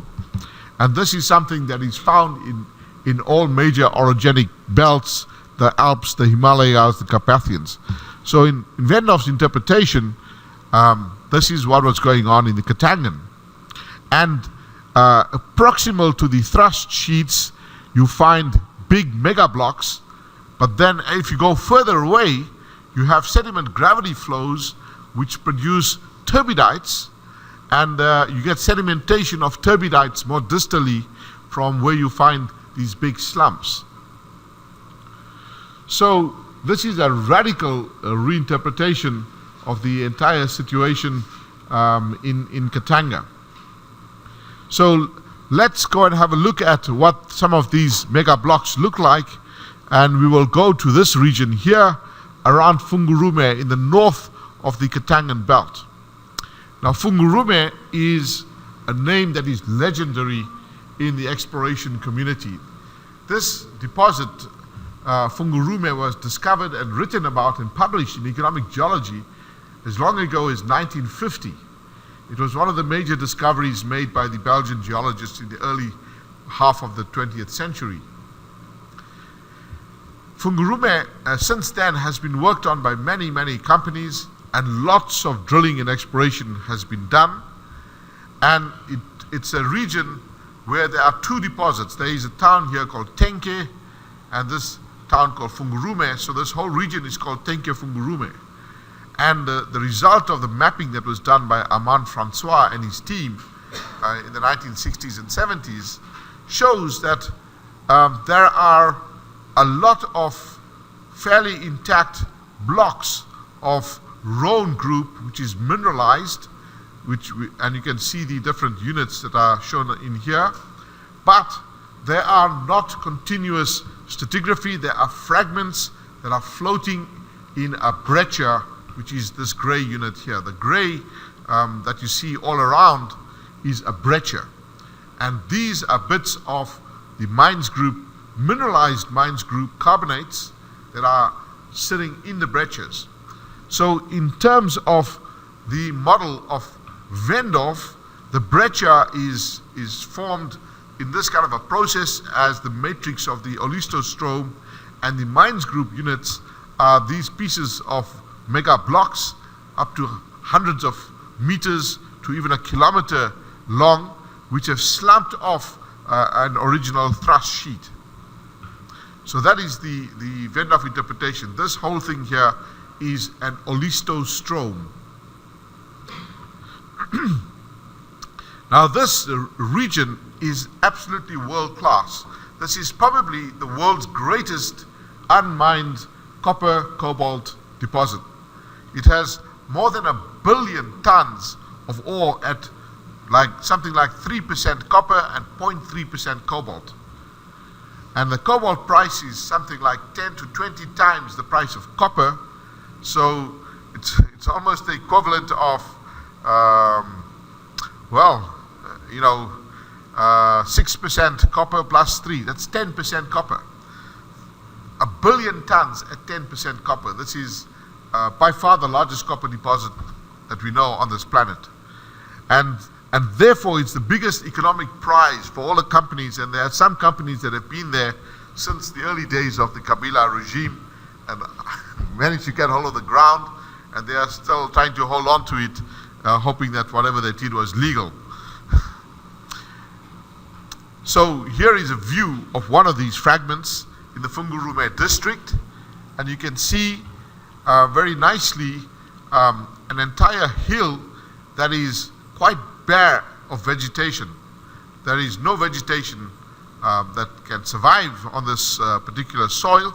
In the background is the unmineralized oxidized breccia in which this big fragment is sitting. So this whole thing here is one fragment. So it's one of these guys here, one of these fragments that you see here, and this is the view of it in this district. So because it is so rich in copper, running at about 3% copper, the soils are very rich in copper, but it is poisonous to most indigenous plants, and so they cannot grow on the soil.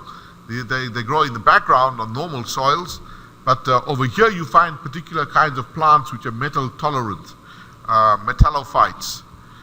And in the foreground you see here the outcrop of the RSC unit, the stromatolitic carbonate unit, which is very silicified. And here is what it looks like.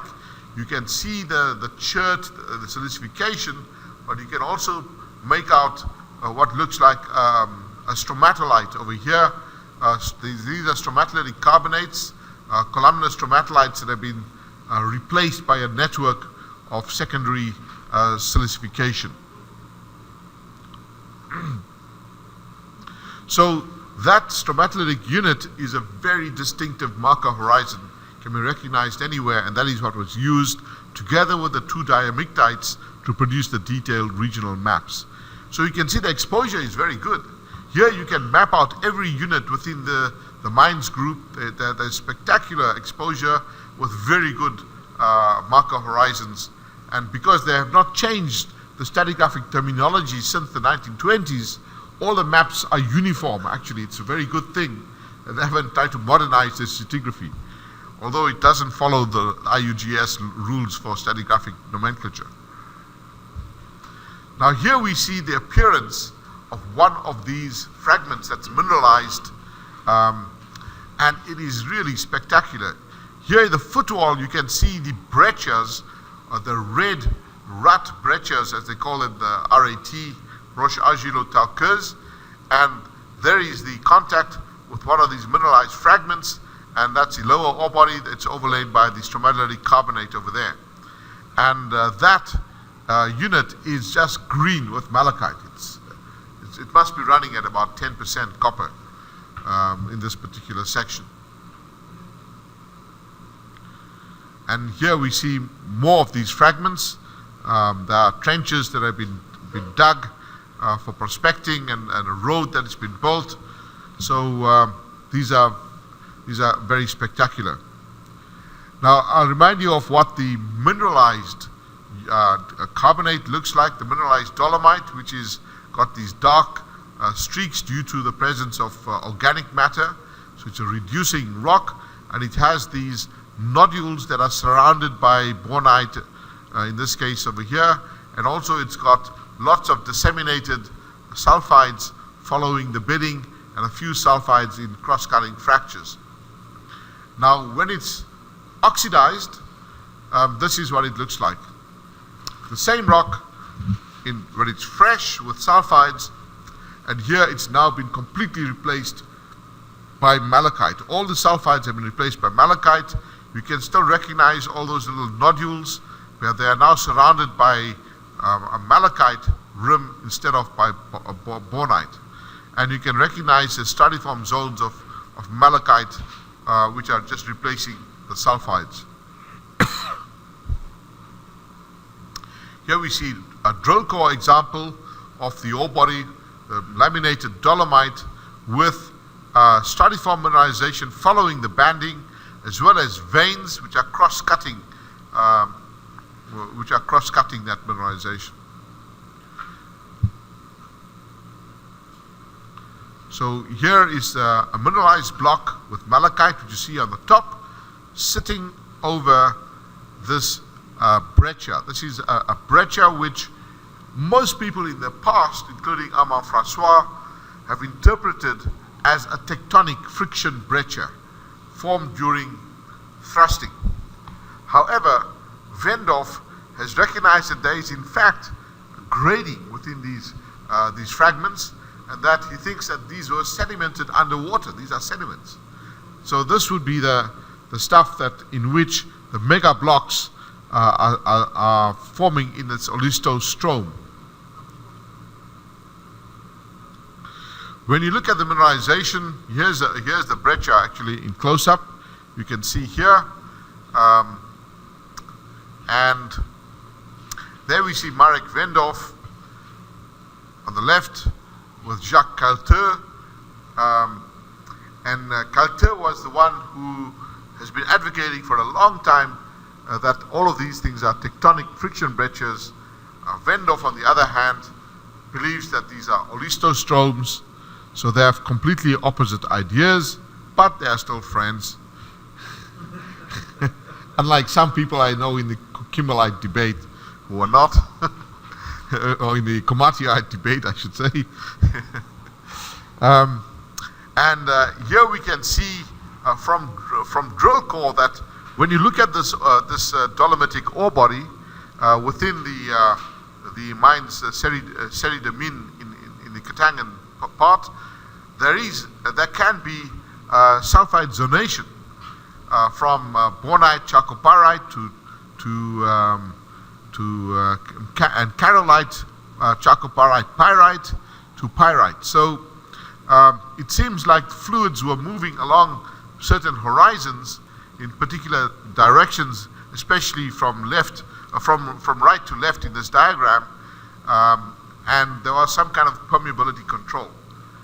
But the big problem in understanding the origin of these deposits in Katanga is that we do not see them in situ in contact with the basement like we can see in the Zambian copper belt. In the Zambian copper belt, you can see very well that there are features of basement topography, for example, which control the location of where the mineralization is sitting in the Katangan sediments. Here we do not see that at all because you are just looking at fragments. And but what it does appear is that the mineralization was already present in all of these carbonates prior to them being incorporated into this mega breccia olistostome. Here's yet another view of this Fungurume area with one of these mega blocks that's exposed here with very little vegetation. So if you looked at a Google view, a satellite view of Katanga, you can pick out all of the mineralized blocks very easily on aerial photographs because they just lack vegetation compared to the surrounding areas. They're very nice vegetation anomalies.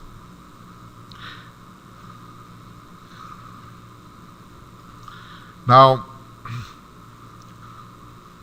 I've also told you that there is an alternative model to the Vendorf model. The Vendorf model was of olistostromes forming syntectonic sort of conglomerates. The other model is the one by Jackson et al., in which they suggest that there was a major salt evaporite and that this lubricated the thrusting and also produced diapers and squeezed out fragments, so that this is a kind of salt tectonics of the type that is associated with many oil-bearing basins and also some lead-zinc districts like the ones that you find in Tunisia. In Tunisia, and I've seen those deposits, there are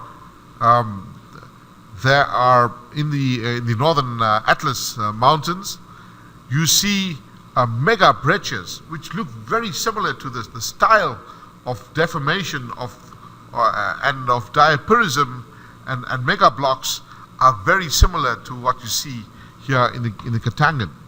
And you do have at least one major lead zinc deposit in the Katangan, which is related to some kind of a salt diaper, like what you find in Tunisia. So that may be an analog of what may be going on here. So the question is, who is right? Is this model correct? Is Vendorf correct? Or is it tectonic friction breccias? And the answer is that probably all three models are correct in some part of the basin. I don't think that the Vendorf model applies everywhere, but I also don't think this salt tectonics model applies everywhere as well, because Vendorf has shown very convincingly that in some areas, places that were interpreted by others to be a tectonic friction breccia or a salt tectonics have got beautiful turbidites, and that can only form according to his model, and he documented them and published them. So nobody yet has been able to contradict what he has found in the places where he has found them. But the Katangan is very, very large. This Lufilian arc stretches for 600 kilometers, and it's going to take a long time and many years of research before people can come up with a definitive answer to these questions, and it requires much more detailed studies than is actually possible at the moment because of the nature of the outcrop, the fragmented, different companies owning different pieces of ground, and it's very difficult to get access to all of these deposits. The intense weathering, almost all the deposits are actually in the oxidized zone. There's very little in terms of very fresh material to work with.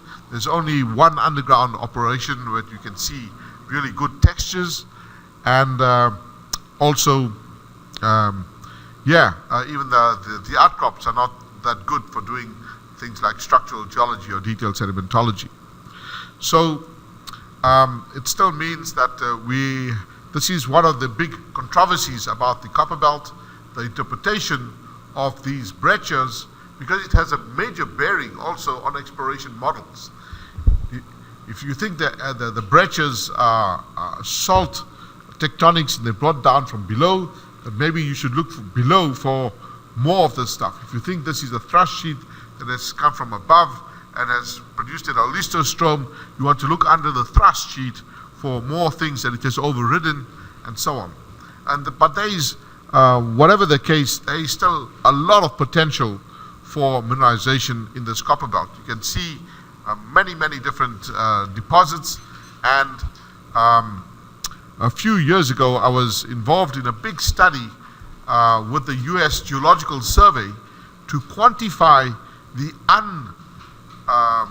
undiscovered mineral potential in fact, for all stratabound copper deposits in southern Africa, and then we focused in on the Central African copper belt, and we did an exercise to find out which are the most potential areas and how much would you actually expect to find in these undiscovered areas, and what sort of, can you put a figure to it, how many tons and of ore at what sort of grades is still undiscovered. And the figures we've come up with is still in the hundreds of millions of tons that is still waiting to be discovered. So there's a huge area here, and there will be mining here for at least another century or more. There is no question this is one of the biggest, most mineralized regions in the world for copper and for cobalt. In terms of copper production, the Katangan production has now come back to the levels that it was back in 1975 and probably exceeded them, and may even double in the next 10 years if production continued uninterrupted. However, it has not been continuing uninterrupted. There are these two cases where the case where they just removed the mining license from an operating company, which now so it's all that production has stopped, and the company has been thrown out, and the court case going on, and so on. So it's also made a lot of other companies very nervous and cautious about investing lots of money in there. It has been estimated that to develop the Tekefungurume deposits, which are like 1 billion tons, would take at least $1 billion of investment to get the full potential out of there. But the deposits there, 1 billion tons of copper is worth $1 trillion. So several $1 trillion. It's like $6,000 a ton. If you've got 1 billion, well, not 1 billion tons of copper, but it's 1 billion tons of ore. It's quite a lot of money anyway. Now, there have been a few other developments aside from the classical copper belt. One of them is that people have gone into the Kundalungu area to the north of the classical copper belt, where there was a lot of prospecting done in the 1950s and 1960s, and there were a number of deposits that have been found, in fact, in the 1930s and 40s as well, by the Belgians. And a small Australian sort of company went out there, and they opened up this mine called the Dikulushi deposit right next to Lake Meru. So Lake Meru is on the boundary between Congo and Zambia. So the boundary runs through the lake. So this is just on the Congolese side of the border. So what the mining company does is they mine the ore here and then simply put it on a barge on the lake and take it across to the Zambian side, put it on a truck and send it to the Zambian copper belt, which is much safer, much more peaceful than the situation in Congo. And at Dikulushi, they found an extremely rich copper deposit with grades up to 28% copper and 600 grams per ton silver in a mine that had about 1 million tons of ore only. It's a small deposit, but grading at an average of 8% copper and 238 grams per ton silver. So this is a very interesting new development, and there's been a lot of exploration over the last decade in the northern part of the Katangan, in the Kundalungu Plateau, where you seem to have had very late stage mineralization at low temperatures associated with faulting, which may be very much later than the Katangan mineralization in the rest of the copper belt. This could even be as late as related to the rift system and the development of something like the Lake Meru Graben. We don't really know because nobody has dated the mineralization, but it appears to be extremely late and very different kinds of fluids from the ones that make up the rest of the copper belt. Notice here it is copper silver and very high silver, whereas in the rest of the copper belt there is almost no silver. It's copper cobalt, but no silver. And another deposit here, this is one that is very close to Lubumbashi. It's one of those old fragments of mines group rocks surrounded by breccias, the Luswishi deposit, and this has been reopened now. This was an open pit lying dormant for a few years, but there is now active mining again because it's very close to Lubumbashi. Now, this is Jacques Kelter, who is actually a Congolese. He was born in Congo and of Belgian origin, and he's now one of the consultants for the Forest Group, which owns a number of the mines, a private company. He used to work for Jacquemin. He used to be their chief geologist for many years. And what he's pointing out is this incredible project called the Lubumbashi Big Hill, a cobalt project. there is a very large hill over here in Lubumbashi because it is a dump from a smelter, a copper smelter which was established in the late 1920s, and they smelted copper ore there for many decades and built up this hill which is about 100 meters high. It is really big. It's huge. You can see, in fact, in the background, I don't know if you can see it in this photograph, but in the background there is a smelter plant. This is the entire smelter plant here in the background, which was the old plant established by the Union Minière, which was the company back in the Belgian days, which then got taken over by Gécamine. What they've established, now this plant is, it was a smelter where they smelted the copper ore and they produced, copper ingots and whatever as a byproduct. And when you smelt the ores, you are actually melting them at high temperatures, and the slag, the silicates, rises to the top, and which is unmineralized, and you basically skim it off and it cools down and you put it on the slag heap. So this is a slag dump. That's why it's black. It's got the molten slag that's come from the smelter. However, the slags themselves are running at very high copper grades. I mean, the overall grades were very high that they were mining in the past, probably 3-4% copper. So the smelters, the slag might be running at 0.5% or something like that, which is extremely high. And it's also running at perhaps 0.1 ppm cobalt, 0.1% cobalt. So what they determined is that the slag dump, and they actually had to sample the slag dump because there were different parts of it were copper, and there were also parts of it that were the slag brought in from the Kipushi mine, which was a lead zinc slag. So they had to determine what portion of this was copper and what was copper cobalt, what was lead zinc. They did that by drilling and sampling and producing a 3D model of the slag dump. And then they worked out a mining method to optimize mixing of to get the right and very steady sort of grade of feed to do this. And they did a joint venture with Outokumpu, the Finnish metallurgical company, and they built a brand new smelter. They decided not to refurbish the old one, and right next door to it they built a completely new smelter with an investment of maybe $200 million or something.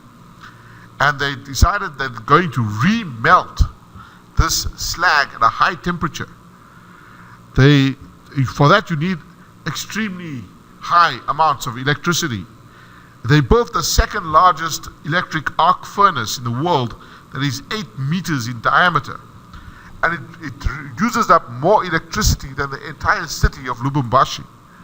In order to do that, they built a power line that was couple of thousand kilometers from the lower Congo River, which is the largest untapped hydroelectric resource in the whole of Africa. It's something like what you find here on the Paraná and Itaipu, but it would be the African equivalent. It could be even bigger than the one that you have here in Brazil.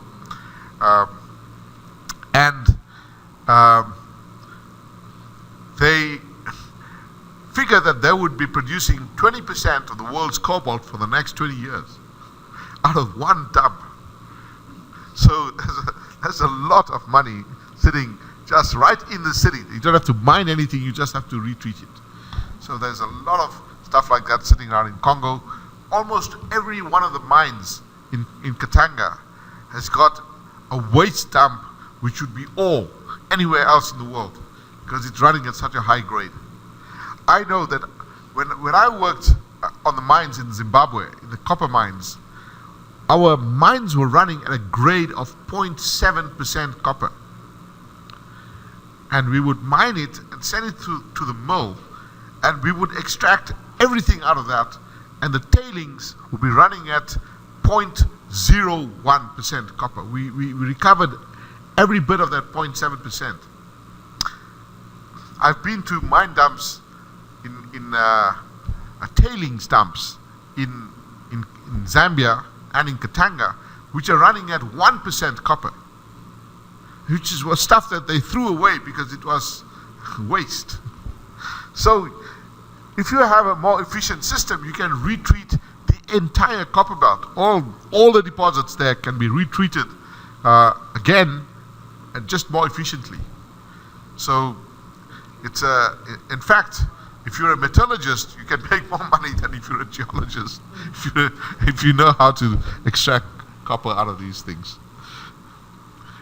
Okay, so I will stop there with these few images from this amazing deposit.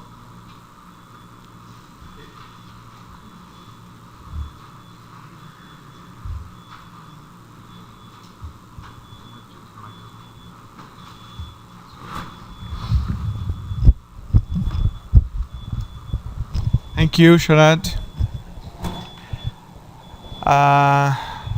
Se alguém tiver alguma pergunta, então.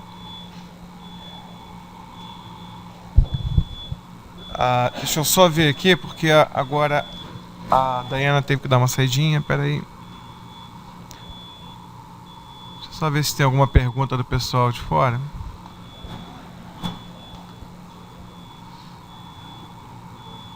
A gente está bem na hora, são 3h10 aqui no Rio. Não. Se houver alguma pergunta aqui, Francisco? Tá. Eu tive a impressão pela apresentação que a gente tem menos... Eu tive a impressão que, pode ser só impressão mesmo, que a gente tem menos red beds na sequência inferior. Well, my question is about, I had impression, got impression from the presentation, that we got less red beds under the carbonate stuff. I don't know, it's masqueraded by the breccia, I'm not sure.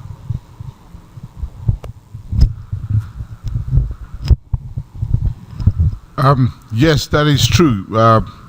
In fact, on the Zambian copper belt, the footwall rocks are siliciclastic red beds, continental in origin. We don't have any such rocks in Katanga because they're all thrust sheets and all you see is carbonates, and the surrounding breccias are red carbonate breccias, not siliciclastic. So, so we're missing part of the whole story there. We don't know what really controls, what was the architecture at the time of mineralization, where did the fluids come from, what rocks did they go through. We don't know because it's not there. No. A impressão do Francisco estava correta, né? Na verdade, não existem essas red beds, de maneira que a fonte do cobre não está clara ainda. Mais alguma pergunta? Nada ainda de fora. Mais algum? Cláudio não? Talvez? Cláudio? Não? Ninguém? Eu vou fazer um comentário rápido sobre os estromatólitos silicificados, né? Eu vou fazer uma pergunta para ele, que é se ele tem alguma ideia do processo de silicificação dos estromatólitos. Isso, na verdade, não tem absolutamente nada a ver com a mineração, mas tem a ver com os reservatórios do pré-sal, que a gente sabe são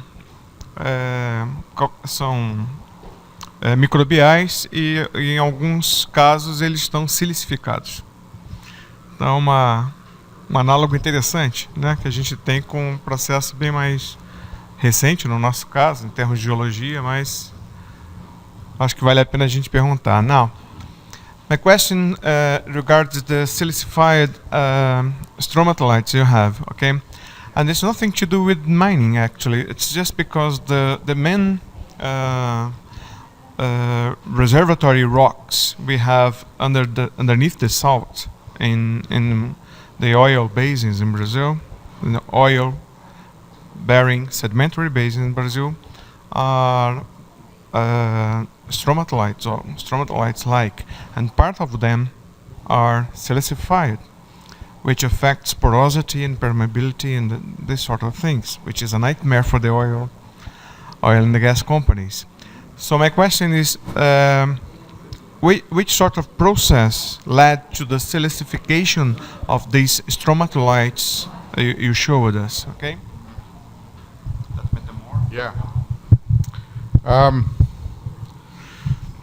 It's almost certainly a diagenetic process, but it may also be related to the actual mineralization, because you see sometimes in what is supposed to be an unmineralized stromatic RHC unit, big crystals of carolite, which they don't even mind because it's not in the two ore bodies on either side. So there was some work done by a guy called Pirmola in 1975. He did the very first fluid inclusion study in the copper belt, and he studied this RSC unit at the Komoto mine, the underground operation, and he found there were fluid inclusion temperatures of somewhere around 150, 200 degrees centigrade, I think, and sort of a saline sort of brine. Since then, there have been other fluid studies done, but not on that particular deposit. There was a paper recently presented in Ethiopia last year by Congolese group, but they just looked at the RSC and said you can use the RSC as an exploration guide to mineralization, because what you do is you just take the silicified shirt in that and you analyze it for copper. If the rocks on either side are mineralized, you will find values in here, so you can use that as a guide. So I would suggest that probably it is related to mineralization then, the silicification. Yeah, so it could be related to diagenesis, but it could also be related to the... I mean, the mineralization itself is a diagenetic process. Yeah, yeah, yeah. Bom, então ele acha que a silicificação é possivelmente de origem diagenética. Para mim, realmente é uma surpresa. Interessante isso, né?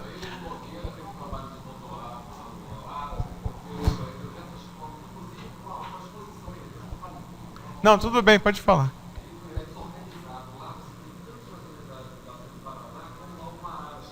Aham.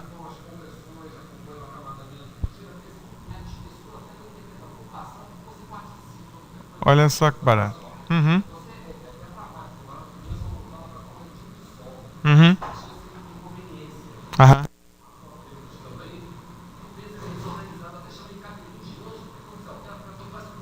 Aham.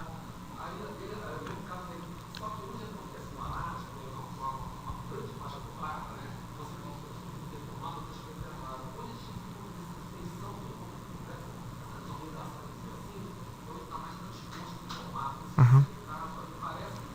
É.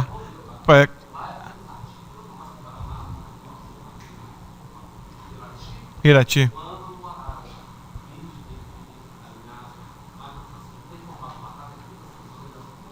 Aham, parecido com o horário. Aham. Tá certo. Aham, aham. O que é interessante, na minha opinião, é que o que ele mostrou aqui é que parece que a silicificação ela meio que mimetiza as estruturas orgânicas, né? Parece que, pelo que eu entendi aqui, ela está mimetizando as estruturas orgânicas, né? Então parece realmente um processo diagenético, né? Que é o caso também lá no Araras, pelo menos, é altigênico. Legal, ótimo, ótimo. Beleza. Agora que a Dayana voltou, vamos ver se tem algum... Tadinha da Dayana. Não tem, não. Exatamente. Tá chegando agora a aula número 19, que ele entregou na hora do almoço pra gente. Então tá passado para vocês. A Dayana também já colocou o PDF dessa aula que eu vi aqui. Você... Beleza. Isso, então... Isso, beleza. Eu cheguei a mandar para um ou dois aqui, porque eu não sei mandar para todo mundo, mas a Daiana está avisando que já colocou essa aula 19 em PDF no FTP e também mandou para todo mundo pelo mailing list dela, tá? Então a gente está fazendo o possível para que isso chegue aos colegas das outras superintendências. Eu não consegui controlar se teve muito problema de recepção nas outras superintendências. Teve alguns problemas? Mas algumas superintendências estão conseguindo acompanhar. Então, eu vou aguardar um pouquinho para ver se chega alguma pergunta, que são 3h20 ainda, né? E só tem mais... There is just one lecture to go today, is that right? Ok. Então, eu achava melhor, Diana, se você pudesse fazer isso. A gente vai tentar adiantar um pouquinho o coffee break, aí a gente volta e ele apresenta essa última aula de hoje, que seria a aula 19, tá? Por enquanto, enquanto isso, desculpa, se tiver alguma pergunta, a gente continua por aqui. Tanto para o pessoal de fora, quanto para o pessoal aqui que está presente aqui com a gente. We're trying to get the coffee break a little bit earlier. So, and I'm still waiting for some questions coming from elsewhere.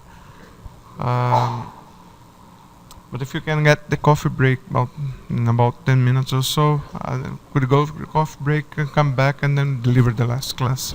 Okay, thank you.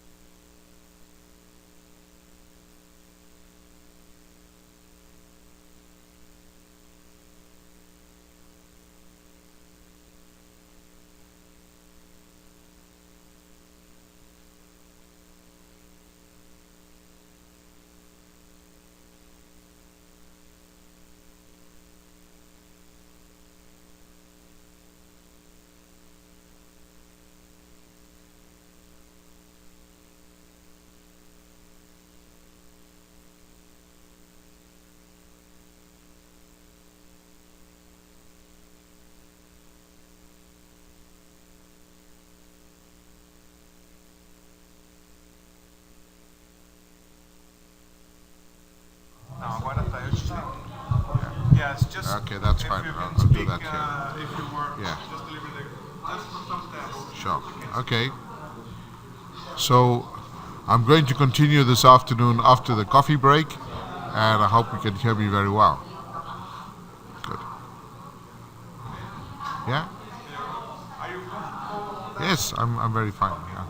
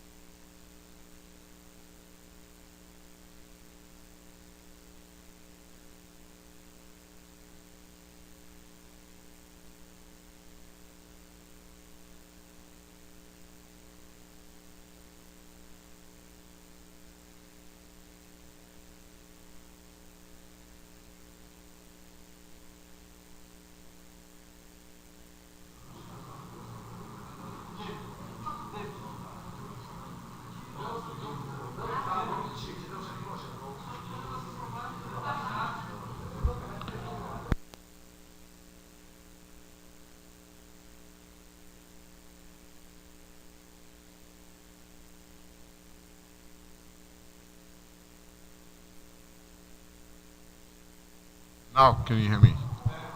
Can you hear me now? Is it okay? Yeah? Fine.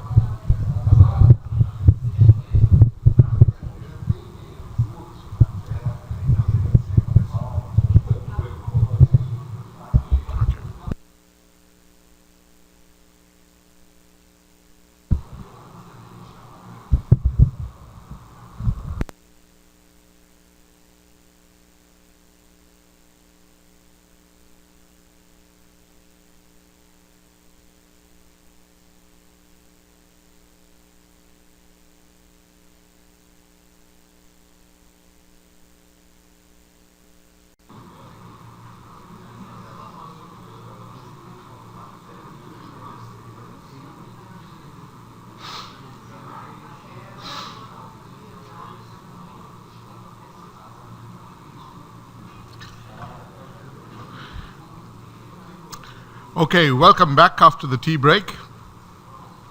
And let us continue with lecture number 19, the Pan-African Brasiliano orogeny and the formation of Gondwana.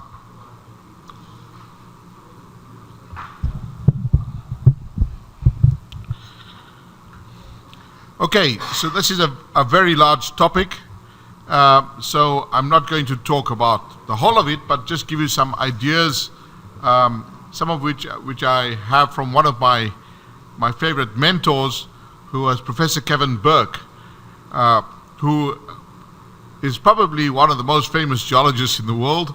He's one of the pioneers of the whole plate tectonics revolution that we know, and he's still very active at the age of 85. At this year's EGU meeting in Vienna, which is taking place in March, I think, he's going to be awarded the highest medal of the EGU. And about 10 years ago, he was a visiting professor in my department. He was an honorary professor, and I had the honor of sharing a tectonics course with Kevin Burke, from whom I learned an incredible amount. He's probably the most knowledgeable person I know when it comes to geology, because he has a phenomenal memory going back 50 years, and he remembers every person that he has met and what they do, and every paper that he has read. So he was one of the pioneers in looking at ancient rocks and interpreting them in terms of modern tectonics. And he wrote a series of seminal papers in the early in the 1970s, together with John Dewey, who was his sort of partner in a lot of these papers, and they were both at the State University of New York at that time. And they looked at areas, say, with granulite facies metamorphism, and interpreted them as being regions where there were the Himalayan type orogenies based on the PT conditions of metamorphism that was now exposed. And large parts of Africa during the late Neoproterozoic underwent orogenesis, and so according to Kevin Burke, there were places which looked like this once upon a time. This is a photograph taken of the Himalayas today, but large parts of Africa following this Pan-African Brasiliano sort of cycle would have looked like this at the end of the Neoproterozoic and the early Paleozoic. So this is a sketch map which I got from Kevin Burke about how Africa was assembled. It also shows some of the adjacent regions like South America as well. But basically in Africa we have three large cratons: the West African craton, the Congo craton, Kalahari craton, which were assembled in the Archean and Paleoproterozoic. There were almost no Mesoproterozoic orogenies, say in West Africa. There is one on the margin of the Kalahari craton, and there is certainly Mesoproterozoic orogenies, the Kibaran belt and the Congo craton. But all the surrounding regions that you see here in this large part of Africa are all regions that were reactivated or mobile or somehow during this Pan-African orogeny in the late Neoproterozoic. I should tell you that the term Pan-African was actually coined by Kennedy in 1965. William Quite Kennedy was the director of the Leeds University Research Institute for African Geology, which had been established in the late 1950s and was finally disbanded in about 1974. And during the 30 or so odd years of its existence, many studies were done on the African continent. It was the early years of independence in many African countries, and it was the first time that real continent-wide studies were done in detail. And it was also the time of the early plate tectonics revolution, but also importantly in the 50s and early 60s, geochronology was established, uranium lead and potassium argon and rubidium strontium geochronology. In fact, rubidium strontium geochronology was invented at my university in the 1950s at the University of the Witwatersrand in Johannesburg by Hugh Alsop and Louis Nicolaisen, who published the first rubidium strontium isochron back in 1960. So with these new techniques for getting actual ages of rocks, with the Research Institute of African Geology, lots of projects, almost every project involved some kind of dating to get an idea of the geological framework of the African continent. And as a result of that dating program, people like Tom Clifford were able to recognize these big cratonic regions which had been stable since the Archean or the Paleoproterozoic, but then they were surrounded by vast regions which showed rubidium strontium or potassium argon ages of around 550 plus or minus 100 million years. And this vast region of reactivation in the late Neoproterozoic and early Paleozoic was called the Pan-African tectonothermal event. It was not called specifically an orogeny, because even then Kennedy recognized that it wasn't just one event. There were many different events, but the entire continent seems to show ages around that period, whose significance even at that time was really not well known, but it was showing up in these potassium argon rubidium strontium ages. So this is the origin of that term, the Pan-African. And now we sort of just used it as a SAC term to describe all these different orogenic events that took place during the assembly of the supercontinent Gondwana in the late Neoproterozoic. And of course, these orogenies also continue into adjacent terrains like Brazil, where you call them the Brasiliano orogeny. Here is a map that, again, it's another sort of map which shows, again, some of the stable regions of Africa during this so-called Pan-African orogeny. So here we see the stable cratons, West African craton, the Congo craton, and the Kalahari craton. This area here is actually not as large as is shown on this map. This is not been cratonic at all. This is the so-called Nile craton, or the West Nile craton, which has only a very small remnant that escaped any deformation. The rest of it has actually undergone lots of Pan-African orogenesis, as we know, and in fact has got no cratonic root at all. So there are in fact only 3 major cratons in Africa. Here we see some examples of Pan-African orogenic belts. Here is one in the Gurma belt, which started off as a rift, and then on the West African craton, and then during the Pan-African orogeny was overthrust by arc terrains coming in from the west and produced these kinds of deformation events. Here is a paper from Burke and Litwin where they summarized a number of events that occurred around the West African craton. So the craton itself had been stabilized by 2 billion years.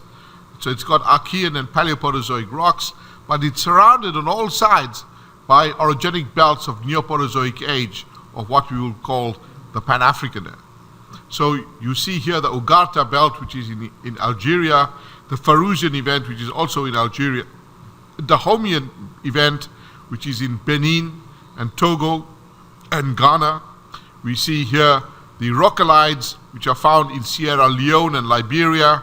We see the Mauritanides, which are found in Senegal and Mauritania and Western Sahara, and the Appalachian events, of course, which is the counterpart to these in North America.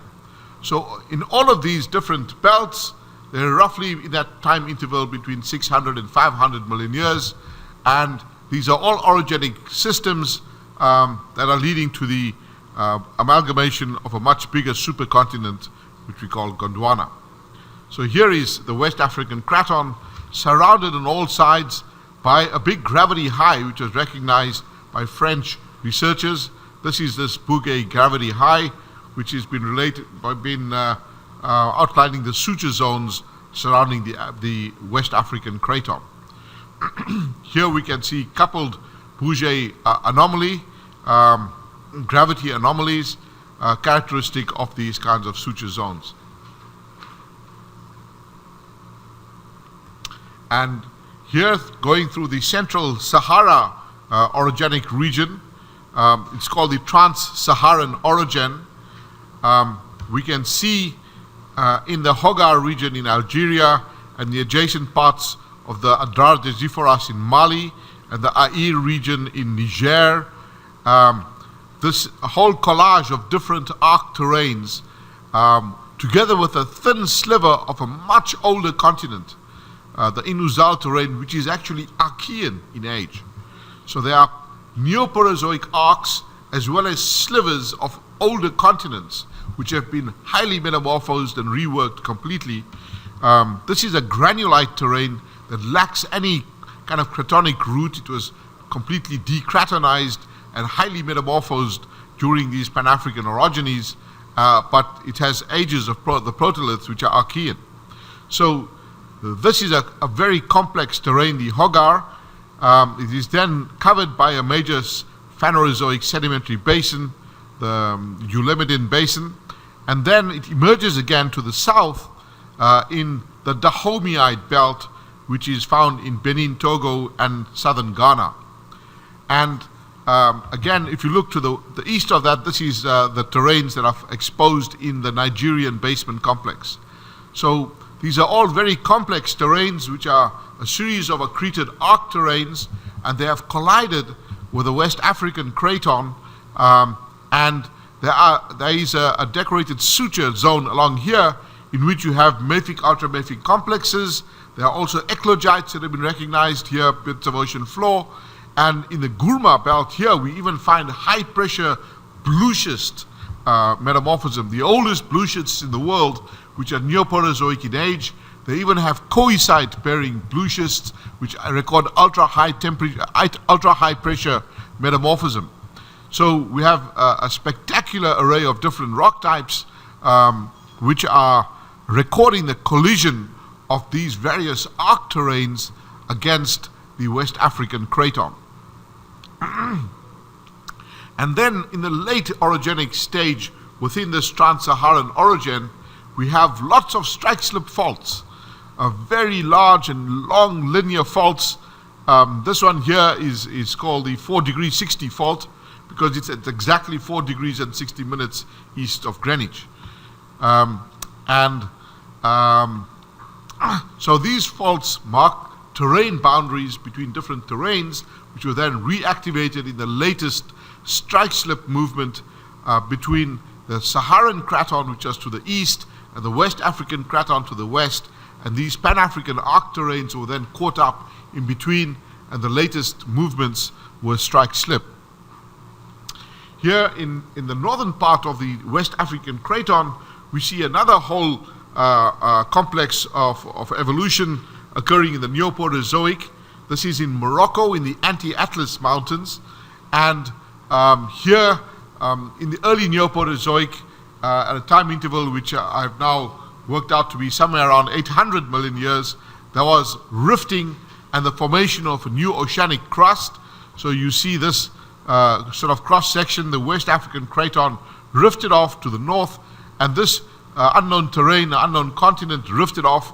It's today sitting in Iberia. It is the basement, the 2 billion year basement that is sitting in the Iberian Peninsula. And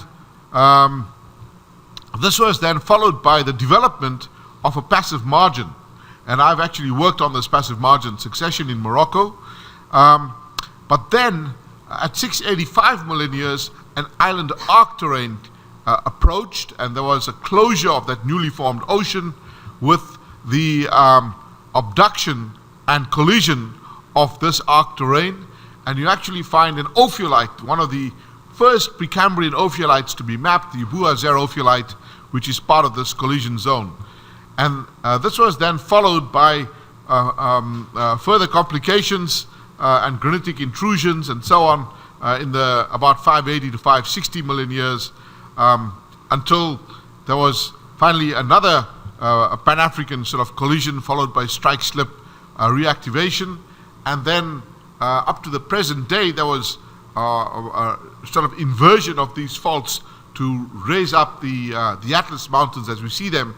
The Atlas Mountains are not a typical orogenic belt with fold mountains. It's got block-faulted uplifts, which are more or less undeformed. But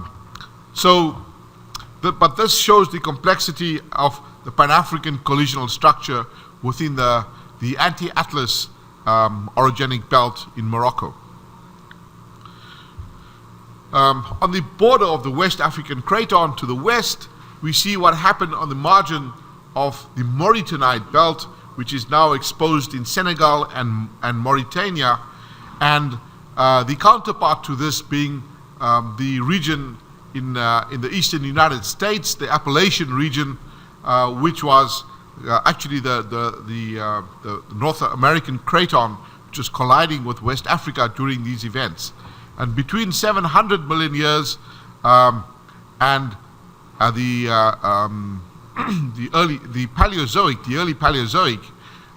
late Paleozoic, you had 2 collision events. You had a rifting event followed by a first collision in the late Pan-African, in the late Neoproterozoic, and then you had a rifting apart again of one of these terrains, and then another collision happening in the Paleozoic during the formation of the collision of Gondwana land and Laurentia to form Pangaea.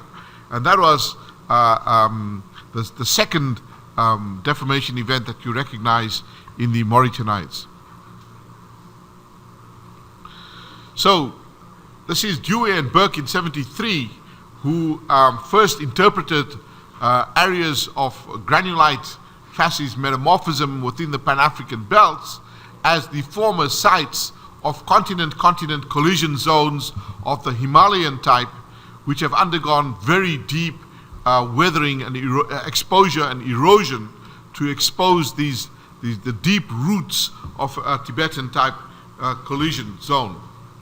So they interpreted these things in terms of that Tibetan analog. And as far as Kevin Burke is concerned, that model still stands as an analog for the Pan-African deformation. Here is a kind of a cartoon looking from the north to the south. So here we see the West African Craton. This is sort of the Indian Ocean over here, the Antarctica, and this shows a series of terrains between Africa and Arabia. This is now looking south. It's a strange sort of viewpoint, but what you see here is a big Pan-African Tibetan style plateau with all these different uplifts and strike-slip faults that you see in say places like the Hogar. So what Kevin Burke sort of felt is that during this collision between North Africa, Arabia, and the West African Craton, some of these Hogar terrains with these huge strike-slip faults were actually undergoing some kind of tectonic escape, such as is happening with the Indo-Tibetan sort of collision, and some of the terrains in Southeast Asia have got these major strike-slip fault systems which are undergoing tectonic escape. Now, here is another cartoon from Kevin Burke, in which he shows what the newly assembled Gondwana would have looked like at about 550 million years. And it shows where the big cratons are. So that's the West African, Congo and Kalahari cratons, the East Antarctic craton, India, and some of the Australian segments, and in South America, the Amazonian craton, the San Francisco, the Rio de la Plata cratons. The areas in between are the regions that underwent Pan-African and Brasiliano orogenesis, including this large sector here, which is the Mozambique orogenic belt, the East African orogenic system, and some of these other terrains which were older orogenic belts which were reactivated at this time. Now here's a very interesting map. Only Kevin Burke has enough knowledge of geology of the whole world to be able to put together a cartoon like this just without even referring to any textbook. He just knows the geology off by heart.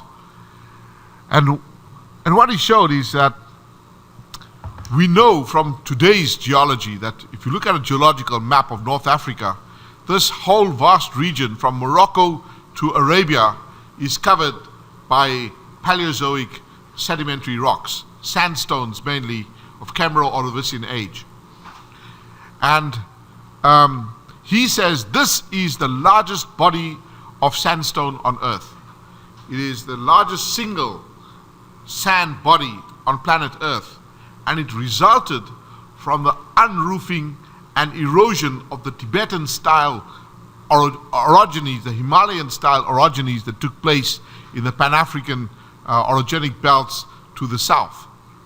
So all these regions here, the Pan-African and Brasiliano, were uplifted and eroded following the Pan-African Brasiliano orogeny, and gave rise to a whole series of river systems which fed all the sediment into this vast sea in which mainly sandstones were deposited in this area. So if you want to look at an analog today, you have to look at the Indo-Gangetic plains in India, ahead of the Himalayan front, this big foreland basin, where you've got a huge thickness of sediments in North India, just south of the Himalayas, that are fed by just a couple of big rivers.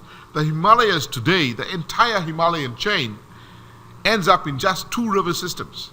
The Indus River in Pakistan and the Brahmaputra River, which links up with the Ganges River, the Ganga, and ends up in Bangladesh as the mouth of the Brahmaputra system.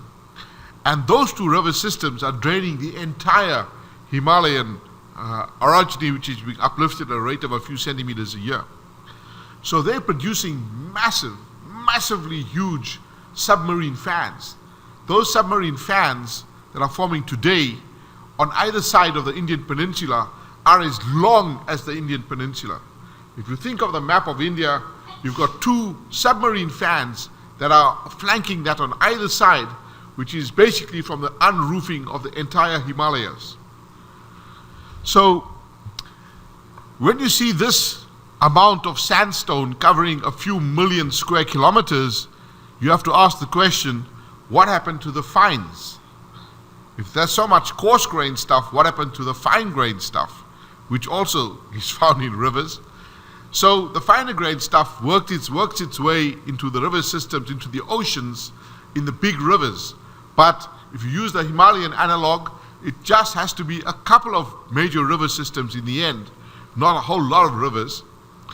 And what Kevin Burke thinks is that he can recognize two of the entry points where these rivers enter the sea. One of them is in Australia. If you look over here on this side of Gondwana land, this is the continent of Australia over here, which has its old Precambrian cratons, the Yilgarn, the Pilbara, the Centralian Arunta blocks and all of that. But the whole of the eastern part of Australia today, which is Queensland, New South Wales and so on, is full of arc rocks, island arcs, which is on an active margin, which is the active margin to the south of Gondwana, and there's lots and lots of turbidites and sediments over there. So he feels that this is one of the places, the Lachlan accretionary prism, where lots of the finds ended up at least draining the southern parts of Gondwana. And for this large sandstone sheet, he recognizes a huge fan which would have been offshore Morocco. This fan is no longer in Africa. It's the Meguma fan, which is found in Newfoundland off the coast of Canada. But if you look at the last collision between North America or Laurentia and West Africa, which was in the late Paleozoic during the formation of Pangaea, that is when the last collision occurred in the Mauritanite belt, which I showed you earlier in Senegal and Mauritania. That occurred about 300 million years ago, and during that collision, this entire submarine fan was then folded and deformed and metamorphosed by the collision with Laurentia. And eventually, when the Atlantic opened only about 140 million years ago, those folded sediments decided to go with Canada and say goodbye to Africa. So a new ocean opened up, and those fans are all these deformed terrains, the Meguma terrains, which you find in Newfoundland. But if you look at the zircons, which people have done in those rocks, they're all Pan-African age. And there is no orogeny of that age in North America. It had to come from Africa. So this is how Kevin Burke thinks. He thinks on a broad scale, and he thinks big, and he knows everything. So and it has wonderful results. By the way, he's very fond of acronyms. He likes to make acronyms, and he calls the sandstone sheet the NACOQRS, and it stands for NAACOQRS, and it stands for the North African Arabian Cambro-Ordovician Quartz Ridge Sandstone. Very large mouthful, so that he makes an acronym which itself is very large. So I will just call it the big sand sheet in North Africa and Arabia. I showed you pictures of this, by the way, when we saw Petra in Jordan, and I showed you this Pan-African arc overlain by these red beds forming these impressive cliffs in Wadi Rum and at Petra itself. Those are these sandstones, which are the molasse coming from the Pan-African orogens during the late Neoproterozoic to the Cambrian Ordovician in the Paleozoic. Okay. Now, there's been a lot of work done in the last decade or two about what happened before Gondwana. How did Gondwana itself come about? And from a lot of paleomagnetic work and looking at comparing the geology of different terrains, a lot of people, Ian DL at the University of Texas, and Paul Hoffman as well, who was involved in this work, and many others, and the paleomagneticists like ZX Lee at University of Western Australia, David Evans at Yale. They have all been involved in this huge project to try to reconstruct what was there before Gondwana, and they came up with this idea that there was another supercontinent called Rodinia, which is actually a Russian word, and Rodinia was a supercontinent that was assembled in a whole series of billion-year orogenic belts, which you have many examples of around the world, such as the Grenvillian belt on the whole west coast, east coast of North America, extending from Canada right down to Mexico, and you have similar belts in Antarctica and throughout Australia, the Albany-Fraser belt, the western and eastern Ghats in India, the Mozambique, parts of the Mozambique belt in Africa, the Kibaran, and the Irumite belts in Central Africa, and so on. There are many, many such belts, all of that same age range, around 1,000 million years or so, the so-called Grenvillian sort of belts.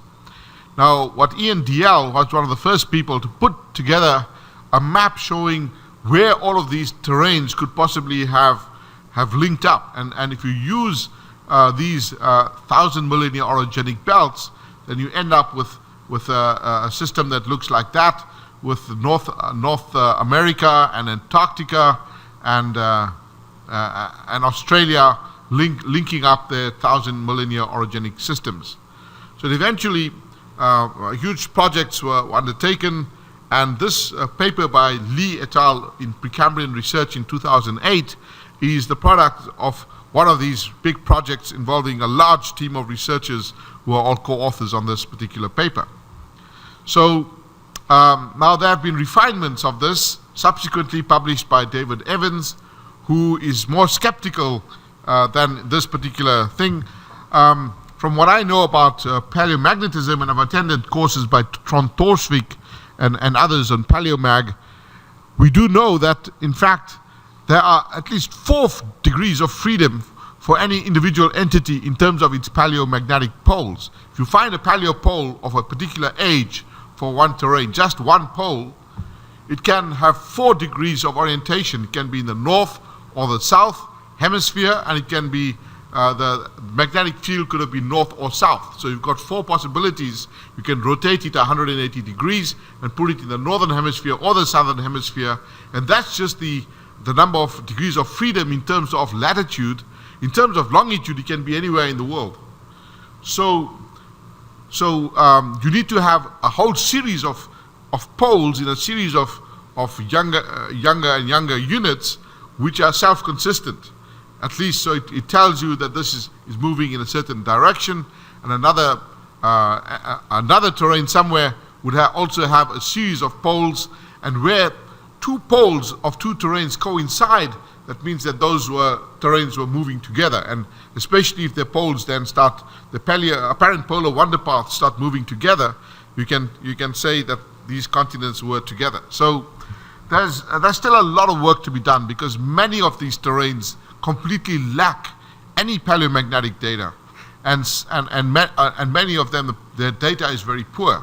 So what David Evans has done is he's basically filtered out all those regions where we do not have any good data, and taken only the poles that pass stringent criteria for being good poles.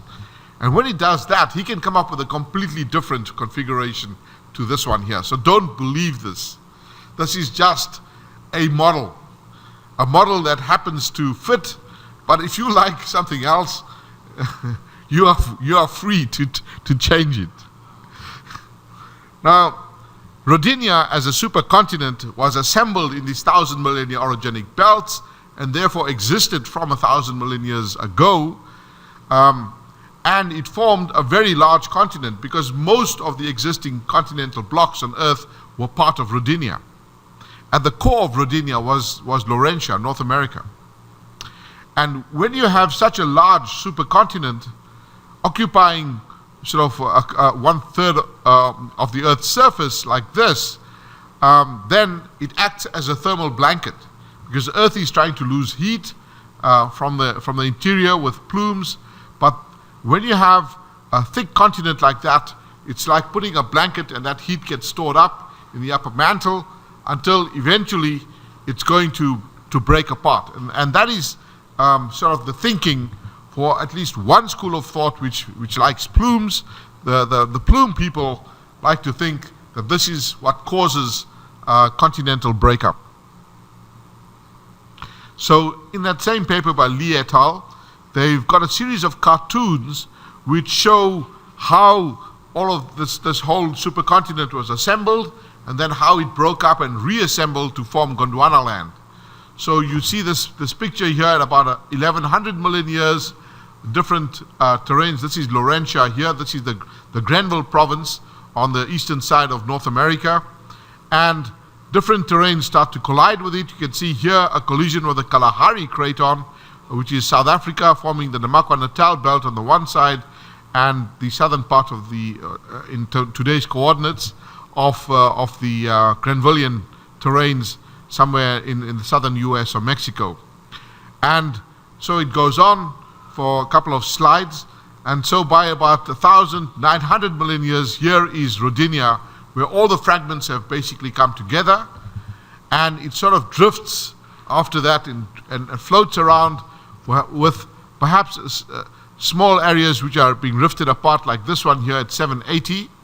So Rodinia lasts for about 200 million years, from about 1,000 million to 800, and then once you get to about 780, you start to see rifting happening, and some pieces start to break up. The rifting is diachronous, it's not happening all at the same time, but it happens over 100 million year period where different segments then start to break up due to the thermal blanketing effect and the heat flow. The heat has to be lost somehow, and it's lost by producing lots of ridges, by rifting apart, and so you see this whole fragmentation of the supercontinent of Rodinia in that time interval between 800 and 700 million years, which I called 750 plus or minus 50 in my poster.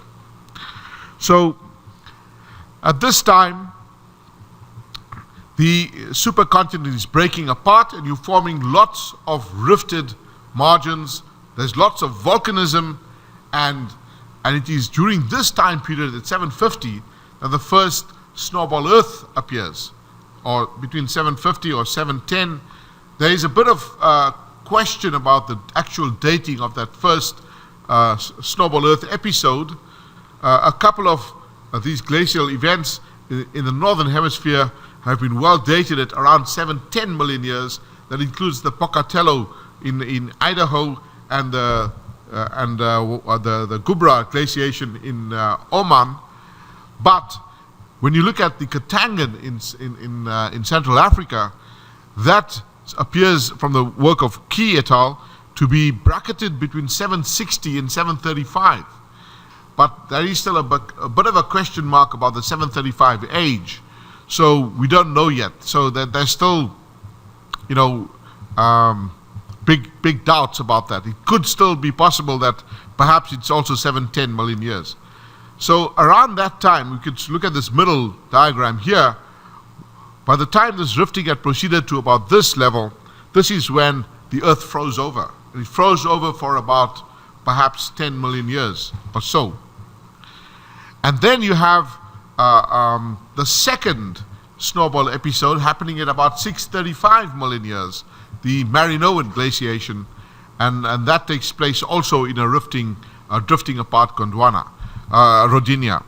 So this is why people like Nick Ailes and Grant Young have suggested that the glaciations that you see in the Neoproterozoic successions are limited to the rift successions rather than being global, and the iron formations that you see are formed in these small rift basins formed during the rifting apart of Rodinia. But as I mentioned to you, none of these ad hoc models can explain all the weird features associated with cap carbonates, the isotopic anomalies, the crystal fans, and all of those things. None of those features can be explained by a simple rifting model. So there is something much more than just rifting going on, which is explained by the comprehensive snowball Earth model of Paul Hoffman, as modified by him and his co-workers.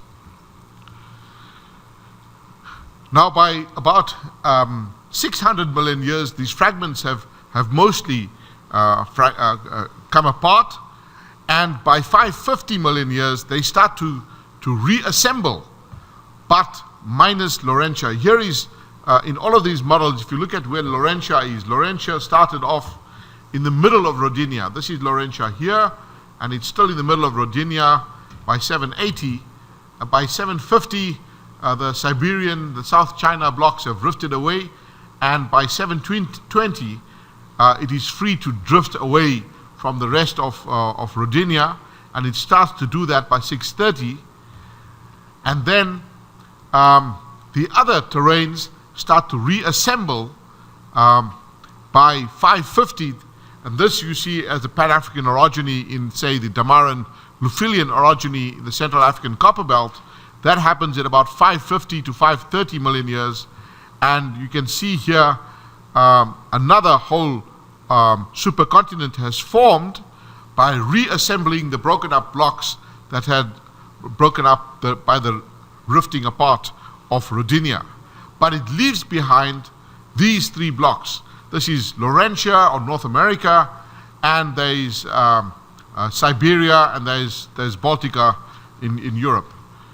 Siberia and Baltica. So those terrains, together with the North and South China blocks, are the Northern Hemisphere sort of blocks, and they assemble to form another continent in the north, Laurasia, and then eventually Laurasia combines with Gondwana land to form Pangaea. So this slide, which I got from Ton Torsvik, kind of gives you in cartoon form what Rodinia looked like, or this is some kind of a classic configuration of Rodinia with Laurentia at its core, and all these other fragments have been labeled here. And then this whole thing breaks apart during the 750 plus or minus 50 drifting apart of Rodinia, and then reassembles as Gondwana land and as these northern Laurasia, Laurentia, Baltica, and Siberia, together with North and South China. And eventually these two collide in the late Paleozoic. So at about 250 million years, you see this big supercontinent again, the last one that we had, which is Pangaea, that forms at that time. And at 250 million years, we know that some particular creatures that lived in the Karoo Basin in South Africa could have walked from here all the way to the North China Craton. Because in the western part of the North China Craton in Inner Mongolia, we find certain vertebrate fauna which are identical to what we see in the main Karoo Basin. In fact, from the late 19th century, we already knew that similar flora to what you find in the Karoo Basin were found in Russia. So now we have the understanding of why this could have happened. There was a supercontinent where all these continental fragments were linked together in this fashion after the formation of the last supercontinent, Pangaea. But then Pangaea as a supercontinent was unstable, and after about 150 million years or so, at about 180 to 140 million years after Pangaea formed, it started to break up again, and broke up to form the present-day continents that we know.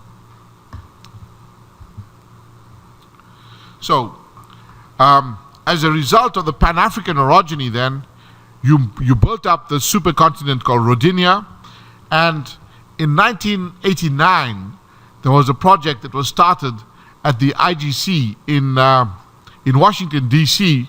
by Professor Raphael Unruh, who was then at Wright State University in Ohio.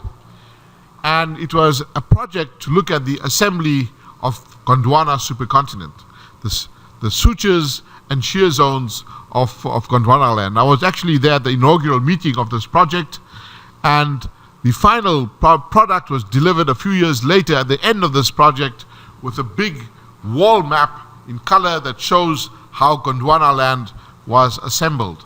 And there is a paper that was published in Episodes, which is the publication of IUGS, in which Professor Unruh summarized the results of this particular project.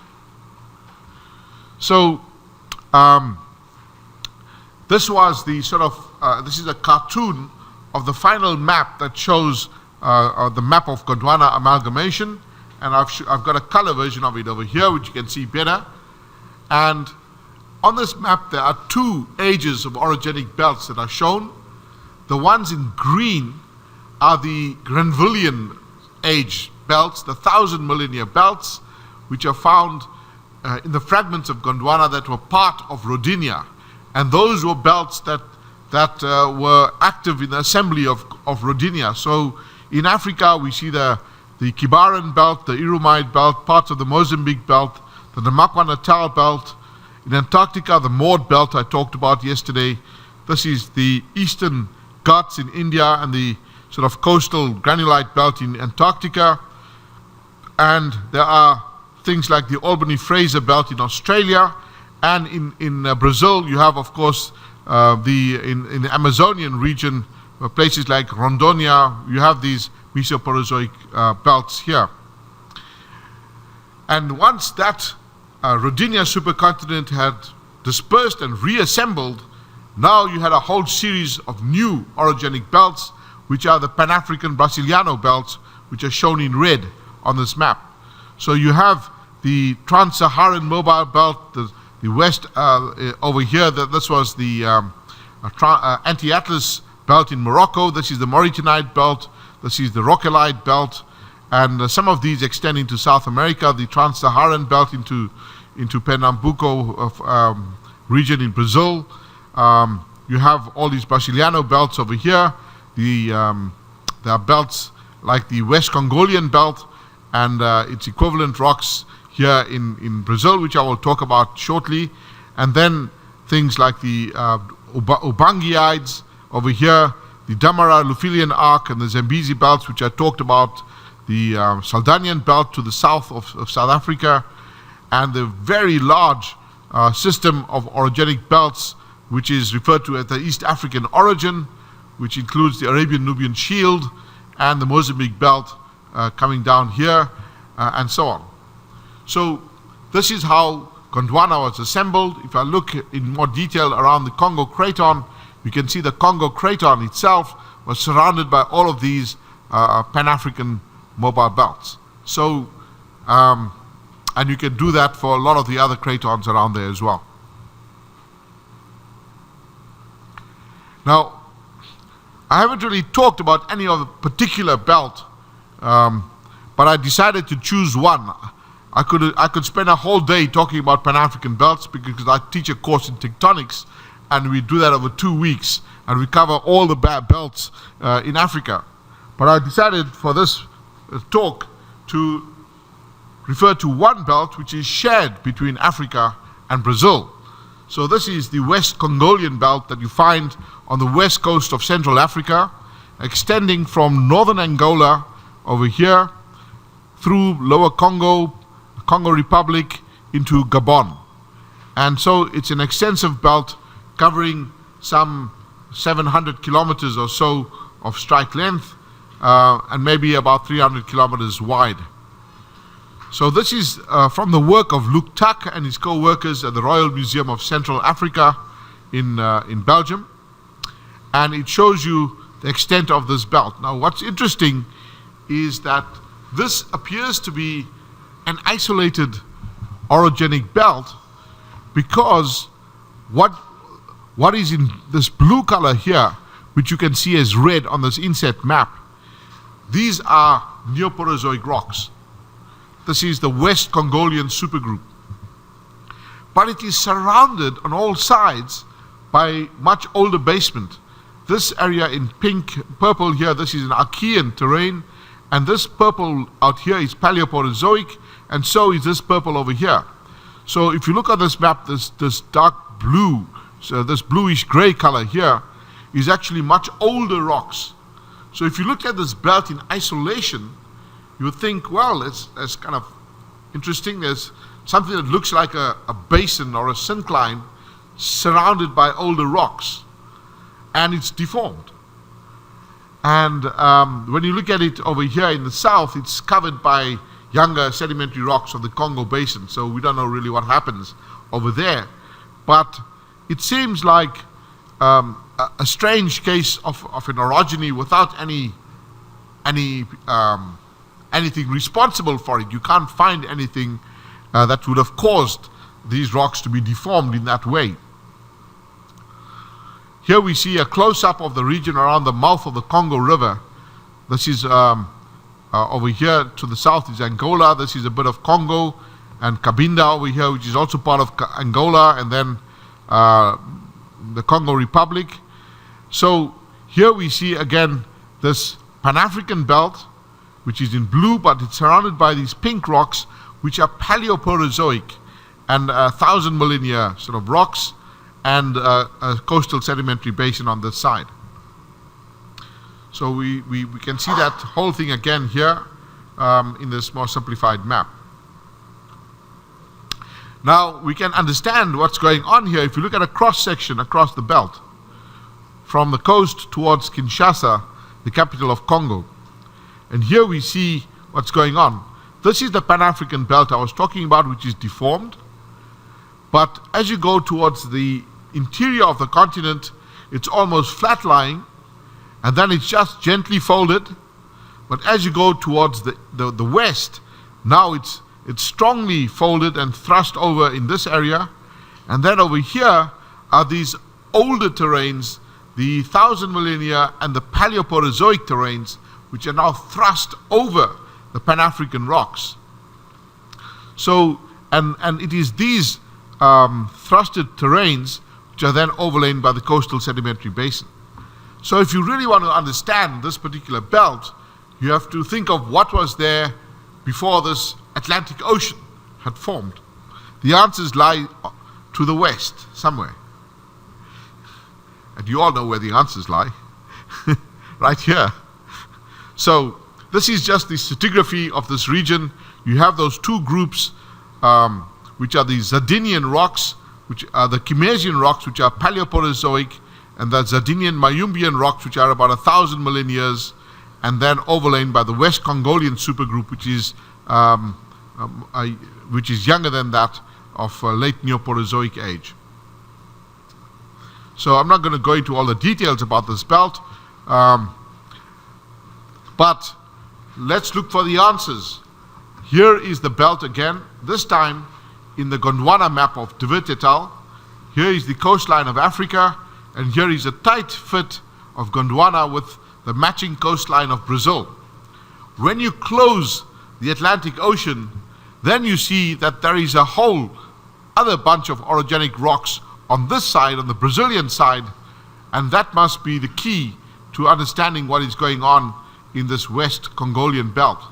But what's interesting is that when you look along the African coastline further north from the West Congolian belt, you get to Cameroon. And in Cameroon, you've got Archean rocks here in purple. Archean, 3.2 to 2.9 billion year rocks, and they come all the way up to the coastline, which means that if you put Brazil next to it, then the counterparts have to be a similar age.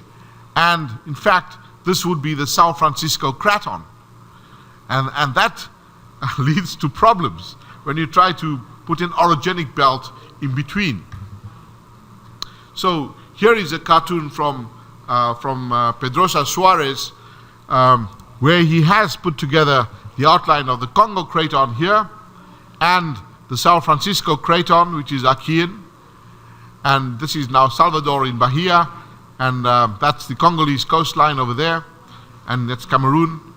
Now you see that the West Congolian belt fits in here, the deformed Pan-African rocks, but then there is this zone of Paleo to Mesoproterozoic rocks over here along the coast, and then on this side in Brazil, you've got also Pan-African rocks, and then another zone with older than 1 billion year reworked terrains, and then you get to the São Francisco Craton, which is Archean. So this seems to be an orogenic belt for sure, and the vergence of the belt, when you look at the West Congolian, is towards from the west to the east, and there's a double vergence of this Araçuai belt in Brazil going towards the coast as well as going towards the São Francisco Craton. There also happens to be a pre-collisional magmatic arc that is sitting in the middle of this Araçuai terrain, and as well as some slivers of ophiolites which are dated about 820 million years. So I was quite amazed when I first saw this, and I heard a talk by Pedrosa Suarez in 2004, but it was quite interesting to see how this whole thing came together. So it looks like this was a continuous craton, if you like, of Archean rocks, and this somehow there was an ocean that opened and closed within this little segment over here. It's difficult to do that unless you break this part, and there is a kind of a rift or olacogen running through this part of Brazil, and also here, I mean this one here, the Paramirim olacogen here.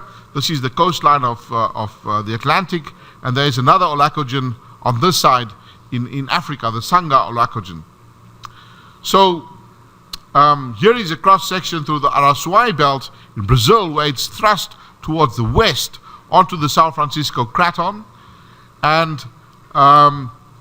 you see that it's also got an east vergence on the other side. So it's got a double vergence, and this ocean that was in between them, which is just a small ocean basin, because when you go to the north, it's just an embayment within the Congo to San Francisco cratons, and that little ocean closes with perhaps some magmatism there and this doubly verging origin. So this was all summarized in this paper by Akmim et al. In 2006, where you can see this ocean basin forming and then closing with other terrains kind of closing this ocean. So this has been called nutcracker tectonics. It's this model that Pedrosa Suarez had proposed, and I think it's a very interesting one. It's the only one I know of in the world where the small ocean basin it closes again. But this would happen, for example, if the Atlantic closed again and North America collided with Africa again for the third time. Because now you've got Florida. Florida used to be a piece of Africa, by the way. When North America rifted off, it took away that whole fan. It went to Canada, and Florida, which is somewhere between South America and Africa, that terrain went off in the Southern America and became a homeland of retirees in America. So now Florida doesn't really fit with the coastline of Africa, of North America. It sticks out like a sore thumb, like that. But then you've got the Gulf of Mexico, and the Gulf of Mexico is floored by oceanic crust. So now if you had a collision like this, and that piece of Florida would break free and then collide with the coast of Louisiana and Texas with a little subduction zone in that ocean basin, and it will look just like the West Congolian belt, West Congolian Araswai belt, which is between Africa and Brazil. So I want to just end by where we are today in Rio de Janeiro. I took these photographs when I was first in Brazil for the International Geological Congress in 2000, and so I don't have to tell you about the geology of Rio de Janeiro, except that what was very interesting that came out of this meeting were the new dates that had been obtained for Corcovado, where this photograph was taken from, and Pão de Açúcar. And here is a postcard that was actually presented at this Congress, which showed the results from dating, shrimp dating by Silva et al.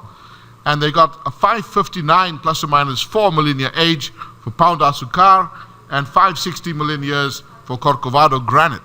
So 560 is on one side of I suppose the southern part of the Ribeira orogeny here, and there is an equivalent orogenic belt in Africa, which would be south of the south of the West Congolian belt. That would be the belts in northern Namibia, the Kaoko belt. But if you follow that same belt system further south, you end up on the southern tip of Africa, and you end up in Cape Town. Now this is a photograph of it could be right here in this building. This is the deformed gneisses that we are sitting on right now. This is dated at 559 plus or minus 4 million years.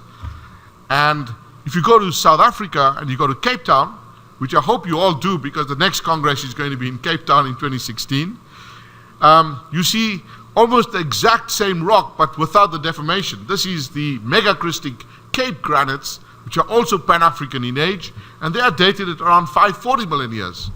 So they're very similar in age to what you see here in Brazil. So this is the other side of the same orogenic system along the Atlantic coastlines of both Brazil and Africa, producing these kinds of collisional granites. So I would end by saying the links between Brazil and South Africa existed from the time of the Pan-African Brasiliano orogeny and not just during the time of Mandela and Pele. Thank you very much.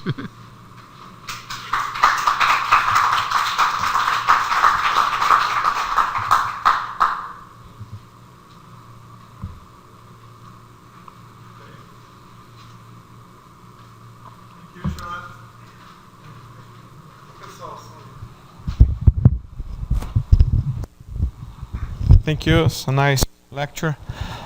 São 5h15, então a gente teria algum tempo aí para algumas perguntas. A Diana está controlando as perguntas que podem estar vindo de fora. Se alguém aqui quiser fazer... Quer fazer? Beleza. Eu queria saber se foram conduzidos estudos paleoclimáticos nas bacias, nessas regiões na África, e quais foram os picos máximos e mínimos de temperatura, e se há sequências glaciais nessas bacias, se eles conseguiram encontrar nessa última aula aí, nessa região específica.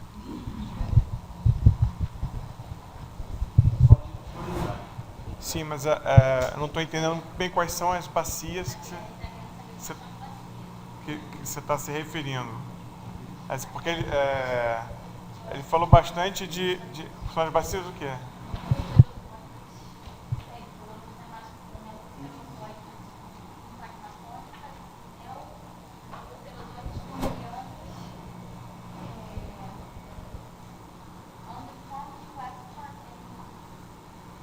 Tá, mas isso aí essa imagem que ele está mostrando aí, é porque ele começou lá no Rodinia e terminou, então você quer saber das... Okay. So the intercratonic basins that were formed since Rodinia amalgamation up to the Gondwana amalgamation, is there any sort of paleoclimate measurements or things like temperature, maximum temperatures, or atmospheric and minimum temperatures, or things like that? Well, the talk I gave about the snowball Earth, all those events are happening when Rodinia is actually breaking apart. So it's happening in that time interval between Rodinia disintegration and Gondwana amalgamation. And that is the time interval when those two snowball episodes occurred, and 3 glaciations. The third glaciation, the Marinoan, the gaseous one, we're not sure whether that was a global snowball Earth or not. Although I spoke to some Russians who have a glacial event at that age, 580, and they really see a cap carbonate directly overlying those glacials, but it's not been found everywhere. So what we have at least 2 glacial events of global extent during that time period. Pelo menos 2 grandes glaciações vistas, né, durante todo esse período, principalmente durante a amalgamação do Rodinia, né, que causou aquele isolamento que ele falou aqui. Ele não falou das temperaturas, mas ele mostrou um slide na aula de manhã, e as temperaturas que aparecem no slide estão entre menos 50 e menos 10 graus centígrados durante a glaciação, durante a grande glaciação, vamos dizer assim, as 2, né? Ok? Mais alguma pergunta?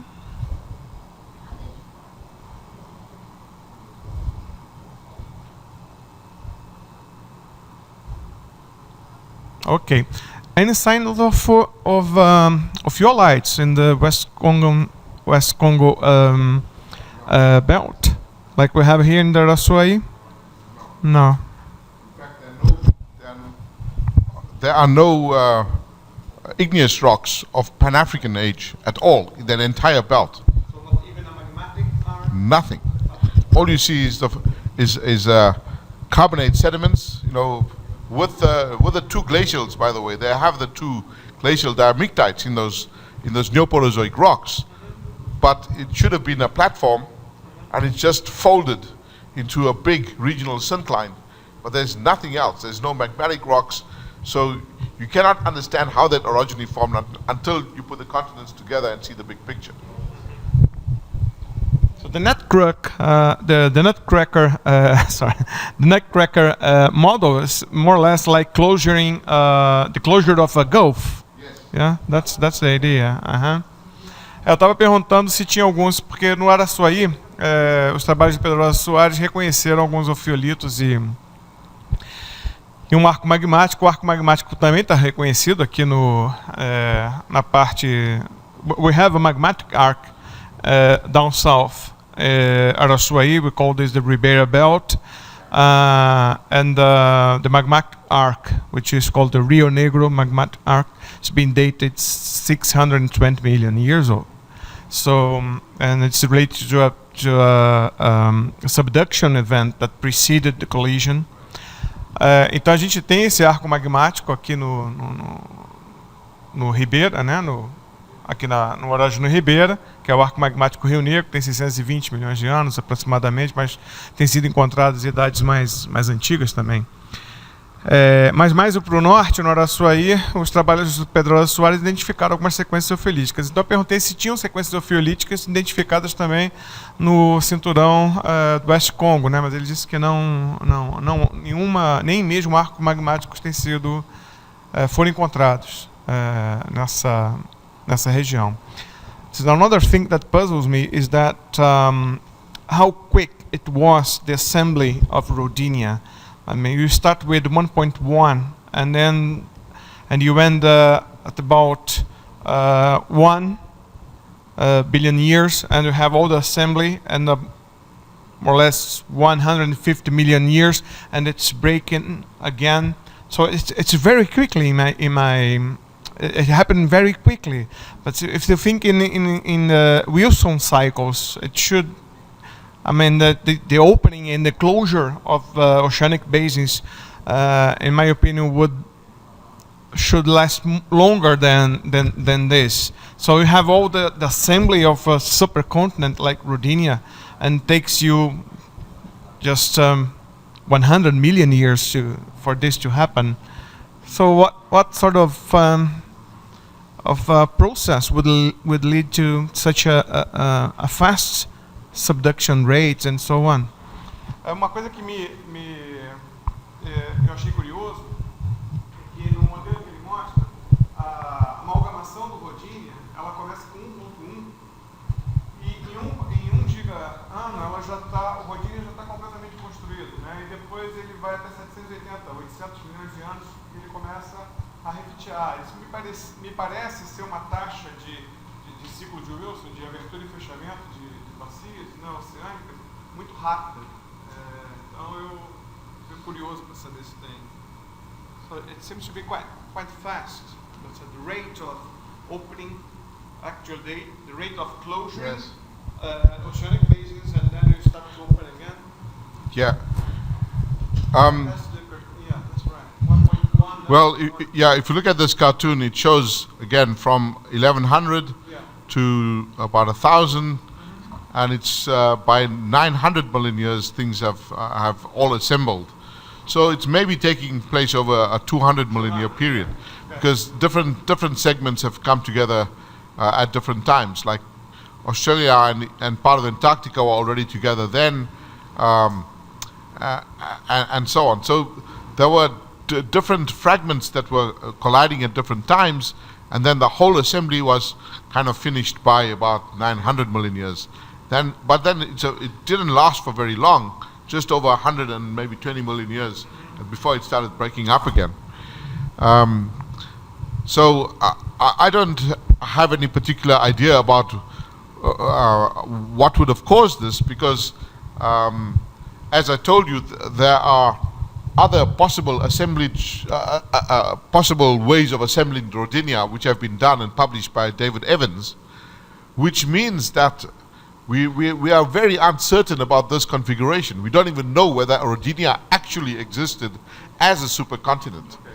So there are just too many unknowns about it at this stage for us to make any definite conclusions about it. Especially concerning the paleomagnetic. Yeah. Okay. Until we get much better data, we can't really argue about Rodinia too much, because you have to take these models with a pinch of salt, you know? Right, yeah. Com grano salis. Não, na verdade é que na verdade não existe muita certeza com relação à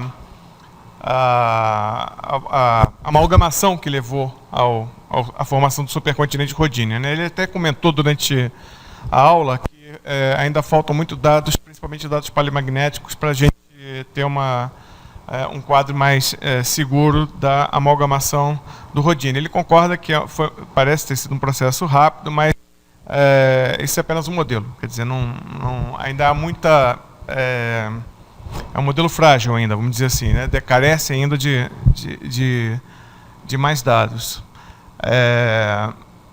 Because if you think about the Pacific, for instance, which is an ocean, a modern ocean that is under contraction, it's being consumed, and it's about 300 million years. So it will take maybe 8 million years more for this to close. So it would be like 400 million years, for instance, to close something like the Pacific Ocean, as just to close it, and maybe another 100 million years to open it. So that's why I asked you, because it seemed so fast, you know, for all the assembly of Rodinia. Né? Se você pensar no Pacífico, por exemplo, ele está há 280 milhões de anos no processo de fechamento, né? E deve ter levado um outro tanto para chegar à configuração que a gente tem para o Atlântico hoje. O Atlântico tem 130 milhões de anos. Né? Então, e ainda nem começou a se fechar. Então você tem ciclos de Wilson aí que estão girando em torno de 400, 450 milhões de anos no mínimo. Né? E por isso que me pareceu muito rápido essa amalgamação. If you think about how uncertain the models are for Rodinia assembly, and then people are talking about even older supercontinents, you know, Nuna and Columba and those supercontinents, those are even less certain. But if such supercontinents did exist in the Paleoproterozoic, for example, then not all the fragments that make up Rodinia were assembled at 1,000 million years or so. Some of them would have been the results of previous supercontinent assemblies, and then they were sort of put together in Rodinia. So that's one of the things. Maybe it doesn't take that much effort to put together a supercontinent if you've got already other bigger fragments that are put together in previous orogenies during previous events. But it all requires very detailed geochronology and detailed paleomag, which we don't have for most of these continental fragments. But some very good results coming out of the project by Richard Ernst, which is the one on dike swarms. There is this big project on looking at dike swarms, because when you have a plume, and I will discuss this tomorrow when you talk about plumes, but when you have a plume, you have local uplift and volcanism and so on, but there are dikes and dike swarms that come out of a plume that can radiate for thousands of kilometers on either side, and they all have the same age and possibly the same chemistry, and orientations will be sort of diverging from a particular source.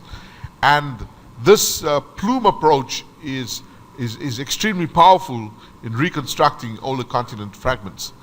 And we are getting some very surprising results for Southern Africa out of that. A questão mesmo da reconstituição paleocontinental é muito difícil, depende de muitos dados que a gente não tem, tanto geocronológicos quanto paleomagnéticos, mas ele lembrou, amanhã ele vai falar sobre plumas. E ele falou que enxame de diques, que são normalmente associados a plumas, têm sido usados, a gente sabe disso, quem trabalha com isso sabe, que eles têm sido usados para fazer essas correlações, né? Então, porque alguns enxames de diques podem se prolongar por milhares de quilômetros, né? A gente tem o exemplo no norte do Canadá, com o Mackenzie Dike Swarm, por exemplo, e o Dick Ernst é um colega. Is he still in the Canadian Geological Survey? I think no. I'm not sure. É um geólogo, né? Ele trabalhou no Serviço Geológico do Canadá há muito tempo e fez muito trabalho usando esses enxames de diques. Tem muitas publicações para fazer essas correlações, né? Mas ele vai falar sobre isso vai voltar a esse tema de plumas e tal na aula de amanhã. Bom, vamos ver aqui que horas a gente tem. São 5h30. Tem mais alguma pergunta? Pode fazer pergunta, não tem problema. Desde a formação do Rodinia até a Gondwana? De polos. Do you have any idea of about pole inversions from Rodinia up to the Gondwana? How many of those? That's a difficult one. No idea at all. Não tenho. Fala. Douglas é de onde? Yeah, many, yeah. Douglas de Teresina, vamos lá então. Hã? Como é que é? Ah, então ele já sabe a resposta? Ah, tá, entendi.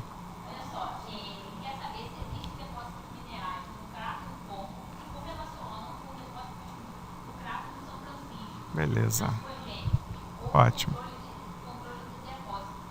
Okay, so we're back to the ore deposits. Is there any sort of correlation between the ore deposits you have in the Congo craton that could be made with the San Francisco craton? Of your knowledge?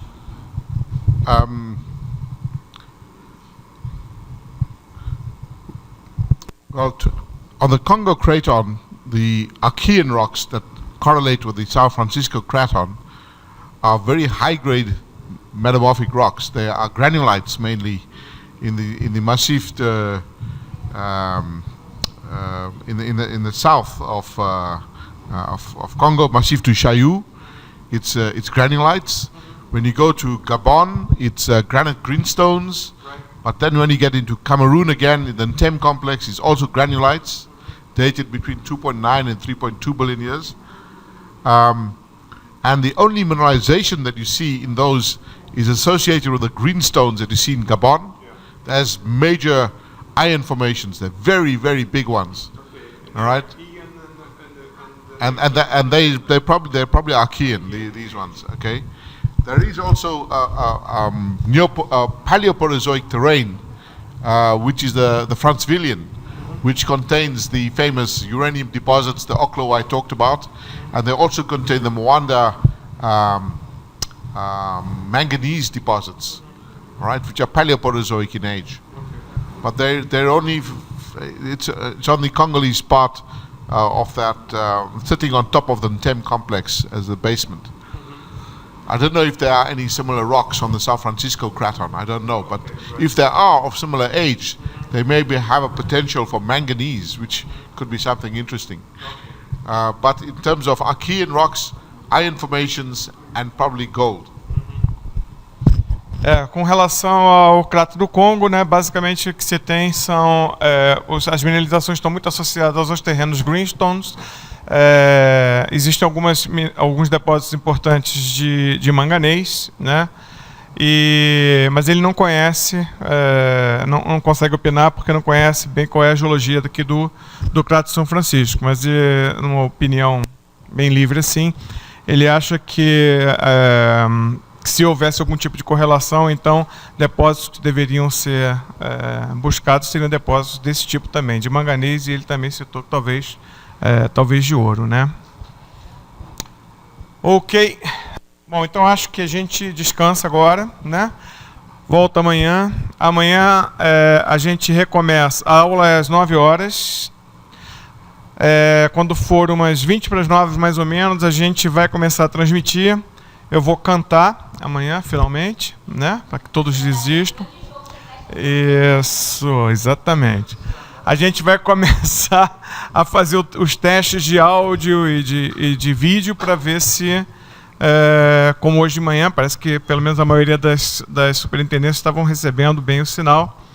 E a gente começa a fazer isso amanhã a partir de 20 para as 9. Então, 9 horas a gente recomeça com o professor Charad para o último dia do curso. Tá legal? Eu agradeço a todos novamente a presença. Agradeço aos colegas que estão nas outras superintendências por toda a ajuda que tem dado, informações, participação. E é isso aí. Vai ser um curso um grande sucesso, tenho certeza, até o final. Obrigado a todos. Thank you very much, Charad. See you tomorrow at 9.